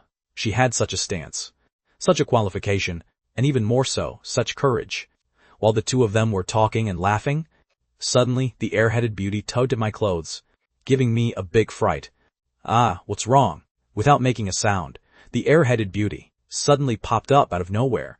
I wasn't worried, nor did I care if she heard those words just now. After all, whether she could even understand them was a question. It's gone. Huh? What's gone? At this moment, I still hadn't realized the severity of the problem. Until wait, where did my massive bucket of crawfish go? Where was there any crawfish left in the bucket at this point? It was completely empty. Not a single one remaining. You ate the whole bucket by yourself? Lindsay was also the first to react at this moment. Wasn't the only foodie here this idiot? But when they looked over at the small table left for the air-headed beauty, it didn't seem like a large pile of crawfish shells had accumulated either, although it wasn't a small amount either. But it definitely wasn't to the extent that a whole bucket would be finished by her. So here comes the question. Where did they go? Both of them looked at Chloe Sanders in confusion, only to see Chloe Sanders hand over a stack of cash. This much? Lindsay and I exchanged a glance, both seeing the shock in each other's eyes. The air-headed beauty nodded her head repeatedly. Through her explanation, Lindsay and I finally learned what had happened. Holy crap, we had run into a big customer. Right during the gap when the two of us were focused on flirting on the side, the owner of a nearby restaurant had quietly slipped over, carrying a large iron pot, and without a single word, took away all of our crawfish. Since crawfish could be served as a main dish on the table, this guy probably wanted to go back and test the waters. If it sold like hotcakes, he would start doing it himself. I pondered in my mind. It should be something like that, right? But if he really starts doing it, won't our business go under? Lindsay's brows furrowed deeply enough to pinch a mosquito to death. I waved my hand. As for crawfish, what you're eating is the vibe. Whether you eat it at home or mix it here at this open-air food stall, facing the night breeze, and gnawing on it while smelling the charcoal fire, those are completely two different things. I see. Lindsay pondered for a moment. You're talking about that kind of down-to-earth street vibe. Exactly. That's exactly the vibe. I grinned. Only because our stall is big enough. Can we digest this much crawfish? Otherwise, with the current costs in Hangzhou, this wholesale purchase price and selling price fundamentally wouldn't yield much money at all. These words weren't a boast. Oh, in 07, the trend of crawfish hadn't swept over to Hangzhou yet. For this kind of aquatic product, if there wasn't large-scale breeding and matching, logistics, the transportation cost fundamentally couldn't be brought down. It was cheap over in Shanghai, because they had already established a connection with Shenzhen. Right now is the perfect time to distribute goods. It could be said that I also caught a lucky break, grabbing an early advantage. Crawfish is easiest to profit from, precisely during the period when it has just become popular. When every single shop in the night market has it, and they can sell out completely every single day. Once this trend passes, it won't work anymore. As more and more middlemen get involved, the profit gets scraped away layer by layer. It's just like our oysters. Although this stuff makes money, at present, it's only enough to keep one family well fed. For this kind of live oyster, buying a single one costs over 3 yuan. So, what kind of profit margin is left? I glanced over at the surrounding stalls. In fact, I had noticed long ago that 2 other places had also started selling oysters, but neither dared to put up a sign. Because there were only a handful of them in total, they didn't dare set their prices too low. But if they set them too high, nobody would buy them. So they could only rip off whichever customer they could get. But what if they find the pier? Lindsay was still unable to set her mind at ease. What will we do if they steal our business? I smiled indifferently. I didn't plan on doing this business long-term anyway. After all, it's not a permanent solution. It's just taking advantage of a loophole to begin with. Who knows when? That manager won't be able to make this extra cash anymore. So, we make money while we can. If we can't make it anymore, we'll just switch to something else. You've already thought it through long ago. Then, I can put my mind at ease. Lindsay finally let out a sigh of relief. I told you before, this stall is just to make some quick money. And save up some seed money. Of course, you don't need to worry about those people finding the pier either. Oysters are way too niche right now. A lot of people don't even know the pier has this stuff. And even if they find it, the quantity they want would be too small, so they probably wouldn't bother selling to them. I analyzed the current situation very calmly. I wasn't worried about the oyster business. We would only sell until October anyway. Even without this barbecue stall, we could still make money. If worst came to worst, I could still go get cargo from the pier in Shanghai. Bringing a few boxes over wouldn't be hard either. Once frozen, they were easy to preserve anyway. Even if they wouldn't sell due to a small quantity, at worst, I could just buy more to hoard. We'll cross that bridge when we come to it. That's about enough. We've been at it all day. Let's get ready to pack up the stall. The ingredients prepped in the display case were almost sold out completely. Only 2 or 3 varieties had a few skewers left. There was no point in continuing to sell. So I called Marcus and his guys over, grilled up everything left unsold, and handed out portions. We chatted about today's business while munching away. Marcus was so excited, his eyebrows were practically flying. Boss, business was absolutely on fire. Although we haven't calculated exactly how much we sold yet, it definitely exceeds 2,000. 2,000? I calculated in my mind. The profit margin of chicken steaks was actually just so-so. This sales volume during a peak traffic day like Saturday counted as strictly average. Of course, it was definitely related to the surroundings too. This stall hadn't built up its reputation yet. Don't look at how crowded this park was. After people came, they basically headed straight for my barbecue stall. The rest of the businesses inevitably took a hit. This was also why those surrounding merchants were all holding a belly full of rage. Too bad they were furious but didn't dare say anything. After all, with Marcus's bunch of former hoodlums backing me up, I felt zero guilt whatsoever. That's business. When someone loses, someone else wins. Everyone eats by relying on their own abilities. The pie is only so big. Wanting everyone to strike it rich is simply impossible.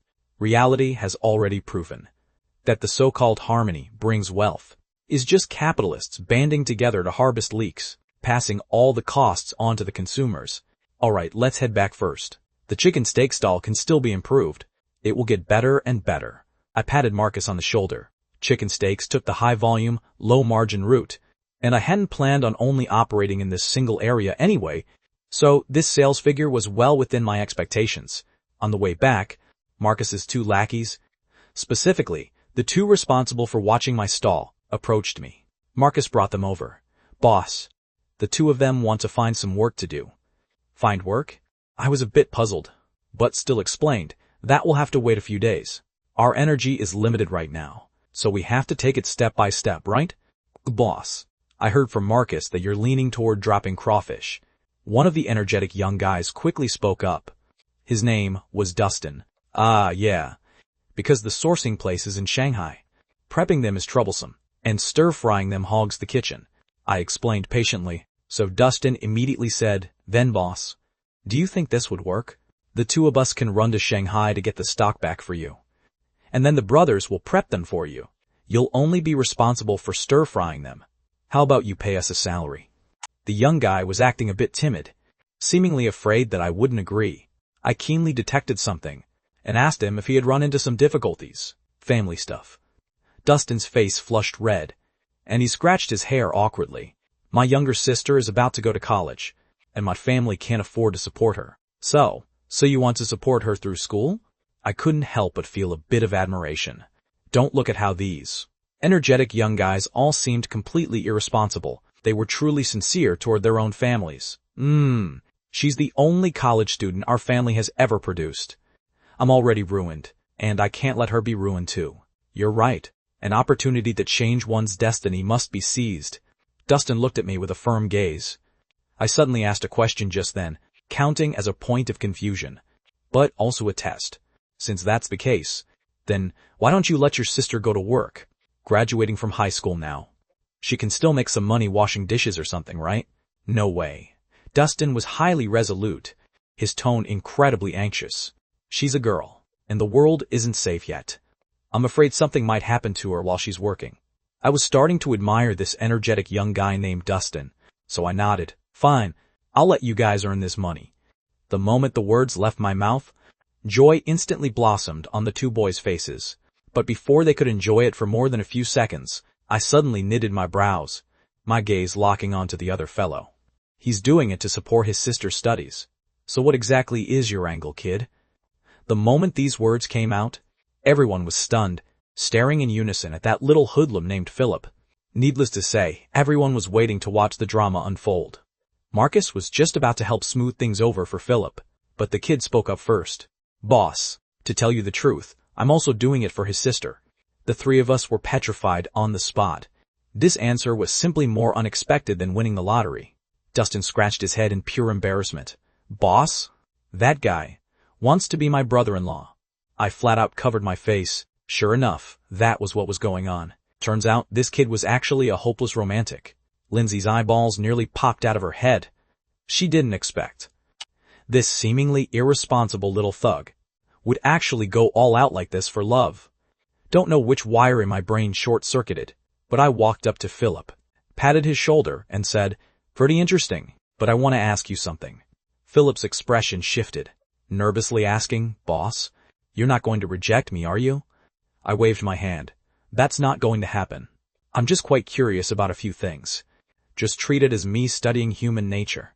These profoundly mysterious words completely bluffed everyone present. However, since this fellow was the boss, whatever he said went, and no one dared to object. I opened my mouth with a smile. I just want to know.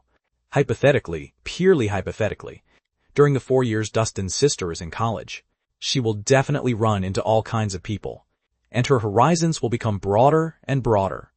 To put it another way, she will very likely become more and more capable, and her standards will become higher and higher. She might even run into men who are way more impressive than you. Speaking up to this point, everyone understood.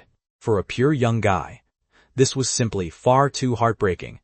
But a toxic troublemaker like me still continued asking, when that time comes, if his sister falls in love with another man and kicks you to the curb, everything you're doing for her now will entirely become a stepping stone for someone else. What will you do then? Instantly, the entire room fell so silent that a pin drop could be heard.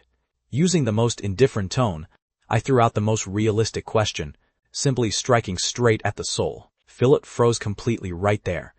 Before I spoke these questions aloud, his naive self hadn't thought about them at all, let alone expected that kind of situation. He felt the blood all over his body freeze. Dustin opened his mouth, wanting to say something, but he found that what this boss said was the absolute truth. Although this current era still talks about striving, and says that hard work brings rewards, what is the actual situation? The future can never be told for sure. At least that's how it is for most ordinary people. Of course, that doesn't include a guy with a cheat code like me. After all, I'm someone who has seen the future. Philip looked completely like a frostbitten eggplant, almost on the verge of crying. Boss, are you saying someone like me doesn't deserve to be in a relationship? I shook my head with a smile. No. I never deny that there are good girls in the world who are willing to endure hardships with you and strive together with you starting from scratch. But you also have to admit that some women truly just want to take advantage of you. The little hoodlum's mental state was about to collapse from my words, his voice flat out trembling. Then boss, what exactly do you want to say? Do you still remember what I said the first time I went to find your brother Marcus? I didn't answer directly, but asked him instead.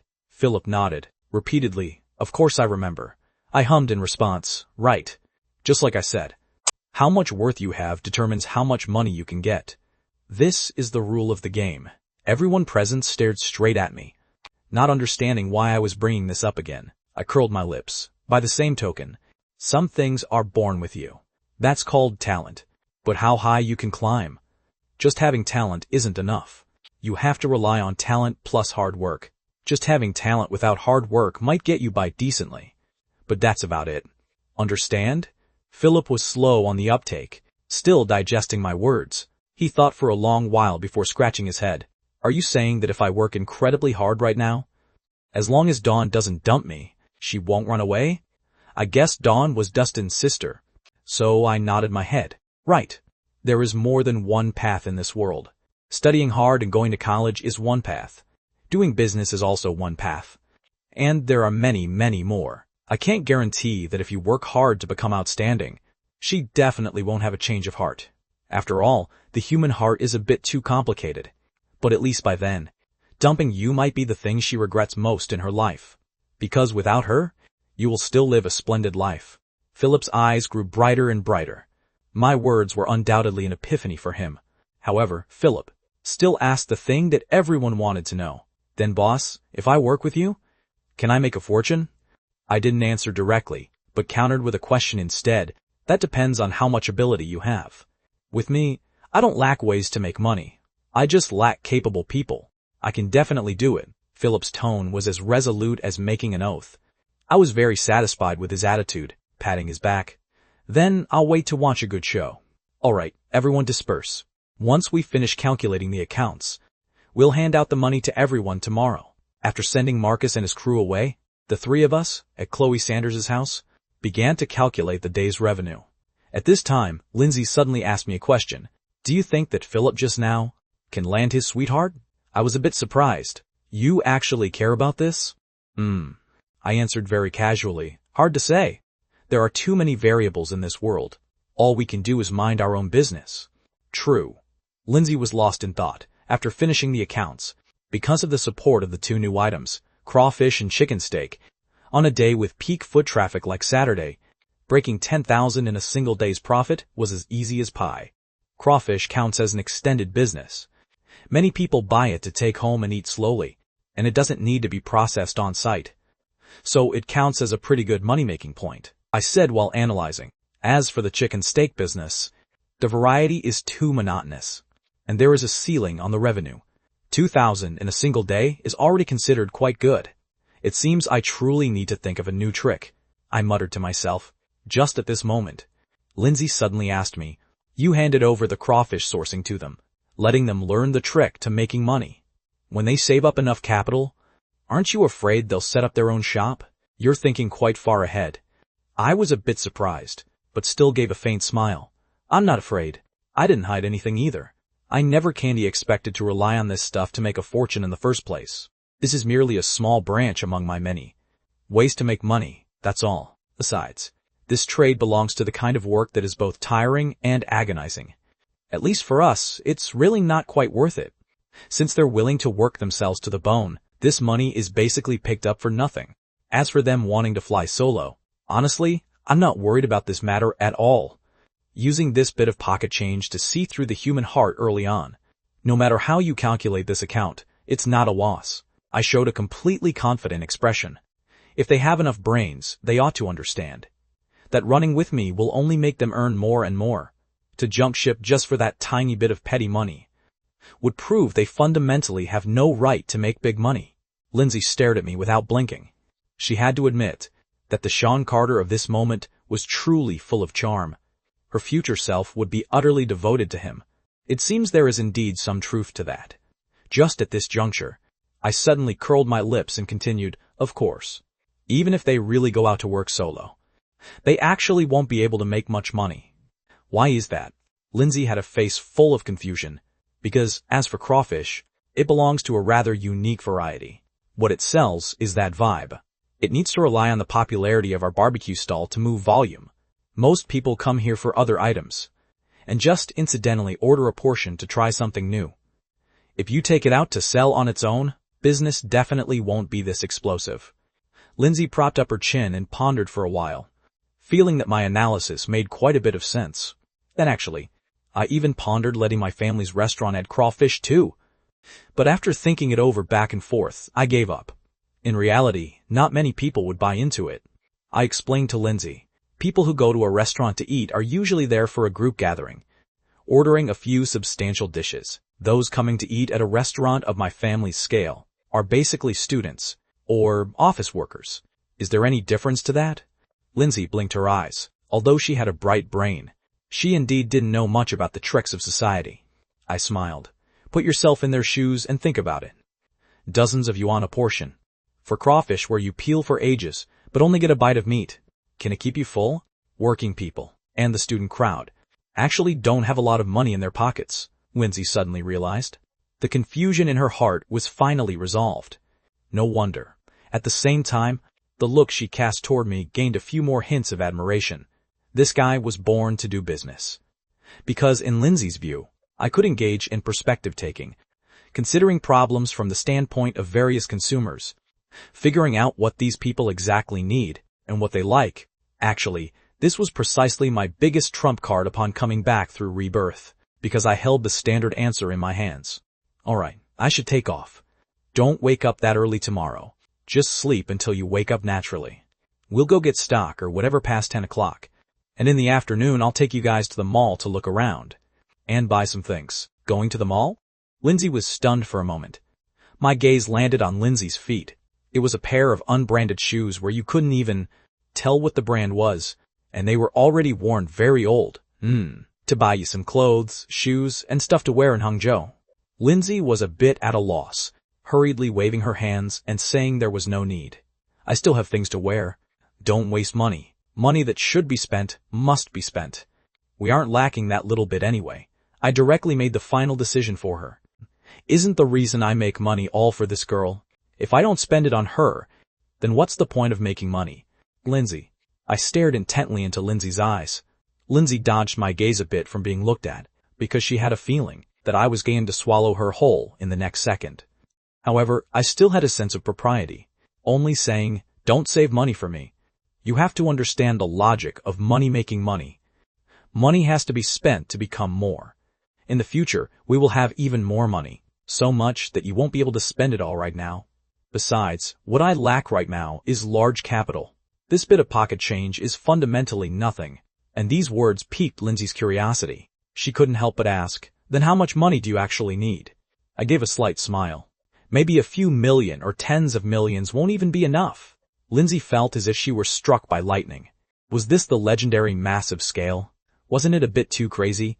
I also gave a bitter smile. There was nothing that could be done about it. The internet-related industry just burns money like this. Not to mention that I want to build a foundational base, so the required capital is even more massive. Tens of millions is only my preliminary estimate, but this money won't be thrown in all at once, but rather has a step-by-step process. During this process, I can slowly subsidize it from other businesses. And this is also the reason I'm working myself to the bone running these stalls. Don't look at how these stalls are unpresentable and exhausting, but they truly bring in cash fast. The street stall economy in this era is the optimal solution with low costs but high profits.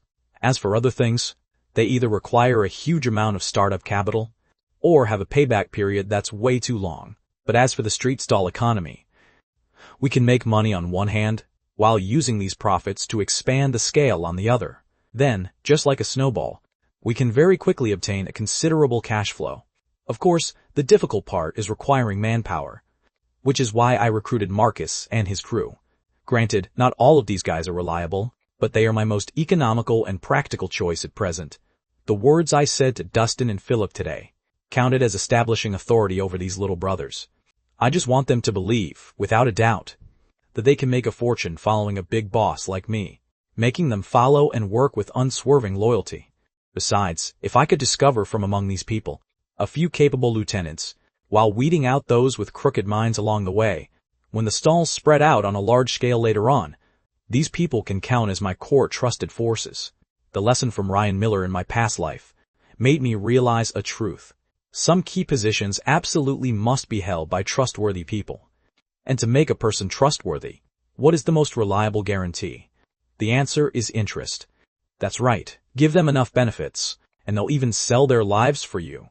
I will construct an image for everyone, that I am the core figure, As long as I am around, everyone will have a continuous stream of benefits. This way, no one will be like Ryan Miller back then, penny-wise and pound-foolish for petty immediate gains, picking up a sesame seed only to drop the watermelon. Alright, I should head out. If I don't leave now, I'll have to stay and squeeze into one bed with you guys. I cracked a joke. However, Lindsay was full of smiles. It's not like you can't. So, do you want to stay? Her words left my mind wandering in a daze, and I subconsciously swallowed a mouthful of saliva. Truth be told, I really was tempted, but my parents are waiting at home. I'll take you guys to meet them tomorrow. They should be very happy. I waved my hand and walked out the door. Lindsay watched my departing figure, actually feeling a bit of quiet anticipation in her heart. Perhaps with a bit of a mischievous streak, she really wanted to know, when my parents see two gorgeous girls, what their reaction would be. Just as she was secretly snickering while thinking about it, I suddenly turned right back. Did you leave something behind? Lindsay quickly pulled back her smile, looking at this guy in confusion. I shook my head, however, and pointed at my own lips. I just remembered that since I treat you so well, shouldn't you give me a kiss before I go? Lindsay's face, which was as beautiful as a painting, instantly turned as red as a ripe apple. However, she didn't show the slightest intention of resistance. Even in her eyes, there was a hint of a somewhat impatient flavor. The lips of the two gently touched, separating in the blink of an eye like a feather brushing across the water's surface. It wasn't that she didn't want to have a lingering, deep French kiss with Sean Carter, mainly because, well, to tell the absolute truth, it was precisely because Chloe Sanders was right beside them, staring with her large eyes wide open like bronze bells, watching the two of us without even blinking. This cute, airheaded girl had flat out become an audience member in this play of ours. She, who had always been slow to react to matters of affection, couldn't quite digest and understand for the moment exactly what kind of situation this scene in front of her was. It was still me, this heartless, bad guy, who waved a hand toward her. Little airhead, do you want to come try it too? It's free. This fellow was just a born playboy, wanting to tease someone on a whim. In any case, this little airhead was exceptionally fun to pick on usually. It's just that what I absolutely didn't expect was that this cute, airheaded girl actually tilted her head and thought about it very seriously. And then she actually nodded. She actually really nodded her head in agreement. What? I stood frozen right there, as if I had been struck by lightning. Wait, you agreed just like that? Before I could even snap out of it, this little airhead had already bounced right in front of me, cupping my face and giving my mouth a quick peck. Of course, this girl only gave it a quick kiss like that. After all, anyone could tell just by thinking with their toes that this girl was fundamentally a total novice. It's just that I was completely dazed from being kissed on my end. Why did I somehow, inexplicably, have a feeling of being taken advantage of? Not to mention me. Even Lindsay was completely dumbfounded from watching. Her impression of Chloe Sanders had always been that this child was pure-minded, not looking like someone who would do this kind of thing. Wait, could it be that precisely because she is pure-minded, she is actually even more terrifying? Lindsay's brain spun rapidly, and she very quickly figured out the inner workings of this. Because she is pure-minded, so she dares to love and dares to hate who is good to her and who is bad to her. She actually sees it more clearly than those with many schemes, because the malice between people in this world is often the hardest thing to detect. Sean Carter, this bad boy, although appearing quite improper on the surface, but actually has his own set of principles for being a person in his heart. He is truly incredibly good to Chloe Sanders, beyond reproach, even though he loves to tease her from time to time. At this instant, Lindsay seemed to have figured out a lot of things. Perhaps the three of us being able to gather together was absolutely no coincidence at all. Somehow, inexplicably, I, who had a feeling of being nibbled on, stood at the doorway of Chloe Sanders' house staring blankly.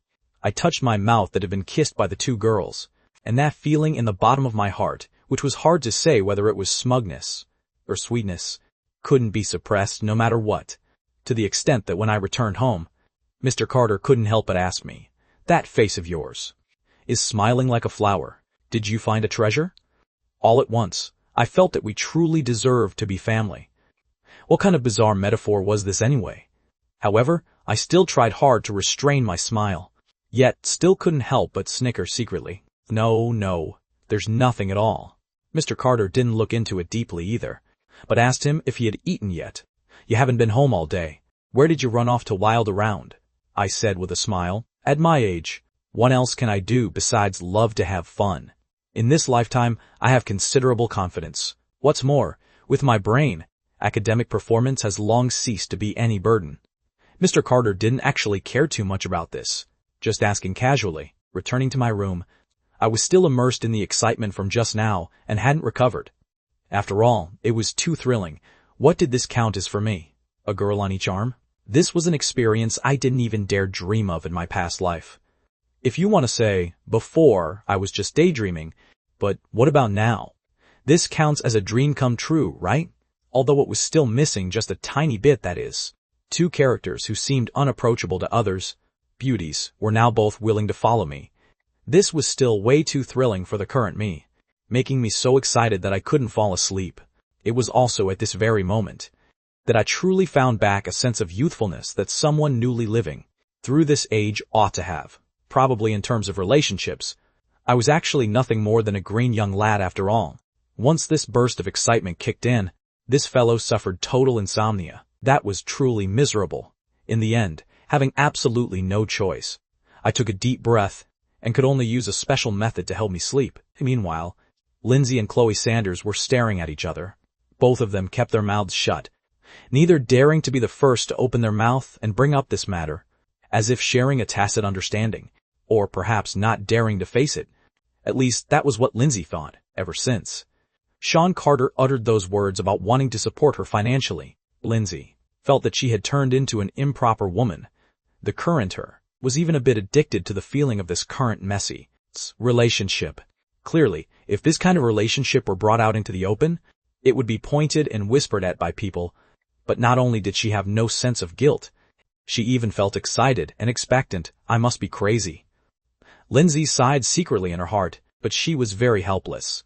Because facing a girl like Chloe Sanders, who had no bad intentions, she couldn't bring herself to hate her no matter what. She really couldn't count as a love rival. But this kind of relationship was just too bizarre, wasn't it? Moreover, the feeling Chloe Sanders gave Lindsay was exceptionally strange. She clearly had no bad intentions, but she seemed to give off a feeling of great wisdom cloaked in foolishness. That's right, great wisdom cloaked in foolishness. Because she looked very cute and airheaded, but she seemed to know everything and understand everything. She was very good at utilizing this natural advantage of hers. Lindsay felt like she had discovered the truth. That certain bad boy who exactly is the prey here? Just like that, whether it was me or the two girls over here, we actually, with a tacit understanding, stayed up until late at night without sleeping. It wasn't until the next day when I came to the cute airheaded girl's house. All three of us were sporting panda eyes. The three of us stared blankly at each other, and for an instant, the air was a bit awkward. What did you two do last night? I was the first who couldn't help but ask out of curiosity. Then what did you do? Lindsay looked at me suspiciously. I had insomnia. I made up an excuse. Isn't it because it's lonely, cold, and quiet, with no one keeping me company in my arms? Unable to sleep, Lindsay couldn't help but roll her eyes. This guy was obviously dropping hints to her, but Lindsay knew how to play dumb. We also had insomnia. Then the three of them fell into silence. As for why they couldn't sleep, everyone's heart was as clear as a mirror. They were all old foxes. So why act pure and innocent? All right then, let's head to the wholesale market first, and buy all the things we'll need for tonight. I'll accompany you guys to go shopping while we have some free time in between. So I called along Marcus, and brought a few guys. Having people act as coolies, it could be said that it instantly became a lot easier, and the efficiency was way faster than usual. Plus, I was intentionally cultivating Marcus. After all, these stalls would be handed over to them to manage sooner or later, while I would be opening a whole new chapter. Boss, you and the boss ladies go have fun. Leave the rest to us, and it'll be fine. Marcus wanted to show off very badly, telling me and the two girls to go have fun with peace of mind. Before leaving, he didn't forget to cast a meaningful look over. I had pondered long ago about dragging Lindsay out for a stroll, mainly because I spotted that pair of worn-out sneakers on her feet were almost splitting open like a laughing mouth. Shoes aren't something you can just make do with. You have to step around in them every day, standing until your legs go numb. But I couldn't let Lindsay go pick them by herself. Why? With her stingy nature, she would definitely feel heartache over the money again, and pitifully pick the cheapest ones. I had mingled with her for so long in my past life. How could I not grasp that little mindset of hers? So taking advantage of this weekend, I planned to drag this girl out to have a proper shopping spree. At the very least, I had to let her witness what it means to spend money like water. Dragged her into a sports brand store first thing. As a result, after wandering around inside for a long time, I was almost driven to tears by how ugly these shoes were. This was actually the first time since my rebirth that I took a proper look at the mainstream taste of this era.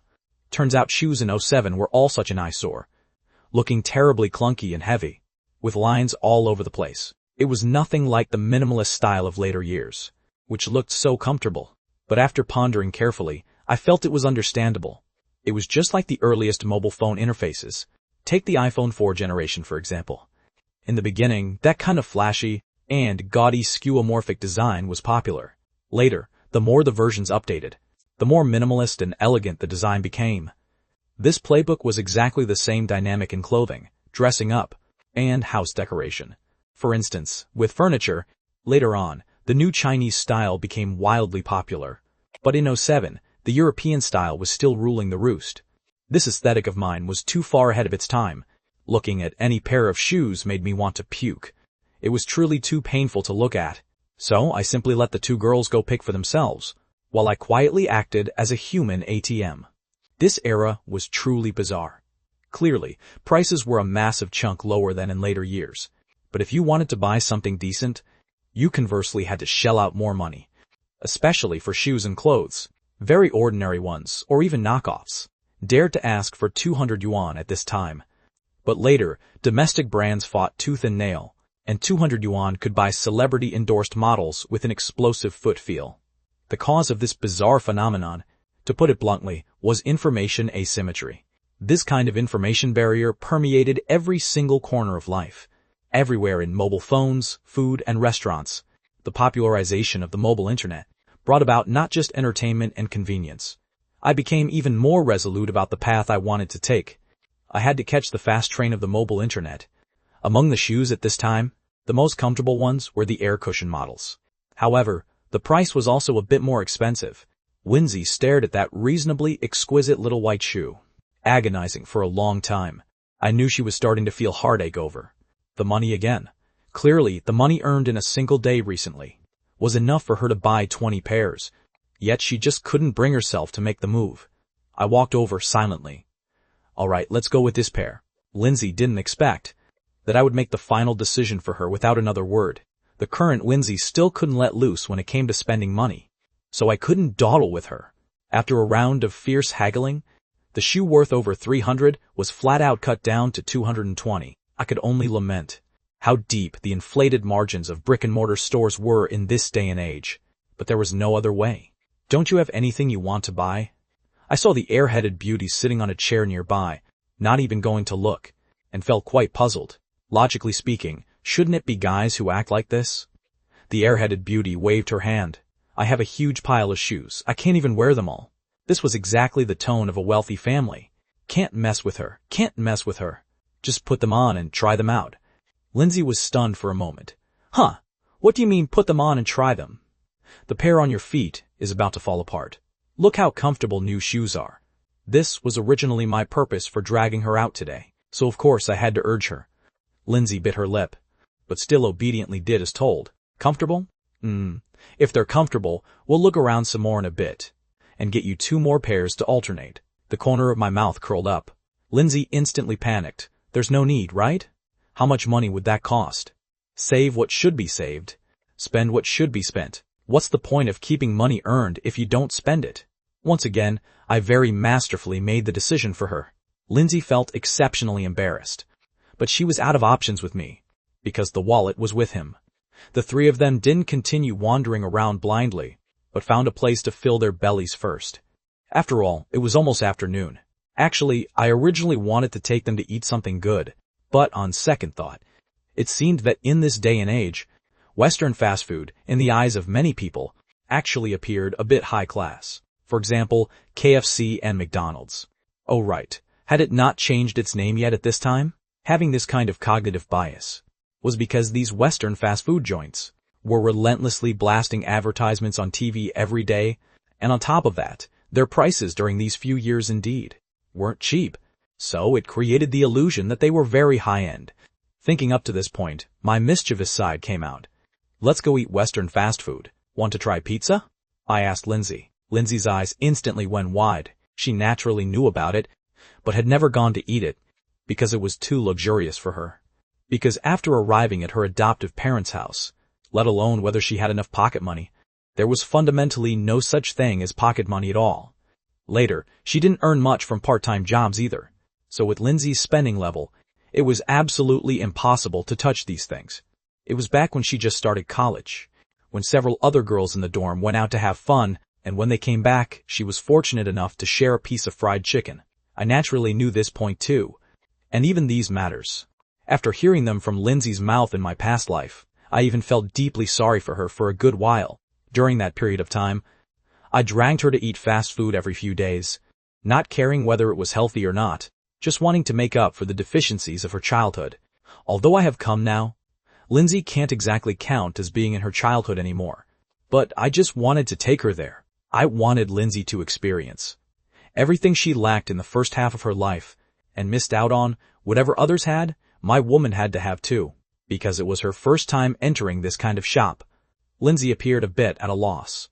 I gently grasped her hand. "Don't worry. Order whatever you want to eat. There'll be plenty. No need to worry about money. I'll earn it." Lindsay's eyes flickered.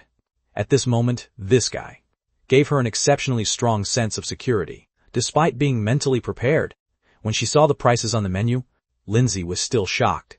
Of those various types of pizzas, even the cheapest 9-inch one cost 40 or 50 yuan and up. For the three of them to eat their fill, it would probably require 300 or 400 yuan as a baseline. In an instant, she had the urge to slip away. However, I didn't change my expression. Just silently staring into Lindsay's eyes, I said, "In the future, I can be rich enough to let you eat these until you're sick of them. Do you believe me?" A single sentence made Lindsay's breathing almost stop. Did she believe it? Of course she believed it. Seeing Lindsay's gaze change, only then did I hand the menu to her. "Don't be afraid to spend money. Order whatever you want to eat." Just as Lindsay was agonizing over the items on the menu, I turned my gaze toward the airheaded beauty. The airheaded beauty gave a shiver, always feeling that this guy harbored no good intentions. Before the words could even leave my mouth, that silly girl swiftly pulled out her wallet and handed it over with both hands. I was completely stunned. What was I trying to say just now? Chloe Sanders's sequence of actions was smooth as flowing water, leaving me completely dumbfounded. Beside us, Lindsay was also so surprised by this scene that her mouth parted slightly, even forgetting to flip the menu, thinking to herself that these two were truly quite interesting. "Tell me about it." Snapping out of it, I cleared my throat awkwardly. "I haven't fallen to the point where I need you to foot the bill." That girl's face was written all over with confusion, her gaze seemingly saying, "Are you sure?" Those things Sean Carter did before were still fresh in her memory. Eating his food, drinking his drinks, making her pay for the hotel room fee, and upon leaving, also walking off with 200 yuan of hers along the way. A bastard like me naturally remembered these rotten matters, but my skin was thick enough to act completely unbothered. I wanted you to go to the KFC next door, to buy a family bucket or something. You can figure out the rest," I hurriedly explained. That girl still hadn't reacted, staring blankly at me while blinking those beautiful eyes. "Go on quickly." I gave her backside a gentle pat, patting this girl out of her dazed state. And then, I saw that silly girl leave the door with her head lowered. Lindsay looked at me, for a moment completely not knowing where to begin roasting me. After a good while, Lindsay finally spoke in a low voice. "I thought you tricking me was already bad enough. Exactly how many times did you scam her?" This has flat out become a natural reflex. Before you even opened your mouth, she pulled out her wallet. I felt quite wrongly accused, but simply couldn't refute it. After all, those wicked things were indeed done by me. And furthermore, this silly girl, right when she first met Lindsay, had even, right in front of her face, stuffed her entire wallet into my hands. I was also stunned at the time, thinking to myself that this little girl was way too easy to dupe. However, I didn't take it. For one, I felt that even if this girl's family had money, but what she could actually deploy probably wasn't a lot. To put it bluntly, I actually don't lack small money, because I have many avenues to get cash.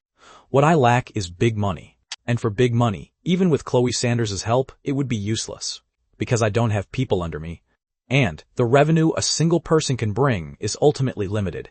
It can be seen from that barbecue stall. No matter how much Lindsay and I exert ourselves, we can only make a bit of money in that single area. If we want to multiply the earnings, we still have to rely on subordinates working together. Therefore, I set my sights on Marcus. Although there are risks, but for the early stage capital accumulation, this bit of risk amounts to nothing. There was another reason I didn't take that silly girl's money, which was having to consider that old man of hers. If I touched Chloe Sanders' money, a small amount probably wouldn't have any impact. But what about a large amount? Who the hell knows if Chloe Sanders' bank card has spending records visible only to her, or if that old man of hers can see them too. So right now, I still have to be a bit careful. Have you chosen yet? I noticed Lindsay stopped looking at the menu and asked casually, let's wait until Sanders comes back and let her choose too. And you? I was taken aback for a moment. Actually, I hadn't come to eat at Pizza Hut for a very long time. In my past life, this kind of restaurant using family gatherings as a gimmick had actually been slowly forgotten by everyone. On one hand, it was because of the proliferation of pre-prepared dishes. On the other hand, it was because the prices were indeed not cheap.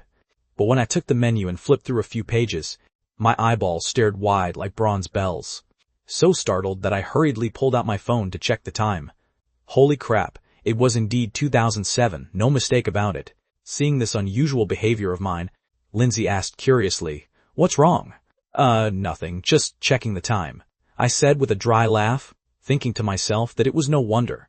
No wonder Lindsay thought it was expensive. Forget about her. Even I found these prices outrageous. The most fatal part was, this was 2007. The prices in 2007 were actually more expensive than 10 plus years later. Is this even reasonable?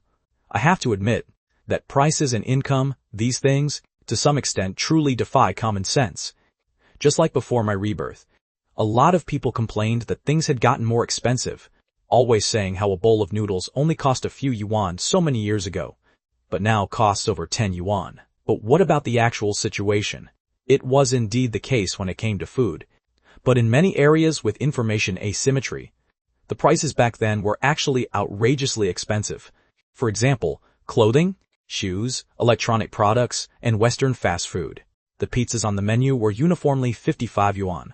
And looking further at the drinks and juices, they were 15 or 18 yuan, with some even exceeding 20. I almost thought I had traveled through time again. I symbolically ordered some snacks like grilled wings. They were a bit pricey, but wasn't it to satisfy Lindsay? I was willing to spend this money.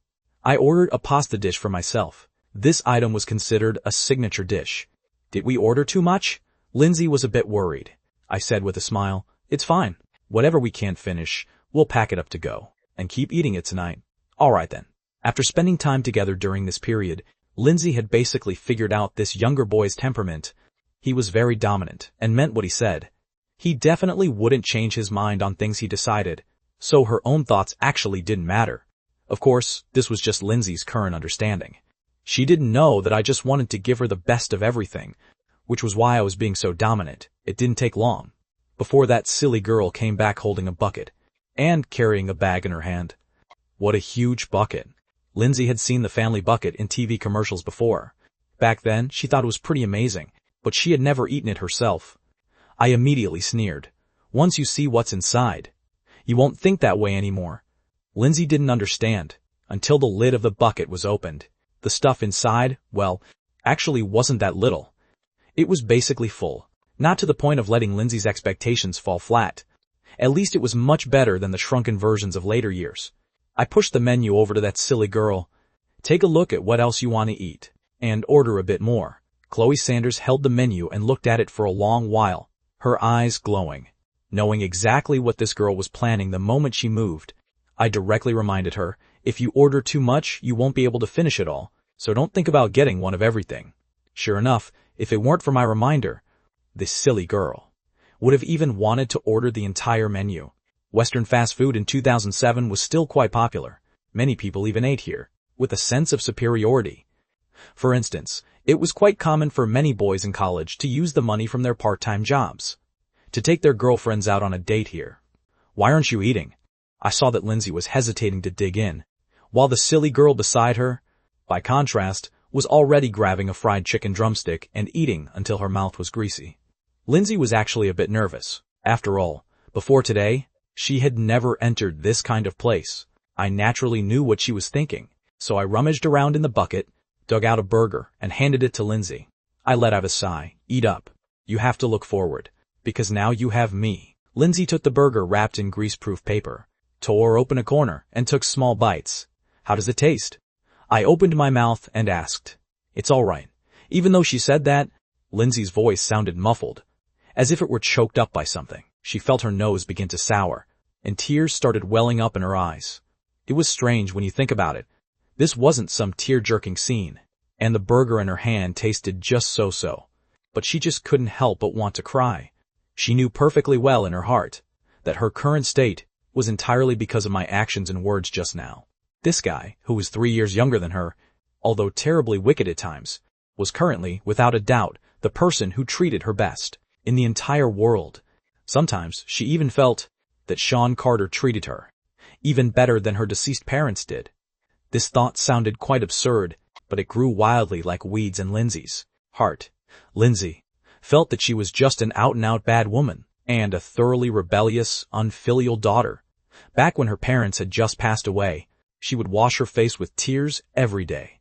But as time went on, her tears dried up, and they didn't even enter her dreams anymore. As her days grew harder and harder later on, Lindsay had even forgotten their existence completely, and even what they looked like had become a blur in Lindsay's memory. She even thought that if her parents were still alive, and knew she chose a man like Sean Carter, and had even entertained the thought of living with him, alongside another girl, would they be so angry they'd want to strangle her to death? I truly am a rotten woman. Lindsay mocked herself in her heart. Too bad there weren't that many ifs in this world. Lindsay had long been worn down by the hardships of this world, until she was completely out of shape. Sean Carter was the one who made her indulge herself, yet she was completely content with it. Perhaps a lot of people would look down on her, or even turn their noses up at her, but she didn't care at all, because she was happy. I just watched Lindsay quietly like this. I knew better than anyone why she was shedding tears, because the Lindsay of my past life had also experienced moments like this, exactly like the most fragile corner of her heart, or rather, the string that had always been tightly wound, suddenly snapped. It wouldn't be an exaggeration to say her defenses collapsed. I moved over and gently put my arm around her shoulder. Lindsay didn't push me away, but the movements of her hands didn't stop, still nibbling on the burger bite by bite. After polishing off one burger, she reached out her hand again to take a fried chicken drumstick. The airheaded beauty's little eyes were fixed on that fried chicken drumstick the entire time. Quite obviously, she wanted to eat this one more. However, if it was Lindsay, she was willing to share. How could the airheaded beauty have any bad intentions? She was just purely adorable, that's all. Exactly like revenge spending. Items that Lindsay had never tasted in her childhood. She now wished she could experience them all in one breath. Too bad her stomach was only that big. So this thought wasn't very realistic. The waiter who came over to serve the food saw me holding Lindsay and noticed that Lindsay's mood wasn't quite right, feeling a bit at a loss. I nodded to the waiter, smiling gently. Just leave it there. We'll handle it ourselves. Oh, right. Bring us 3 more cups of the drink you're currently promoting, the fruit one. I couldn't remember exactly what it was called, but in my memory, it was still available at this time. In any case, at these Western fast food joints, many items faded away with the changing of the times, and slowly disappeared. But there were still quite a few good things at this point. After the waiter left, I reached out my hand and wiped away the tears from the corner of Lindsay's eyes. Wearing a gentle and calm smile on my face, "All right, the pizza is here. Do you want me to feed you?" Lindsay hurriedly shook her head, although she really enjoyed the feeling of living our lives together like this now. She wasn't quite lovey-dovey to the extent of a young couple yet. She felt that the relationship between us wasn't that shallow. Lindsay grabbed a slice of pizza and started eating it in small bites again. To tell the truth, she liked this quite a bit. The toppings were generous, and the flavor was pretty good. I swept a glance over and was also quite surprised. It seemed to have even more toppings than the versions 10+ years later. Feeling half skeptical, I also picked up a slice and tried it. It truly was the case. It seemed that with the soaring prices, These Western fast food chains, in order to preserve their profits, had started cutting corners in many areas. For example, the pizza crust. At that time, Pizza Hut's crust was actually quite thin. There was plenty of cheese, and it could stretch too. But in my memory, the crusts I ate later were outrageously thick. And as for the stretch, I hadn't seen it anyway. And another thing that was different was, pre-prepared dishes hadn't proliferated yet back then.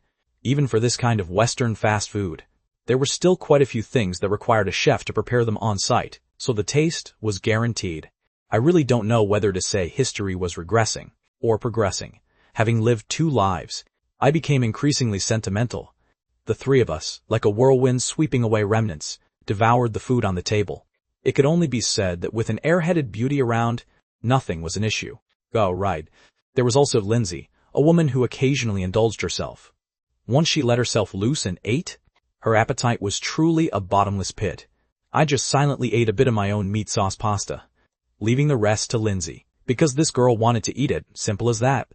I had no choice but to, silently, open the bag brought back by the airheaded beauty. But when I saw the things inside, I was stunned for a moment. It was chicken and cartilage skewers. My expression grew odd.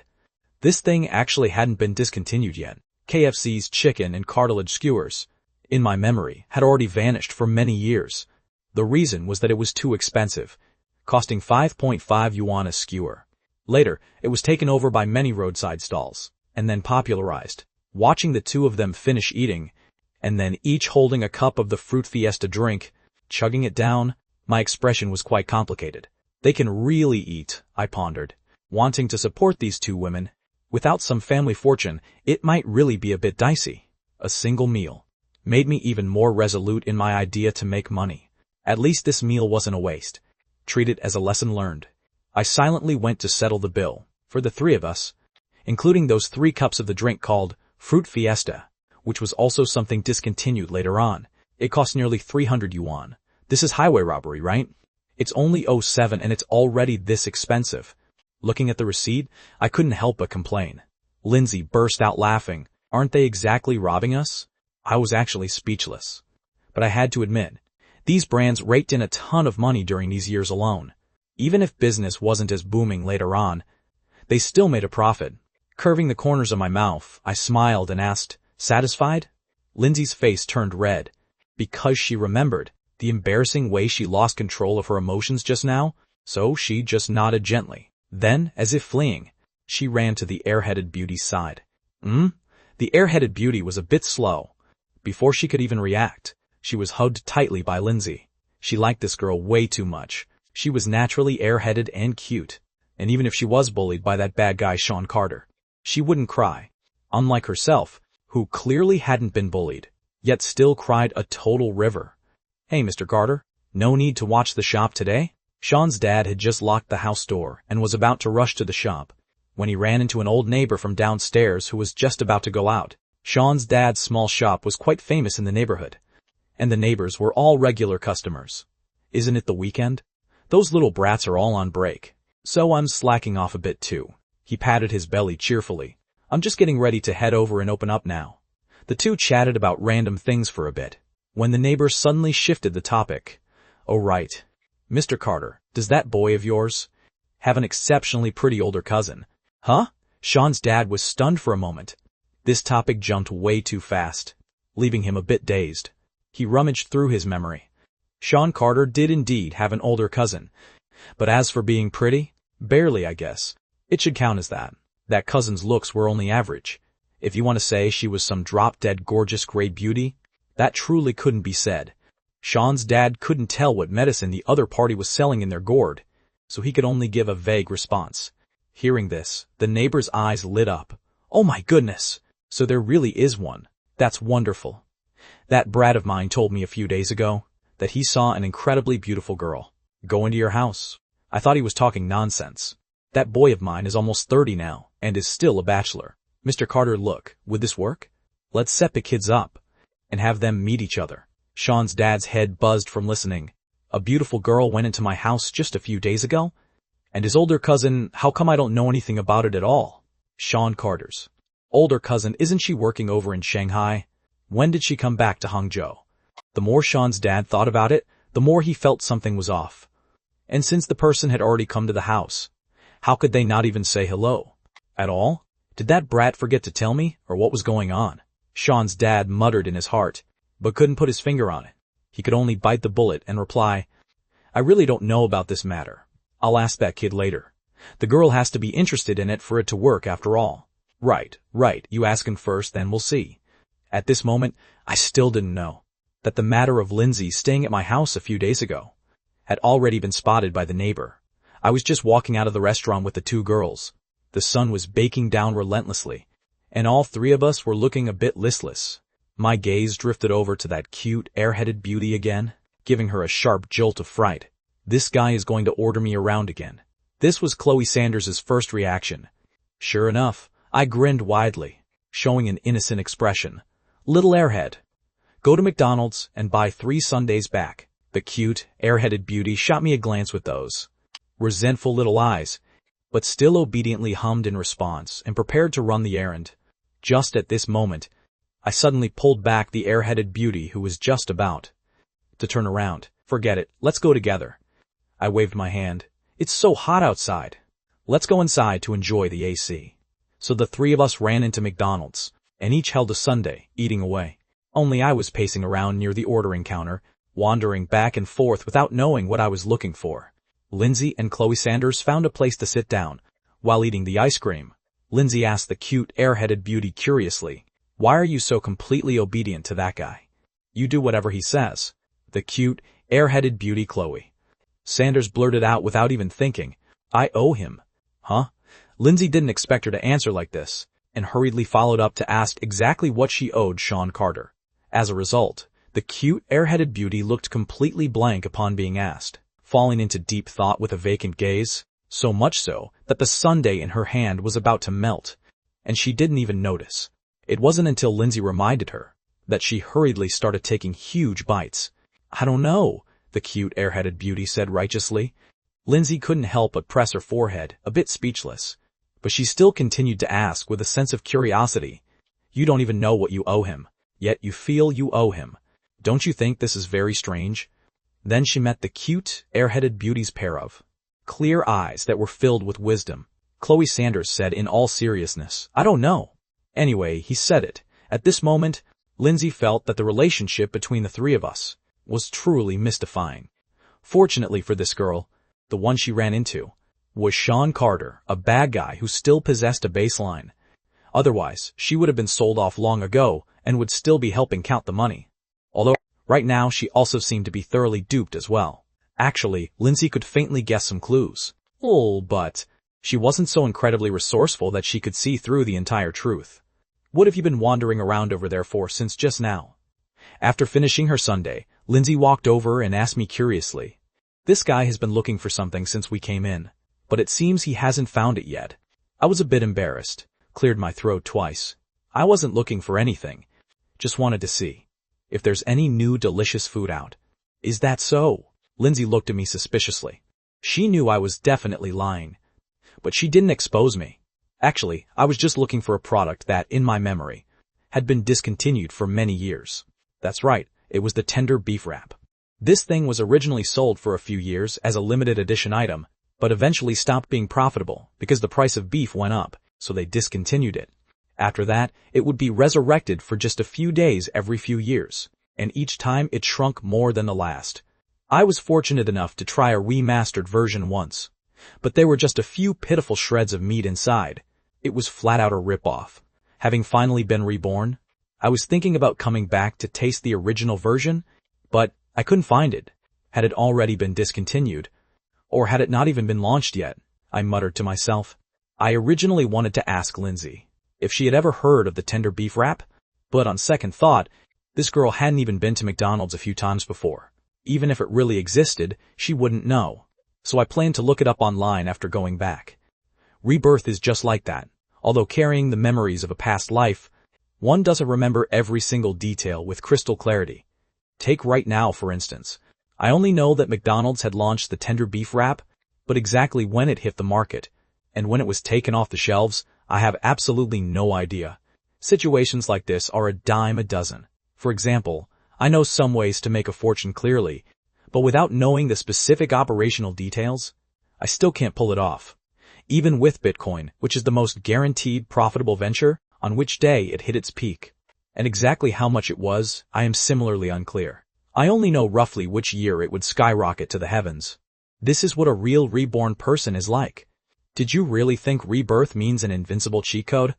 To put it bluntly, it still depends on how much capability the reborn person has themselves. A loser reborn is still a loser. It's just that realistic. Since I couldn't find what I wanted, I waved my hand. Done trying them on? If you're done trying them on, let's go browse some clothes. Lindsay subconsciously lowered her head to look at the white t-shirt she was wearing. Although it was bought from a night market stall, it actually looked pretty good on her. After all, her natural looks were right there. A beautiful woman looks good in anything. Let's skip the clothes. I have enough clothes to wear. Lindsay pursed her lips. In her bones, she was still that thrifty girl who manages a household. To this, I had long prepared a spiel to trick her.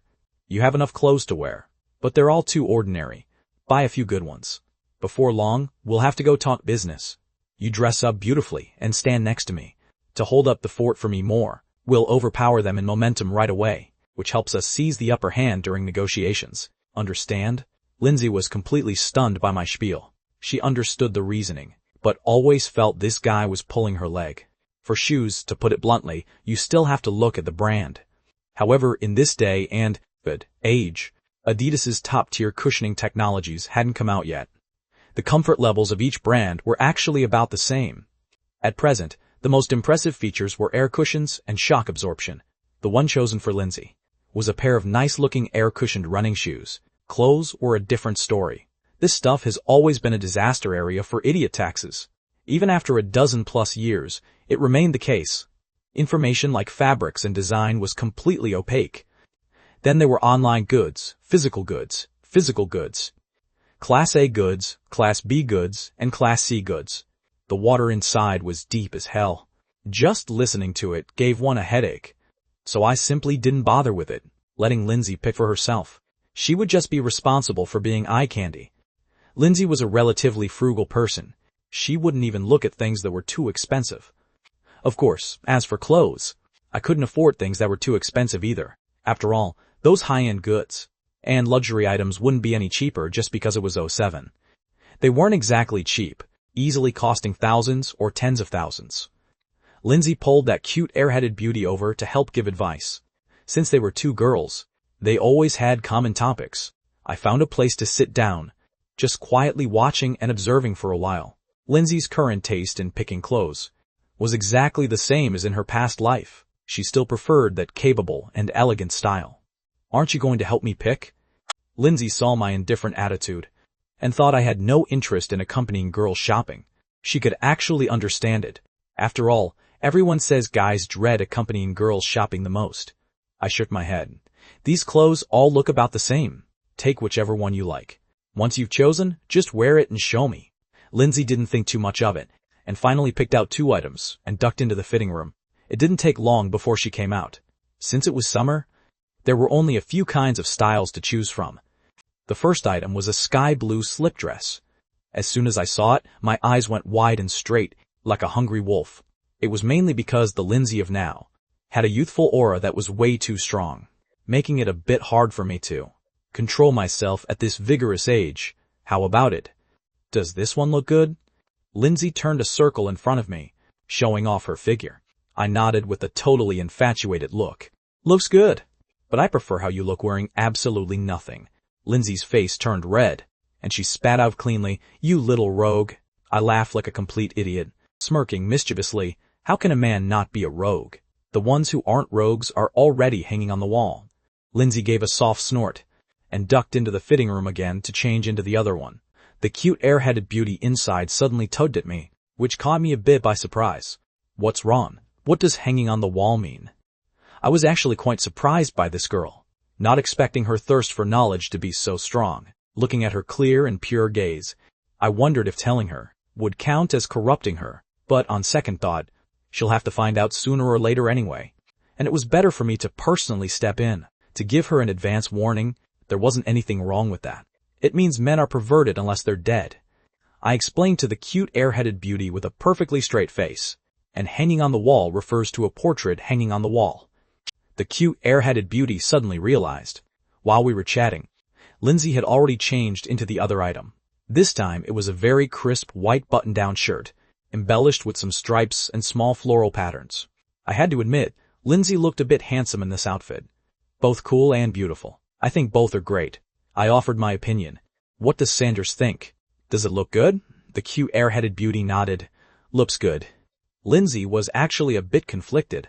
The price of the shirt was all right, but that slip dress was a bit expensive, costing over 700, nearly 800 yuan.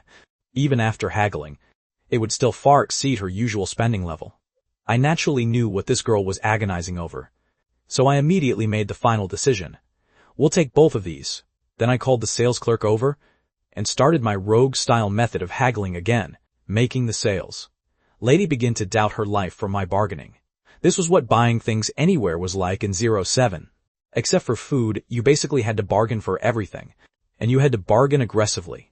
Otherwise, you'd get ripped off like a total sucker. This was the reality of this era. Information was opaque. The changes brought about by online shopping were a good thing, at least on this point, although it also caused quite a few. Small clothing factories, when e-commerce was rising, quite a few went out of business. But that's just the changing of the times. There are always those who can't keep up with the rhythm and get eliminated. In the end, the young lady was almost driven to tears by my divine haggling skills. Shading half the price right off the two clothing items, she actually forced a smile and wrapped them up for Lindsay, leaving Lindsay completely stunned from watching. Lindsay used to bargain when buying clothes too, but she had never seen anyone bargain like me. Coming out of the store, Lindsay couldn't help but ask, is the profit margin for clothes really that high? They'd even sell it at this price? I rolled my eyes and explained, that dress you picked looks pretty nice, but actually you can tell at a glance it's a knockoff, because the material used is way too ordinary. How did you tell? Lindsay was completely shocked. Intuition, I pointed to my head. In my view, the price of clothes nowadays mainly depends on the design, but pairing this kind of design with this kind of material is as mismatched and awkward as Guan Yu fighting Qin Qiong. Such ordinary fabric doesn't do justice to this design. So, I guess it's a knockoff plagiarizing some big brand. Those few fake diamonds on it prove the point. I see. Lindsay admired my vision and experience even more now. There really was a reason this guy could make money. I continued to lecture her. The wholesale price for this kind of knockoff clothing is usually exceptionally low. So even after cutting the price in half, in the boss's heart, they probably still consider you a sucker. Just like this one on you, you bought it at a night market stall, right? Yes, Lindsay answered subconsciously. I guess you spent at least 50 or 60 yuan. I estimated a price. Yes. Lindsay was even more shocked. He could even guess this? I gave a disdainful snort. If you go to a small factory in Wenzhou for wholesale, if the quantity is large, you can easily get them for 15 to 25 yuan as you please. It's even cheaper than Sijiking in Hangzhou. Lindsay was completely shocked. These things entirely overturned her perception, because she found it hard to imagine that a 20 yuan piece of clothing could actually be worn. However, I flashed a wicked smile again, muttering under my breath, I wonder if they sell black nylons nowadays. With those two long legs of yours, it's truly a waste not to wear black nylons. A natural leg goddess. Lindsay remembered the last time this little rogue gave her a ride on his bike, which ended with him taking advantage of her and touching her legs. Turns out he was still thinking about her legs even now. After tossing around for a good while, I finally managed to scavenge a few pairs of stockings for Lindsay. Black, white, and nude colors, a complete variety. But I really didn't think much of those white stockings. They fundamentally didn't match that aura of cold aloofness in Lindsay. Lindsay changed into them on the spot to show me, pairing them with that sky blue slip dress. Her entire being exuded an ethereal, fairy-like charm. But, well, I knitted my brows and muttered, black stockings, this kind of thing, logically speaking, should be quite seductive. But when you put them on, I conversely can't bring myself to get handsy. This isn't good. Lindsay rolled her eyes big time. This guy really had a lot of quirks.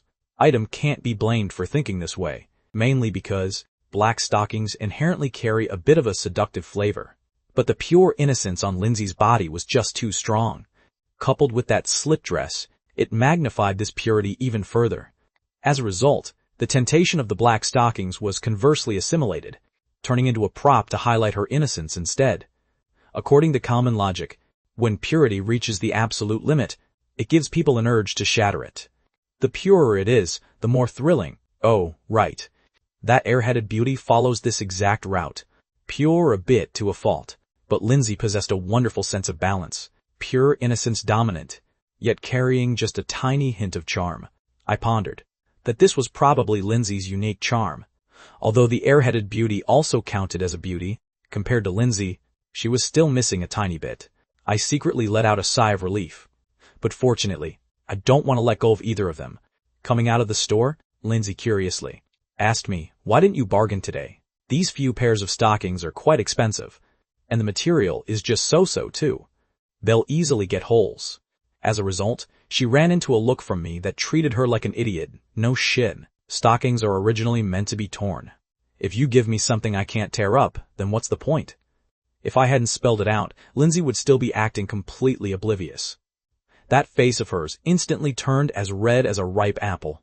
But I still explained in all seriousness, if one still bargains when buying this kind of item, it would be a bit inappropriate. Lindsay didn't understand why. This is just like...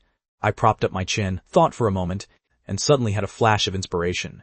Like if we're in a hurry to get down to business, and end up buying 2 boxes of condoms, yet still have to spend ages haggling over the price with the boss. This time, Lindsay was completely dazed. What on earth was packed inside this person's brain? Why was it always these bizarre metaphors? Seeing Lindsay's expression that looked on the verge of collapsing, I couldn't hold it in and burst into laughter. That little girl selling clothes just now must have been thinking, this kid can manage 2 such beautiful girls, so he must be quite rich. Yet he was stingily haggling endlessly over the price. Sure enough, rich people are all cheapskates. Once these words were said, all 3 of us laughed. Putting ourselves in that salesgirl's shoes to think about her mood, it probably really was like that. After wandering around on the streets for a while longer, I bought some small snacks for the 2 girls, so they could satisfy their cravings when they went home tonight. Spending this money felt quite satisfying. I felt that being able to start over again was also pretty good. At least the happiness of right now was something I had never experienced in my past life. In the evening, I prepared to go run the stall with them again, only to find Lindsay was still wearing her old clothes. So I asked curiously, "Why didn't you change into your new clothes?" Lindsay was stunned for a moment. "If the grease and smoke get all over them in a bit, won't that be a waste?" "Makes sense. Then wear them when you go back to school tomorrow." I narrowed my eyes, my tone highly resolute. "I want you to go back to school looking beautiful, to let others see how comfortable and well off you are living now." A warm current surged in Lindsay's heart. This younger boy was truly being wholeheartedly good to her, but she still asked while already knowing the answer, just wanting to hear me say some corny, sweet words. "Why? Aren't you afraid that if I dress up so beautifully, it will attract competitors for you again?" I only gave a light chuckle. Competitors? It's only called competitors when the strengths are well matched. When there's a huge disparity in strength, that's called a buffoon. These words hit the nail on the head, making Lindsay double over with laughter. "Are you really that confident?" "But of course. Last time I already showed my face at your school. By now, probably, a lot of people know you have a boyfriend. Of course you have to go back in style, so that when they see you living such a good life, they will only clearly recognize the gap between each other." Lindsay had to admit that the angle from which this boy in front of her considered problems was something those student peers at her school couldn't even begin to imagine. Business on Sunday night might be even more explosive than Saturday. Get mentally prepared, I reminded Lindsay. Lindsay, on the other hand, couldn't figure out why. Weren't they all out having fun on their break on Saturday? Why are there conversely more people on Sunday? So I gave her a whole explanation. Sunday is the day boarding high school students return to school. The cafeterias in some schools don't even open on this day. And even if they do open, not many counters are operating. On top of returning to school, some students have money in their pockets on the first day, and will go have a meal outside with their buddies, roommates, or significant others. After listening, the way Lindsay looked at me changed by a few more degrees. She had just one thought. This guy is simply far too good at reading human minds. No wonder he can make money. Don't think that everyone has this kind of ability. To actually be able to apply it in practice is the true watershed between people's capabilities. How is it? How's business today? I handed the stall over to Lindsay and the others, and went first to ask Marcus, who had set up his stall the earliest. Their chicken steaks were different from barbecue. They were available in the afternoon, and passers-by would come to buy them, so it was pretty good. With yesterday's experience, today's word of mouth is indeed better. Marcus reported the situation. I nodded. All right. Tomorrow, I'll go to Shanghai to get the soda fountain dispenser back. And the fried food business needs to be taken to the next level. Then I chatted with Marcus a bit about the major overhauls the business would undergo next. First is the fried food business. I plan to launch a brand. This brand will be my key weapon in competing with Zhengxin. In the very beginning, I plan to use the mobile food truck model to make a quick buck first and build up word of mouth along the way. Later on, when the funds on hand are sufficient enough, we'll open physical stores. As for this brand, it'll be called Grand Fry Up. Grand Fry Up. Hearing this name, Marcus's eyes grew brighter and brighter. Even though he only had a middle school education, he could still hear the trick to it. The homophone za from dazahui was swapped for za for frying, corresponding to deep frying, and hui was changed to hui for gathering, meaning a convergence. Boss, does the meaning of this brand mean we're going to make many kinds of fried foods? Marcus caught on to the flavor. I nodded. Exactly. But that will have to wait until later. Right now my idea is to start with fried chicken, which is the most popular, since it's a fry gathering. Then we'll do all kinds of fried chicken. Korean style, American style, Chinese style, Japanese style. Awesome. Marcus could no longer hold it back, and couldn't help but give a thumbs up. Boss, this idea of yours is absolutely brilliant. Once it grows big, whenever someone thinks of fried chicken, they'll think of our da jia hui. I let out a long sigh, muttering in my heart that the idea was nice, but our manpower is truly stretched thin. Marcus was stunned for a moment. Boss, we're short on hands? Our bunch of brothers still can't hold up the fort? How many reliable guys do you actually have under you? I'm talking about the kind where you can truly watch your back. This question stumped Marcus. He counted on his fingers for a long while. About 10 or so, I guess. I nodded. Sure enough, the manpower part is a big gap. I fell into deep thought. Lacking a trustworthy core team is the biggest stumbling block to my fast expansion. That's how it is in the early stages of a startup. The slightest carelessness and subordinates will take over, leaving yourself sidelined. Marcus, this guy, has a good head on his shoulders. But those lackeys of his might not necessarily have this kind of IQ. But the current situation was that I had no choice. I couldn't just stop because of this little difficulty. What's even more fatal is, according to my calculations, let alone a dozen people, even tripling it wouldn't be enough.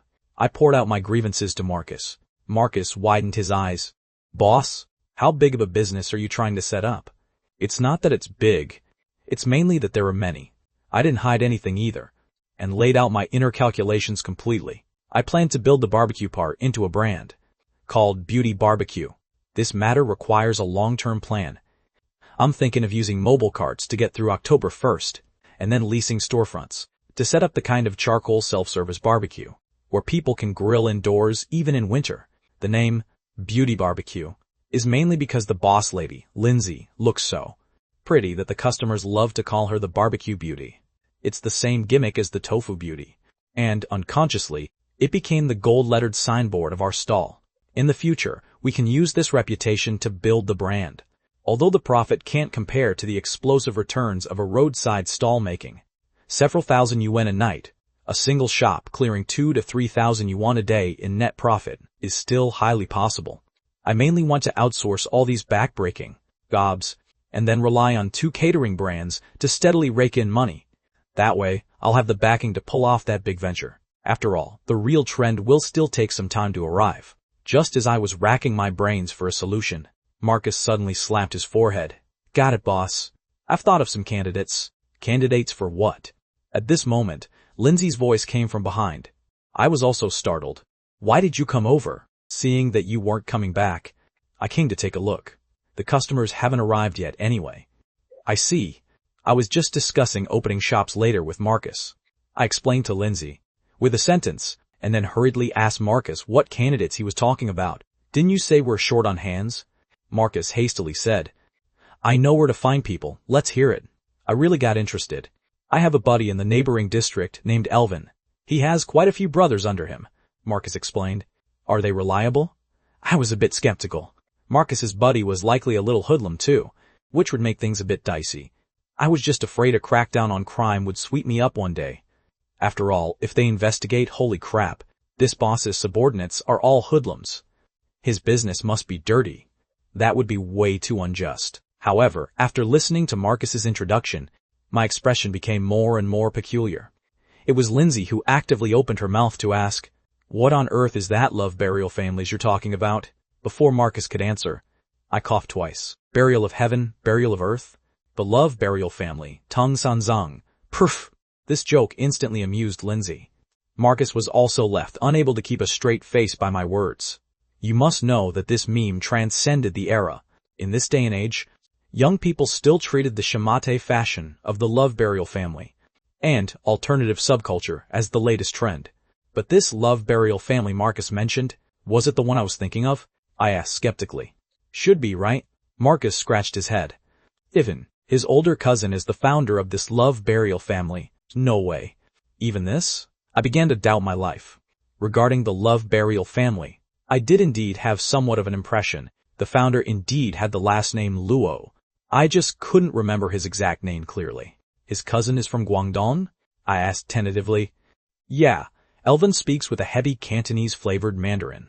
Marcus nodded repeatedly. Holy crap, I never expected that this rebirth would actually give me the honor of witnessing such an iconic figure of the era. The Hangzhou division leader of the love burial family was actually run into by me. I truly began to hesitate. Being short on people was a fact. But did I really have to look for this bunch of shimate kids? I understood Marcus's meaning. This bunch of shimate kids from the love burial family, and hoodlums, were different in nature from those who were truly in the underworld. Many people have a misunderstanding about the shimate group, thinking that shimate equals being bad kids, street thugs, or little hoodlums. In fact, it wasn't like that. Shimate was a hallmark of the era. In this era, even celebrities like Jay Cho and Chris Lee had sported shimate hairstyles. This crowd from the love burial family were more like a bunch of non-conformist youths. To use later terms, it was just chuanibyo. Most of them inside actually didn't have any bad intentions. Compared to Marcus and his little hoodlums, their backgrounds were much cleaner. After thinking it back and forth, I decided to give it a try, but it would definitely require some proper handling. How about this? You talk to your buddy first. Just say I'm running a business and want to hire a batch of people. If he's interested, have him come find me. Marcus agreed, and then asked when the grand fry-up plan would launch. Tomorrow I'll go to Shanghai to see if I can find the things we need, I replied. To make all varieties of fried chicken, a lot of seasonings fundamentally can't be found in Hangzhou right now. So I decided to go to places in Shanghai like Walmart with a lot of imported goods to try my luck. Time is indeed pressing. I let out a helpless sigh, feeling like I couldn't split myself into two.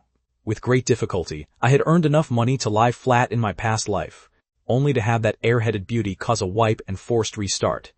And now I have to run around exhausted all day again. All right.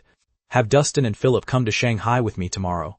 I'll incidentally familiarize them with the crawfish sourcing process. Before leaving, I told Marcus, all right, boss. Feel free to order them around as you please, and just let them carry the stuff. Marcus now had completely lost his previous look of being a little hoodlum.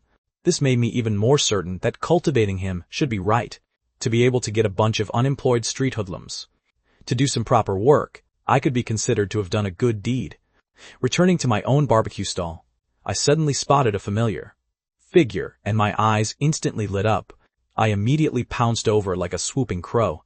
A young girl who had matured a bit ahead of her time was caught by me in a sister-hugging death grip. Little girl, I've finally caught you. Chloe Sanders and Lindsay were busy collecting money and grilling skewers when they suddenly saw their master unexpectedly wrap his arms around a rather pretty little girl. This beauty, with a bizarre train of thought, blinked her large, confused eyes, first glancing at Lindsay, and then at Sean Carter, who was holding the girl and wouldn't let go. Out of the blue, she blurted out, "Is he hiding another beauty away now?" Lindsay almost couldn't hold in her laugh. At first, she had thought so too, until she saw Sean Carter's posture in holding that girl. No matter how you looked at it, it didn't look like they were acting lovey-dovey. You little brat, you still think you can run? Let's see where you can scurry to. I grinned mischievously, looking exactly like a cat that had caught a little mouse. Old brother, I give up. You are a big-hearted person. Please spare me this time. The little girl was restrained by me and begged for mercy repeatedly. This girl was precisely my younger cousin who specifically caused trouble for me. Evelyn, who was precisely that little traitor who specifically snitched to Mr. Carter. Evelyn was also accompanied by a few of her girlfriends, who were all students from 6th High. At first, they thought this was Evelyn, secretly dating someone behind their backs, and only realized the truth when they heard Evelyn call out, "Brother." However, I didn't plan on letting this little girl off so easily, continuing to press her. "Tell me, exactly what did you do wrong?" Evelyn said with a blank face. "I don't know either." You suddenly rushed over and caught me. So I just did it out of reflex. This girl fundamentally didn't know what she had done wrong. Since that's the case, I directly increased the pressure, making Evelyn yell out in pain. Under this combo punch of mine to jog her memory, Evelyn finally confessed to her crimes. "I really know my mistake now. I shouldn't have snitched to Uncle about you dating. And even less should I have said you guys went to get a hotel room." My face instantly darkened. This girl clearly knew everything, yet she was playing dumb just now. Who blurts out this kind of thing, right in front of so many people? It looks like I still need to keep educating her. After this deep exchange of ours, Evelyn, under the coercion and enticement of a certain beast, could only obediently admit her mistake. "All right, why did you run all the way over here?" I let go of her and asked about serious matters. The place where I set up my stall was quite far from 6th High where Evelyn studied. This girl appearing here was indeed a bit fishy. Evelyn pouted her lips, and meeting my gaze, still stated her purpose for coming with a look of grievance.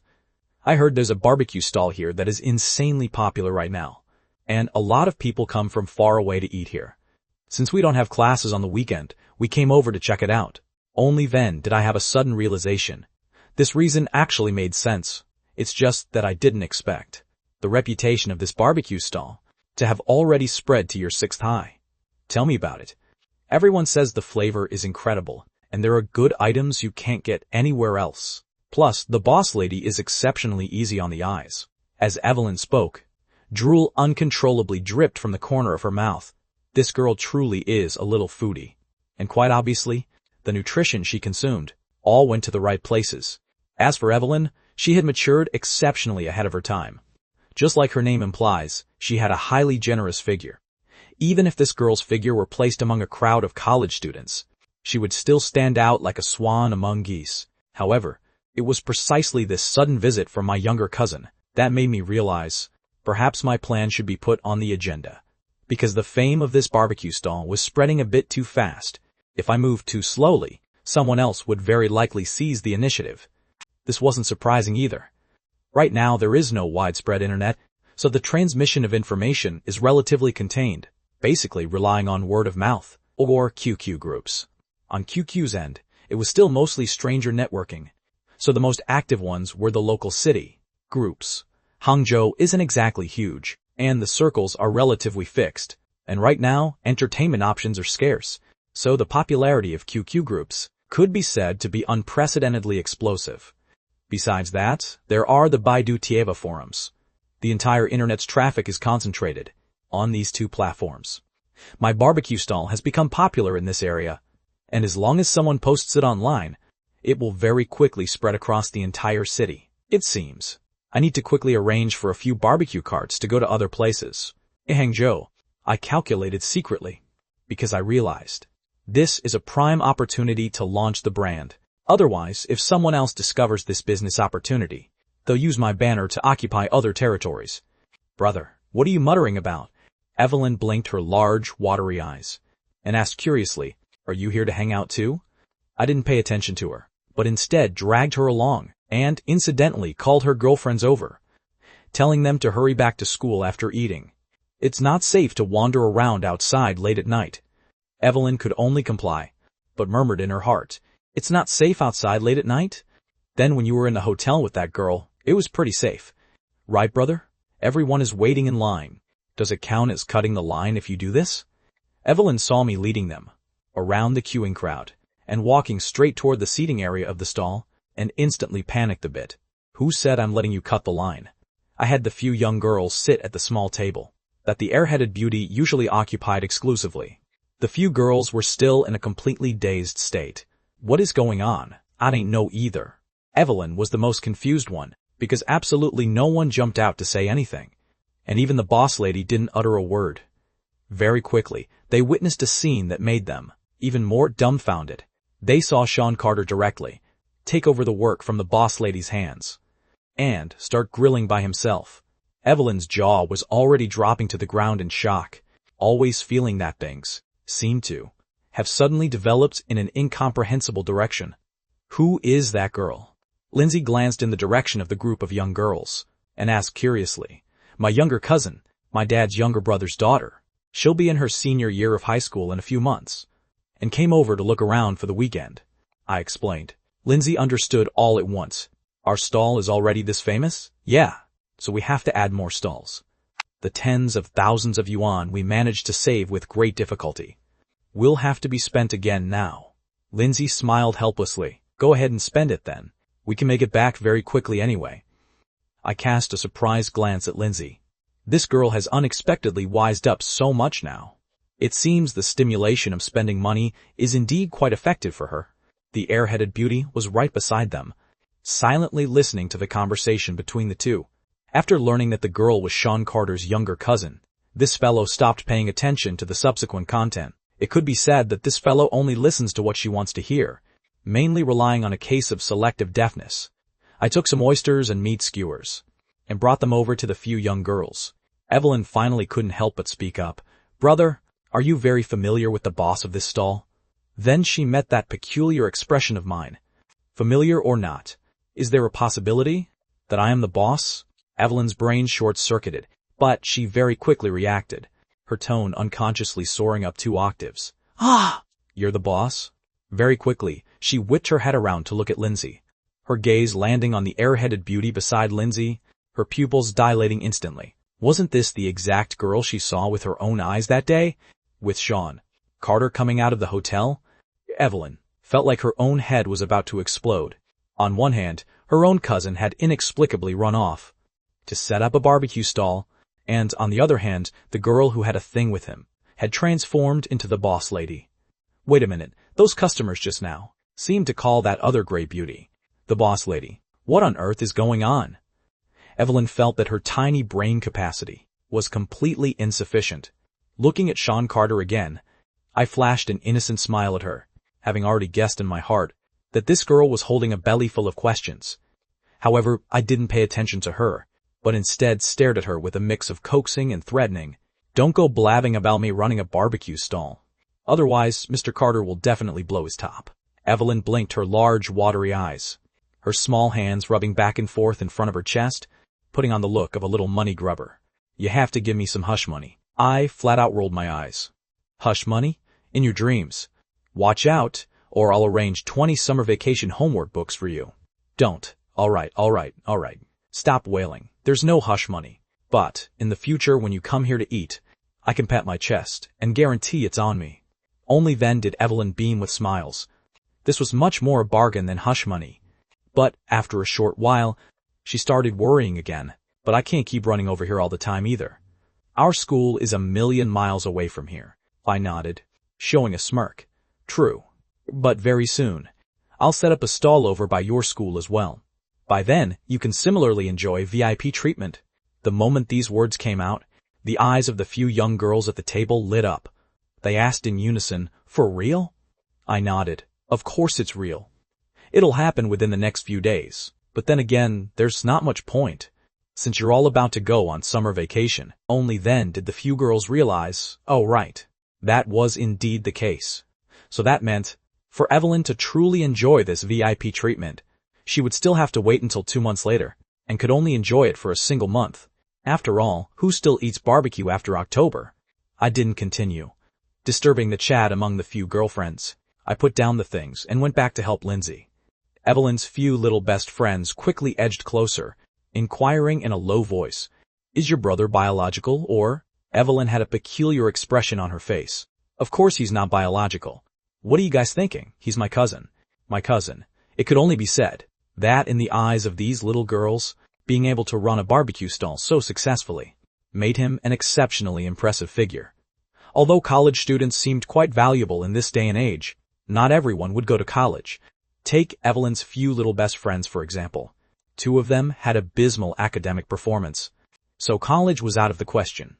They admired someone like Sean Carter, who started making money at such a young age, and even indirectly asked Evelyn how old her brother was, and if he had a girlfriend or something. Evelyn was suddenly caught between tears and laughter. He should have a girlfriend, I think. The moment these words were spoken, the few little girls visibly deflated quite a bit. My kind of roguishly handsome type was indeed very easy to hit the hearts of little girls at this age.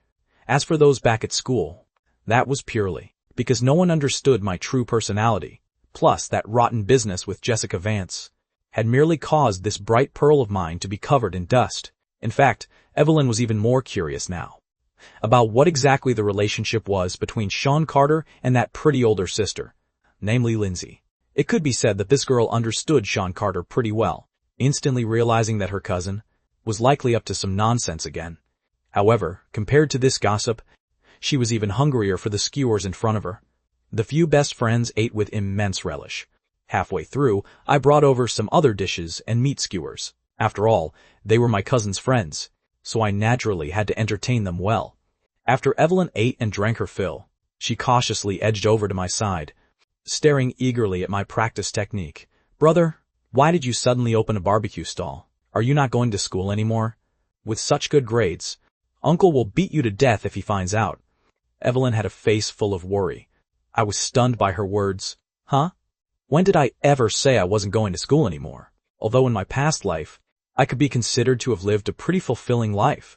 Strictly speaking, in this lifetime, even if I don't study, it's no big deal.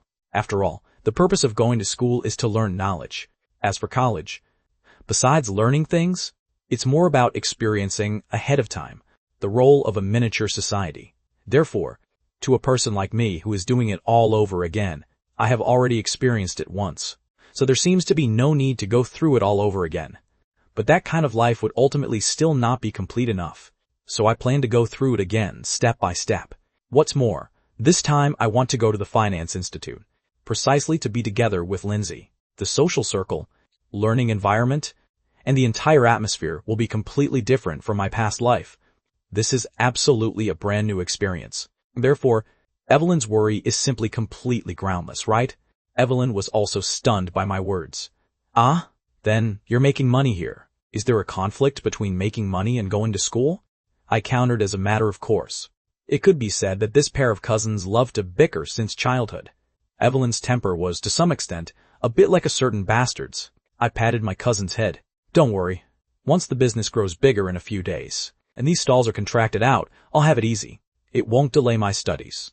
The little money grubber's eyeballs rolled around, and lowering her voice, she secretly asked me, "Then brother, how much money can this stall of yours make? Can you see if I can come give you a hand once I'm on break? You can pay me some wages." My eyes lit up. I really hadn't thought about this point before. Right. Doesn't he have a reliable family member right here? Although Evelyn was just a student, and this girl was old enough too, so it wouldn't even count as employing child labor. However, I still nodded impassively. That depends on your performance. Let me think it over. I didn't agree directly. After all, school starts tomorrow, and the end of this week marks the summer break. During these few months of true money-making, how exactly I am going to roll out the business hasn't been completely thought through yet. We'll talk about it then. Receiving a response. Evelyn was so happy she couldn't close her mouth. After all, her pocket money was truly limited. Each month, besides the money for eating at the cafeteria, second uncle's family could only spare 50 yuan for this girl. Although they say a girl should be raised in relative luxury. But, well, the family really didn't have the financial means, so there was no choice. Of course, luxury here doesn't mean splashing a ton of money, but rather ensuring the girl doesn't have a narrow world view and has broad horizons, so that she won't be cozened by some petty immediate gains. Evelyn was actually a pretty sensible child, and she hadn't gone astray. Her relationship with me had always been quite solid, so let alone letting her earn money, even if I gave her money from my own pocket to spend, so what? We're family. Why keep score over these things? Evelyn, Lindsay actively greeted Evelyn on her own initiative. Evelyn hurriedly cast a plea for help toward me. After all, Lindsay was too beautiful, making her feel a massive sense of pressure. On top of that, she fundamentally didn't know how to address Lindsay. I was also taken aback for a moment, but quickly thought it through. This is Lindsay, your sister-in-law. Evelyn was completely dazed, and instinctively blurted out, "Then what about the one you got a hotel room with?" I was just thinking about how to explain the matter of this silly girl, Chloe Sanders, when this little fool suddenly bounced out, shouting excitedly, "Right here. I'm right here." The entire scene instantly became so quiet that a pin drop could be heard. I felt my head buzzing. No way, right? People actually scramble to claim this kind of thing? Logically speaking, shouldn't everyone feel embarrassed? But look at you. You even have a completely proud look on your face. Lindsay couldn't help but press her forehead too.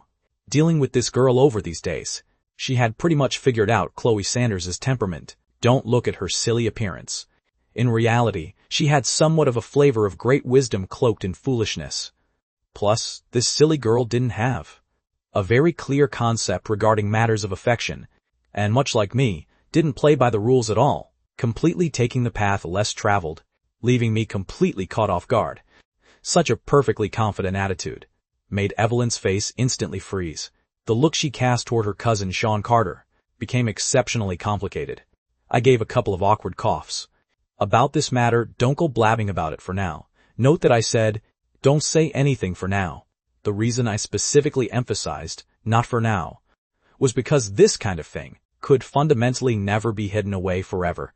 Perhaps to quite a few people during these years, it would seem somewhat unpresentable. However, if you want to wear the crown, you must bear its weight. If you want to grasp the rose, you must endure the thorns. Since I chose to live this life this way, I had naturally made the psychological preparations long ago. As for now, right now, before I have the backing to lay everything out, I should definitely keep a low profile as required. This was a form of respect and protection for the two of them. After all, before I am powerful enough and qualified enough to have them, I have to endure first. Otherwise, the ones bearing the cold stares and attacks of others would be these two girls. The human heart is just like that. When a man is powerful enough, others will praise the women for having good vision, but when he isn't powerful enough yet, they will only say the women are improper. Don't doubt it. This is the future I have witnessed with my own eyes. Although Evelyn posed quite a threat to her cousin, she still nodded her head. Who told him to be family? However, the little girl still extended her small hand and hooked it toward me. This look of a little money grubber made me both exasperated and amused. This little money grubber, I knew her far too well. She wanted hush money. But though I say that, in fact, even if Evelyn didn't ask for this hush money, I had originally planned to give the little girl some pocket money anyway. Second uncle's family couldn't give her too much pocket money. So whenever I ran into her from time to time, I would give the little girl 10 or 20 yuan. It wasn't much, but she was a girl after all, so she always needed to have some money on hand. A girl needs to be raised in relative luxury, because only when she has seen the world, and isn't short of money, is it not easy for her to be cozened away by some boys with ulterior motives. I thought about it, pulled out 200 yuan from my pocket, and stuffed it into her pocket while no one was paying attention. After all, with a large crowd, rumors spread easily, and public security in this day and age was just so-so. Spend it sparingly, I reminded her. In fact, this reminder was a bit superfluous, because they would be on summer vacation in less than a week, so this fellow probably wouldn't have many places to spend this money. Seeing that she got this much, Evelyn's eyes lit up, and she teased, "Being a boss indeed gives one confidence. The boss is generous." I flicked this dead girl's forehead.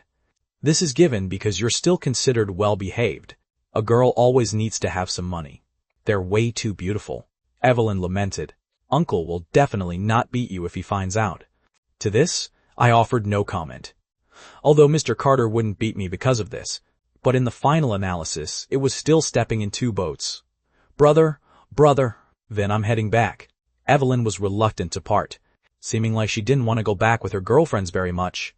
Thinking for a moment, I called over that energetic young guy named Dustin, asking him to help escort these young girls back, taking them to the station or helping hail a vehicle. Dustin agreed and left. Lindsay folded her arms, watching the direction where the girls were leaving. I asked her, "Seeing these girls, I actually thought of a plan. What plan? Let's just observe for now. We still have to run the stall for a few more days. After all, we lack money. We indeed lacked money. Don't look at how our 2 stalls bring in several thousand a day, or even hit 10,000 on days like the weekend.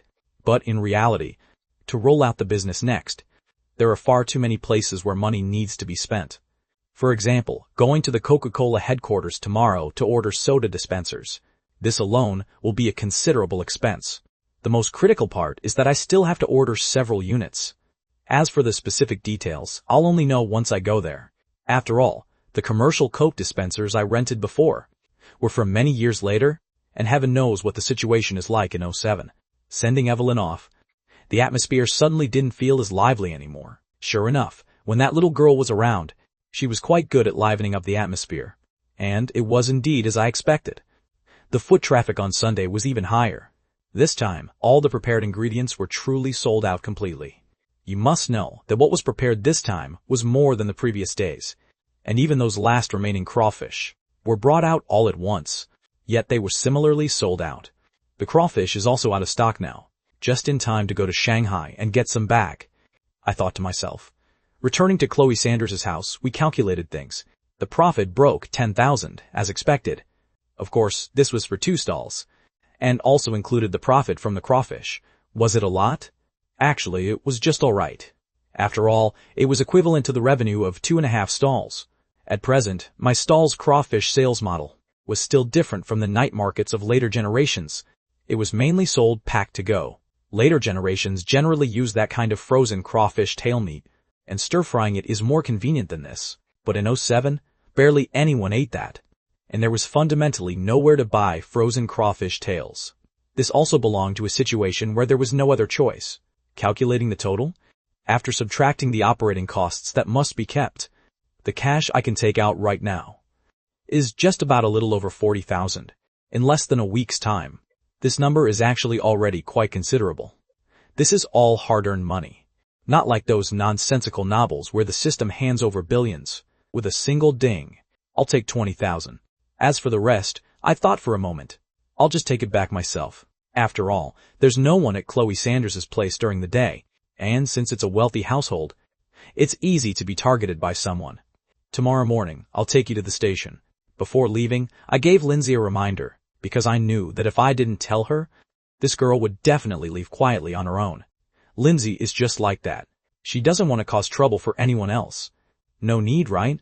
I have to get up so early, and you still have to go back to school yourself. Didn't you take time off? Lindsay was a bit worried. It's settled then.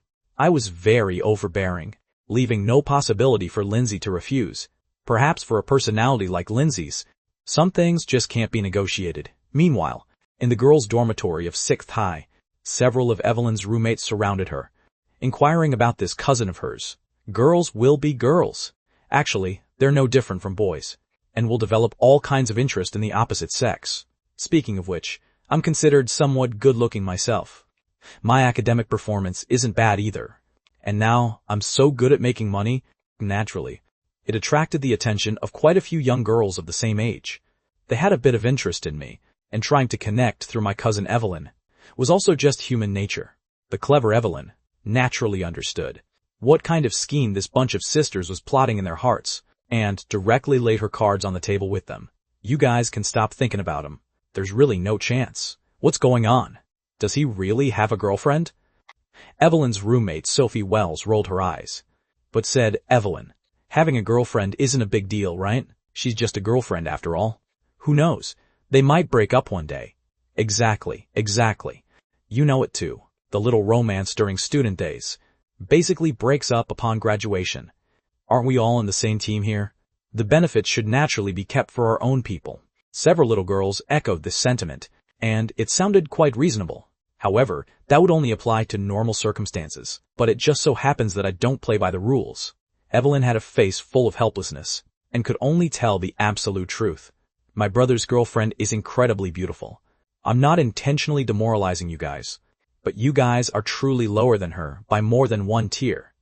Once these words were spoken, the light in the eyes of the few young girls instantly dimmed.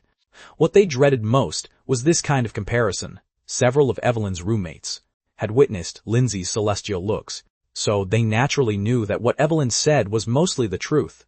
If they were to compete with a slightly prettier girl, perhaps they would still feel they had a slight chance of winning.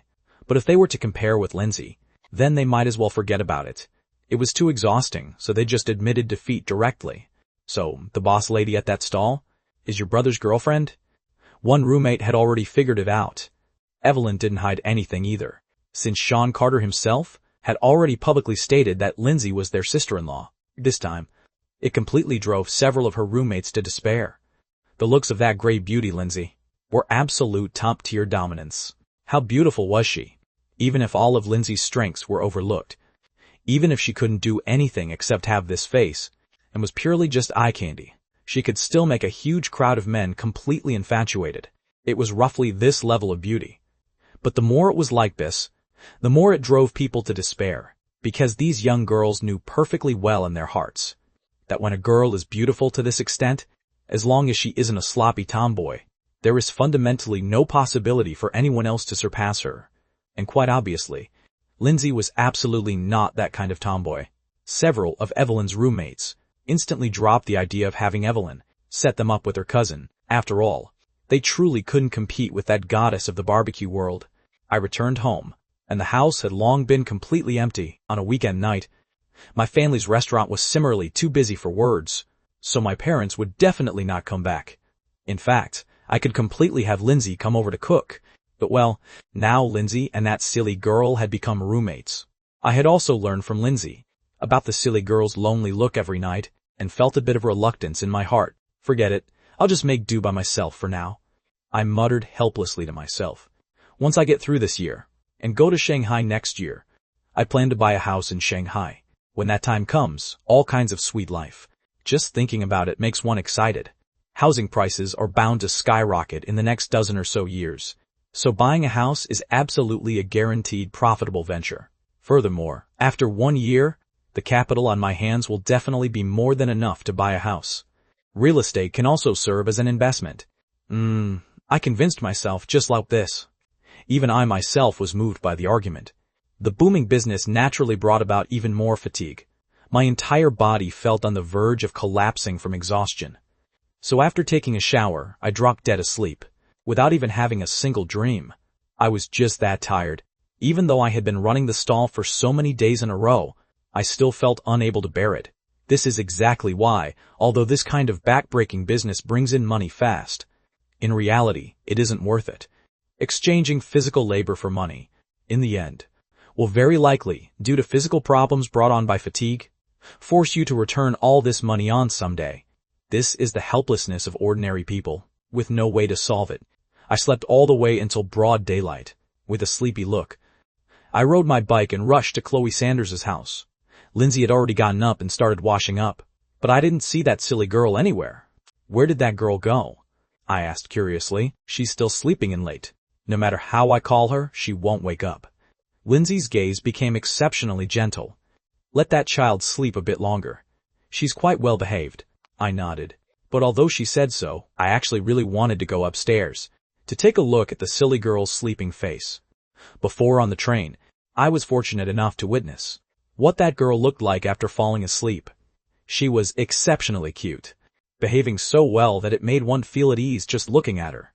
As for that time I got a hotel room with her, I originally had a chance to see it, but ended up being woken up by me.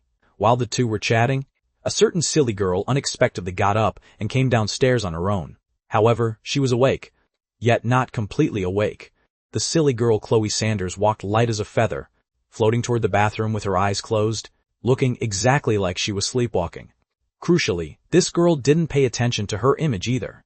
Her hair was a messy bedhead with a cowlick sticking up, because she was wearing a slip nightgown, and the straps were relatively loose, so one side of her shoulder was exposed. The strap had already slid down while she was sleeping. This girl had a great figure too. From my angle, I could even see everything with crystal clarity. Originally, I instinctively wanted to cover my eyes, but on second thought, holy crap, didn't I already see enough of what I should and shouldn't see last time? Didn't I already see enough long ago? Where was there any need to hide it anymore? Look with peace of mind and boldness. So I openly and squarely began to admire her. Civilized viewing, right? I even clicked my tongue twice and expressed my review. I had to admit, except for her brain being a bit lacking, you actually couldn't find any flaws with this girl. Lindsay was caught between tears and laughter, and tapped my forehead with her finger. Sigh, you really are a little rogue. Just as the two were fooling around, a scene that truly shouldn't be watched appeared. The silly girl, in a daze, truly sat on the toilet just like sleepwalking, and prepared to take off her clothes to relieve herself.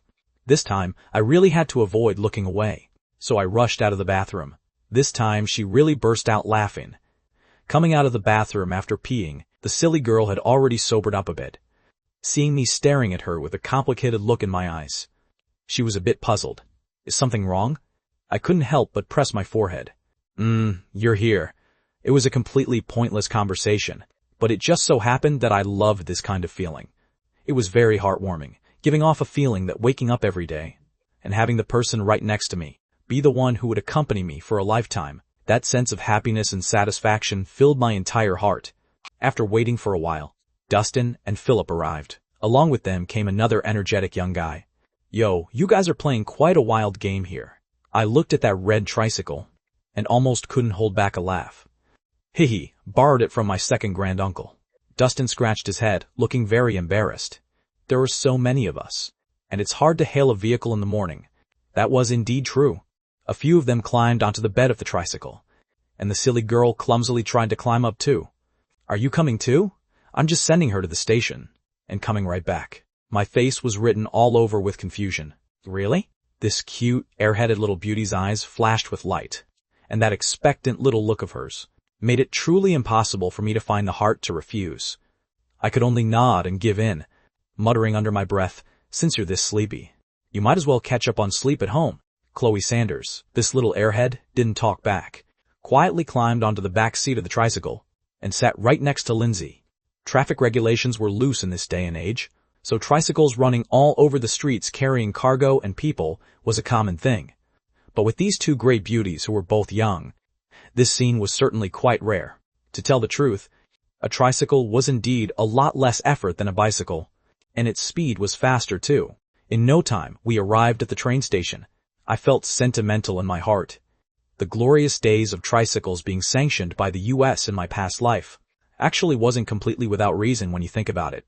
Just smuggling this stuff abroad could probably make a small fortune. Of course, for me in this lifetime, there's completely no need for this kind of petty money. Since we arrived early, I took the few of them to have a breakfast meal. Of course, I paid out of my own pocket. Dustin and Philip counted as brothers under me after all, and as people who are going to work, I wouldn't be stingy over this bit of petty money. The two of you just stay by your boss lady's side, keep a bit of distance, and act as her bodyguards. Watch her go to class. If you run into some blind fools looking for trouble, don't be polite, just take action directly. Before leaving, I specifically instructed the two. After the last incident with Sean's family, there probably weren't many who weren't afraid of death, who would still dare to provoke Lindsay. However, Lindsay's charm rating would be off the charts upon her return this time, so there was no guarantee that someone wouldn't have wicked thoughts again. But I wasn't too worried about these minor characters. After all, they didn't pose any threat to Lindsay. At most, they were just a bit annoying. It didn't matter anyway. Lindsay didn't have much time left to spend at school in the first place. The true trouble was that family of leeches, Wayne Miller's family. Lindsay hadn't sent money to their family for such a long time, so they were probably about to starve. I'm afraid they had long been inquiring about Lindsay's whereabouts everywhere. But no one knew that Lindsay had already left Shanghai. This was also something I had taken into account, so I had Dustin and Philip act as bodyguards for Lindsay for the time being. I specifically emphasized that if they ran into Lindsay's adoptive parents, don't talk nonsense, just teach them a lesson ruthlessly.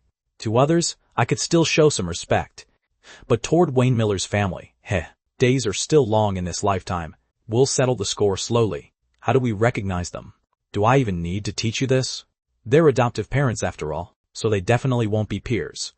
After sending the three into the train station, the little airhead and I were pulled back on the tricycle by that young guy from earlier and dropped off directly at the school gate along the way. Chloe Sanders, this little airhead, fundamentally had no concept of face, so she naturally wouldn't care about others' opinions. For example, whether getting off a tricycle would be embarrassing or something.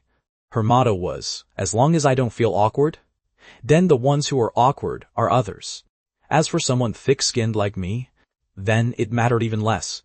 Right now you think I'm embarrassing, but after a while, the one who is embarrassed won't be me.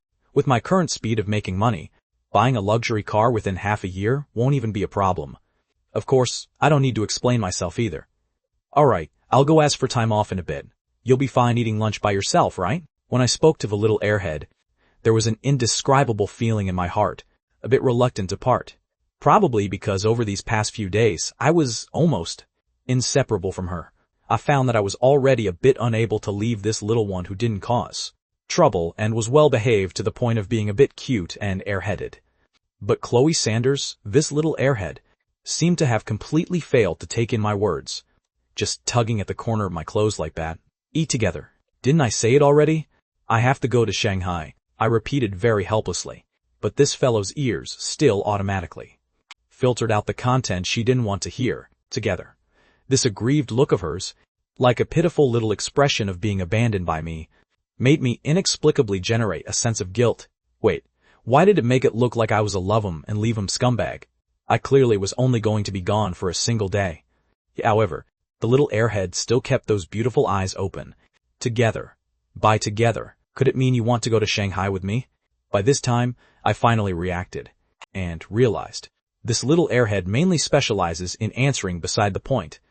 If one lacked a bit of comprehension ability, they might really not necessarily understand her meaning. Chloe Sanders nodded her head vigorously. Together. To this, I couldn't keep a straight face and was stunned for a moment. Thinking about it, it didn't seem entirely impossible either. Then you have to inform your homeroom teacher. Can you manage it? I asked with some hesitation. Alright then, let's each go find our own homeroom teacher, and then meet up at the school gate. After giving the instructions, we then each went to our respective classrooms. Of course, right when I was being pulled by the little airhead, acting spoiled in all sorts of ways. Actually, a lot of students from school watched the entire process from a distance. Although they didn't know what the two of them said, Chloe Sanders's unbearably cute look was something fundamentally unseen normally. After all, in the eyes of most people, Chloe Sanders was a cold and detached campus beauty. Since she was a cold campus beauty, how could she possibly have that kind of time when she acts spoiled like a little woman? As a result, their faces were smacked loud and clear. This kind of cuteness belonged only to me. This is too much. I didn't know. These students had such rich inner monologues, but just went back to my classroom on my own. Jessica Vance arrived very early. Seeing me, she opened her mouth, but in the end, still didn't say anything out loud. With that stunt from Saturday night, Jessica Vance already understood that there was probably absolutely no possibility left between me and her. No matter how hard she tried to win me back, since I had better options, why on earth would I keep waiting for her in the same spot? Whether it was that woman who made her feel inferior, or Chloe Sanders, the campus beauty Jessica Vance had a lot of self-awareness. She couldn't compete anyway. I was very satisfied with Jessica Vance's reaction this time. Just like this. This was the best way. No more pestering, and that was enough. Everyone has a life that truly belongs to themselves. In this lifetime, I don't want to waste my thoughts on unworthy people anymore. That's all there is to it. Mr. Lewis entered the classroom. When he went out, I quickly followed him, to explain my absence from school for the entire day today. This left Mr. Lewis a bit speechless. Wait, over these past few days, how many times has this been? I smiled embarrassedly. Isn't it because I have a sudden urgent matter? There's nothing I can do. Mr. Lewis didn't say much else either, just symbolically asking me what I was going to do. Just 2 days ago you caused that whole incident with Chloe Sanders. You really are something. Mr. Lewis was truly at a loss for words to complain about me. Finding an excuse to slip out wasn't simple enough? Just making up any random reason? The homeroom teacher was also too lazy to nitpick. Coming out of the office, I walked straight toward the school gate. Once outside the school gate, I looked left and right, but unexpectedly didn't spot a trace of that little airhead. For some unknown reason, I actually let out a massive sigh of relief in my heart. Could it be that today was the first time I made it out ahead of her? You must know that previously, every time I had just stepped out of the school gate, that girl would without fail already be waiting there, making me always feel as if she was in a hurry to see me, giving me mixed feelings every single time. After waiting for about 10 minutes, That little airhead finally came running out of the school gate with pitter-patter steps. Just like me, 10 minutes ago. She was also looking all around for someone. The moment she saw me, Chloe Sanders's cold little face instantly transformed, her eyes shining like little stars. With a pitter-patter, she ran straight toward me. At new moment, my heart nearly melted from her cuteness. How could there be anyone this cute in the world? Hold hands. The little airhead waved her fair and tender hand at me. I understood her meaning in a second, and didn't decline. Anyway, I had already made up my mind to stick with this girl for the rest of my life, so why act high and mighty? It's just that once I hold this little hand, that responsibility becomes heavy indeed. It doesn't matter, I can bear it. Since there was still plenty of time, the two of us took the bus to the train station. It happened to coincide with the evening rush hour, and the bus was packed like a can of sardines. So, where would there be any seats? I tightly shielded her securely in my arms, like holding a soft bolster. Although it wasn't the first time holding her like this, my heart still kept pounding nonstop. It was completely different from back when I was with Lindsay. Being with this girl truly makes my heart race out of control. I knew the trick behind this clearly in my heart. It was just that sense of novelty. The current Lindsay, although a youthful version to me, was still the same Lindsay. She was the exact same Lindsay who accompanied me to the end in my past life. I had touched what should be touched, kissed what should be kissed, and done everything that should be done. It could be said that I knew every single inch of Lindsay's body like the back of my hand. No matter how overflowing with youth the current Lindsay was, she was ultimately still her. But this little airhead was different. She was an actual, real girl, whom I had never deeply understood. This kind of novelty to me was something Lindsay could never give no matter what. Your heart is beating so fast, the little airhead in my arms suddenly murmured softly. She raised her exquisite little face, her lips looking moist, as if she had applied lip gloss. But I knew very clearly she hadn't applied any at all. This girl's lips were naturally like this, giving off a feeling a bit like she had just eaten fried dough sticks and hadn't wiped her mouth. It was precisely this appearance that conversely gave me an urge to taste them. Coupled with that faint fragrance on her body, at first I thought it was the scent of body wash, but later discovered it wasn't at all. Hiss, I gasped. I finally snapped out of it, having almost lost myself just now. Just at that exact instant, I actually wanted to kiss this little airhead's lips. I had to admit that her status as a campus beauty truly lived up to the reputation. As for her cold personality persona, well, that was hard to say. Because of my spacing out, the two of us almost missed our stop. The little airhead was completely unreliable, having completely entrusted herself to me. Wherever I went, she followed, deeply afraid of losing me. Therefore, even if we had missed our stop, this girl wouldn't have any objections. She mainly embodied being well-behaved and obedient. As a result, my conscience began to ache faintly. With such a completely guileless girl being led around by me like this, I really am an out-and-out bastard. But I just can't bring myself to let go. What can I do? This is called greed. I knew it perfectly well in my heart. The two of us squatted outside the train station, buying a large cup of beverage just like last time. However, last time it was Coke, and this time it was changed to Sprite. Once the train arrived at the station, the two of us finally embarked on the journey to Shanghai. It's just that neither of them knew. Right when they were rushing to Shanghai hand in hand, their homeroom teachers unexpectedly ran into each other. Coincidentally, the relationship between these two homeroom teachers was usually pretty good. Even more coincidentally, the two teachers happened to strike up a conversation on their way back to the office this morning, chatting along. And the more they talked, the more they hit it off. The core of their conversation happened to be me and Chloe Sanders, the cold campus beauty. Mr. Lewis, did that boy in your class really win over Chloe Sanders from our class? Don't ask me, how would I know? Mr. Lewis adjusted his glasses. How could he possibly know about this sort of thing?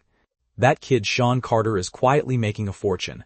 Chloe Sanders' homeroom teacher, Mr. Reynolds, let out a laugh. Then it seems it's pretty close to the truth, but that kid truly has some skills. A girl like Chloe Sanders isn't easy to win over. Oh right, I just ran into Chloe Sanders a moment ago too. The girl spoke as softly as a mosquito, telling me she had a matter to attend to and needed to go out today. That girl usually looks ice cold, and doesn't like to talk either, so communicating with her is truly an effort. You have no idea. I listened to her mutter for a long time just now. before finally understanding what she wanted to do. Chloe Sanders? Mr. Lewis's heart skipped a beat, as if he had thought of something. Chloe Sanders, the campus beauty, had also slipped away? Surely, maybe, probably it wouldn't be such a coincidence, right? No matter how much Mr. Lewis didn't want to overthink it, he couldn't help but suspect that the two of them going out together was likely no accident. Meanwhile, the two subjects had already arrived in Shanghai. Thieves at the train station were exceptionally rampant in this day and age, and the little airhead looked like a wealthy family's heiress at first glance, making her easy to target. So I held her hand, observing the surroundings vigilantly. Fending off thieves was also simple at times like this. As long as you don't squeeze into the crowds, it's fine. Always maintain a bit of distance from the crowd. If someone deliberately bumps into you, that's definitely a thief. When they edge closer, you step back, and they'll be out of options. Unless you run into the shameless type who tries to force it. But this possibility was slim to none. Furthermore, I have good moves. If I really run into that kind of local street thug, I wouldn't mind playing rough, win people over with virtue.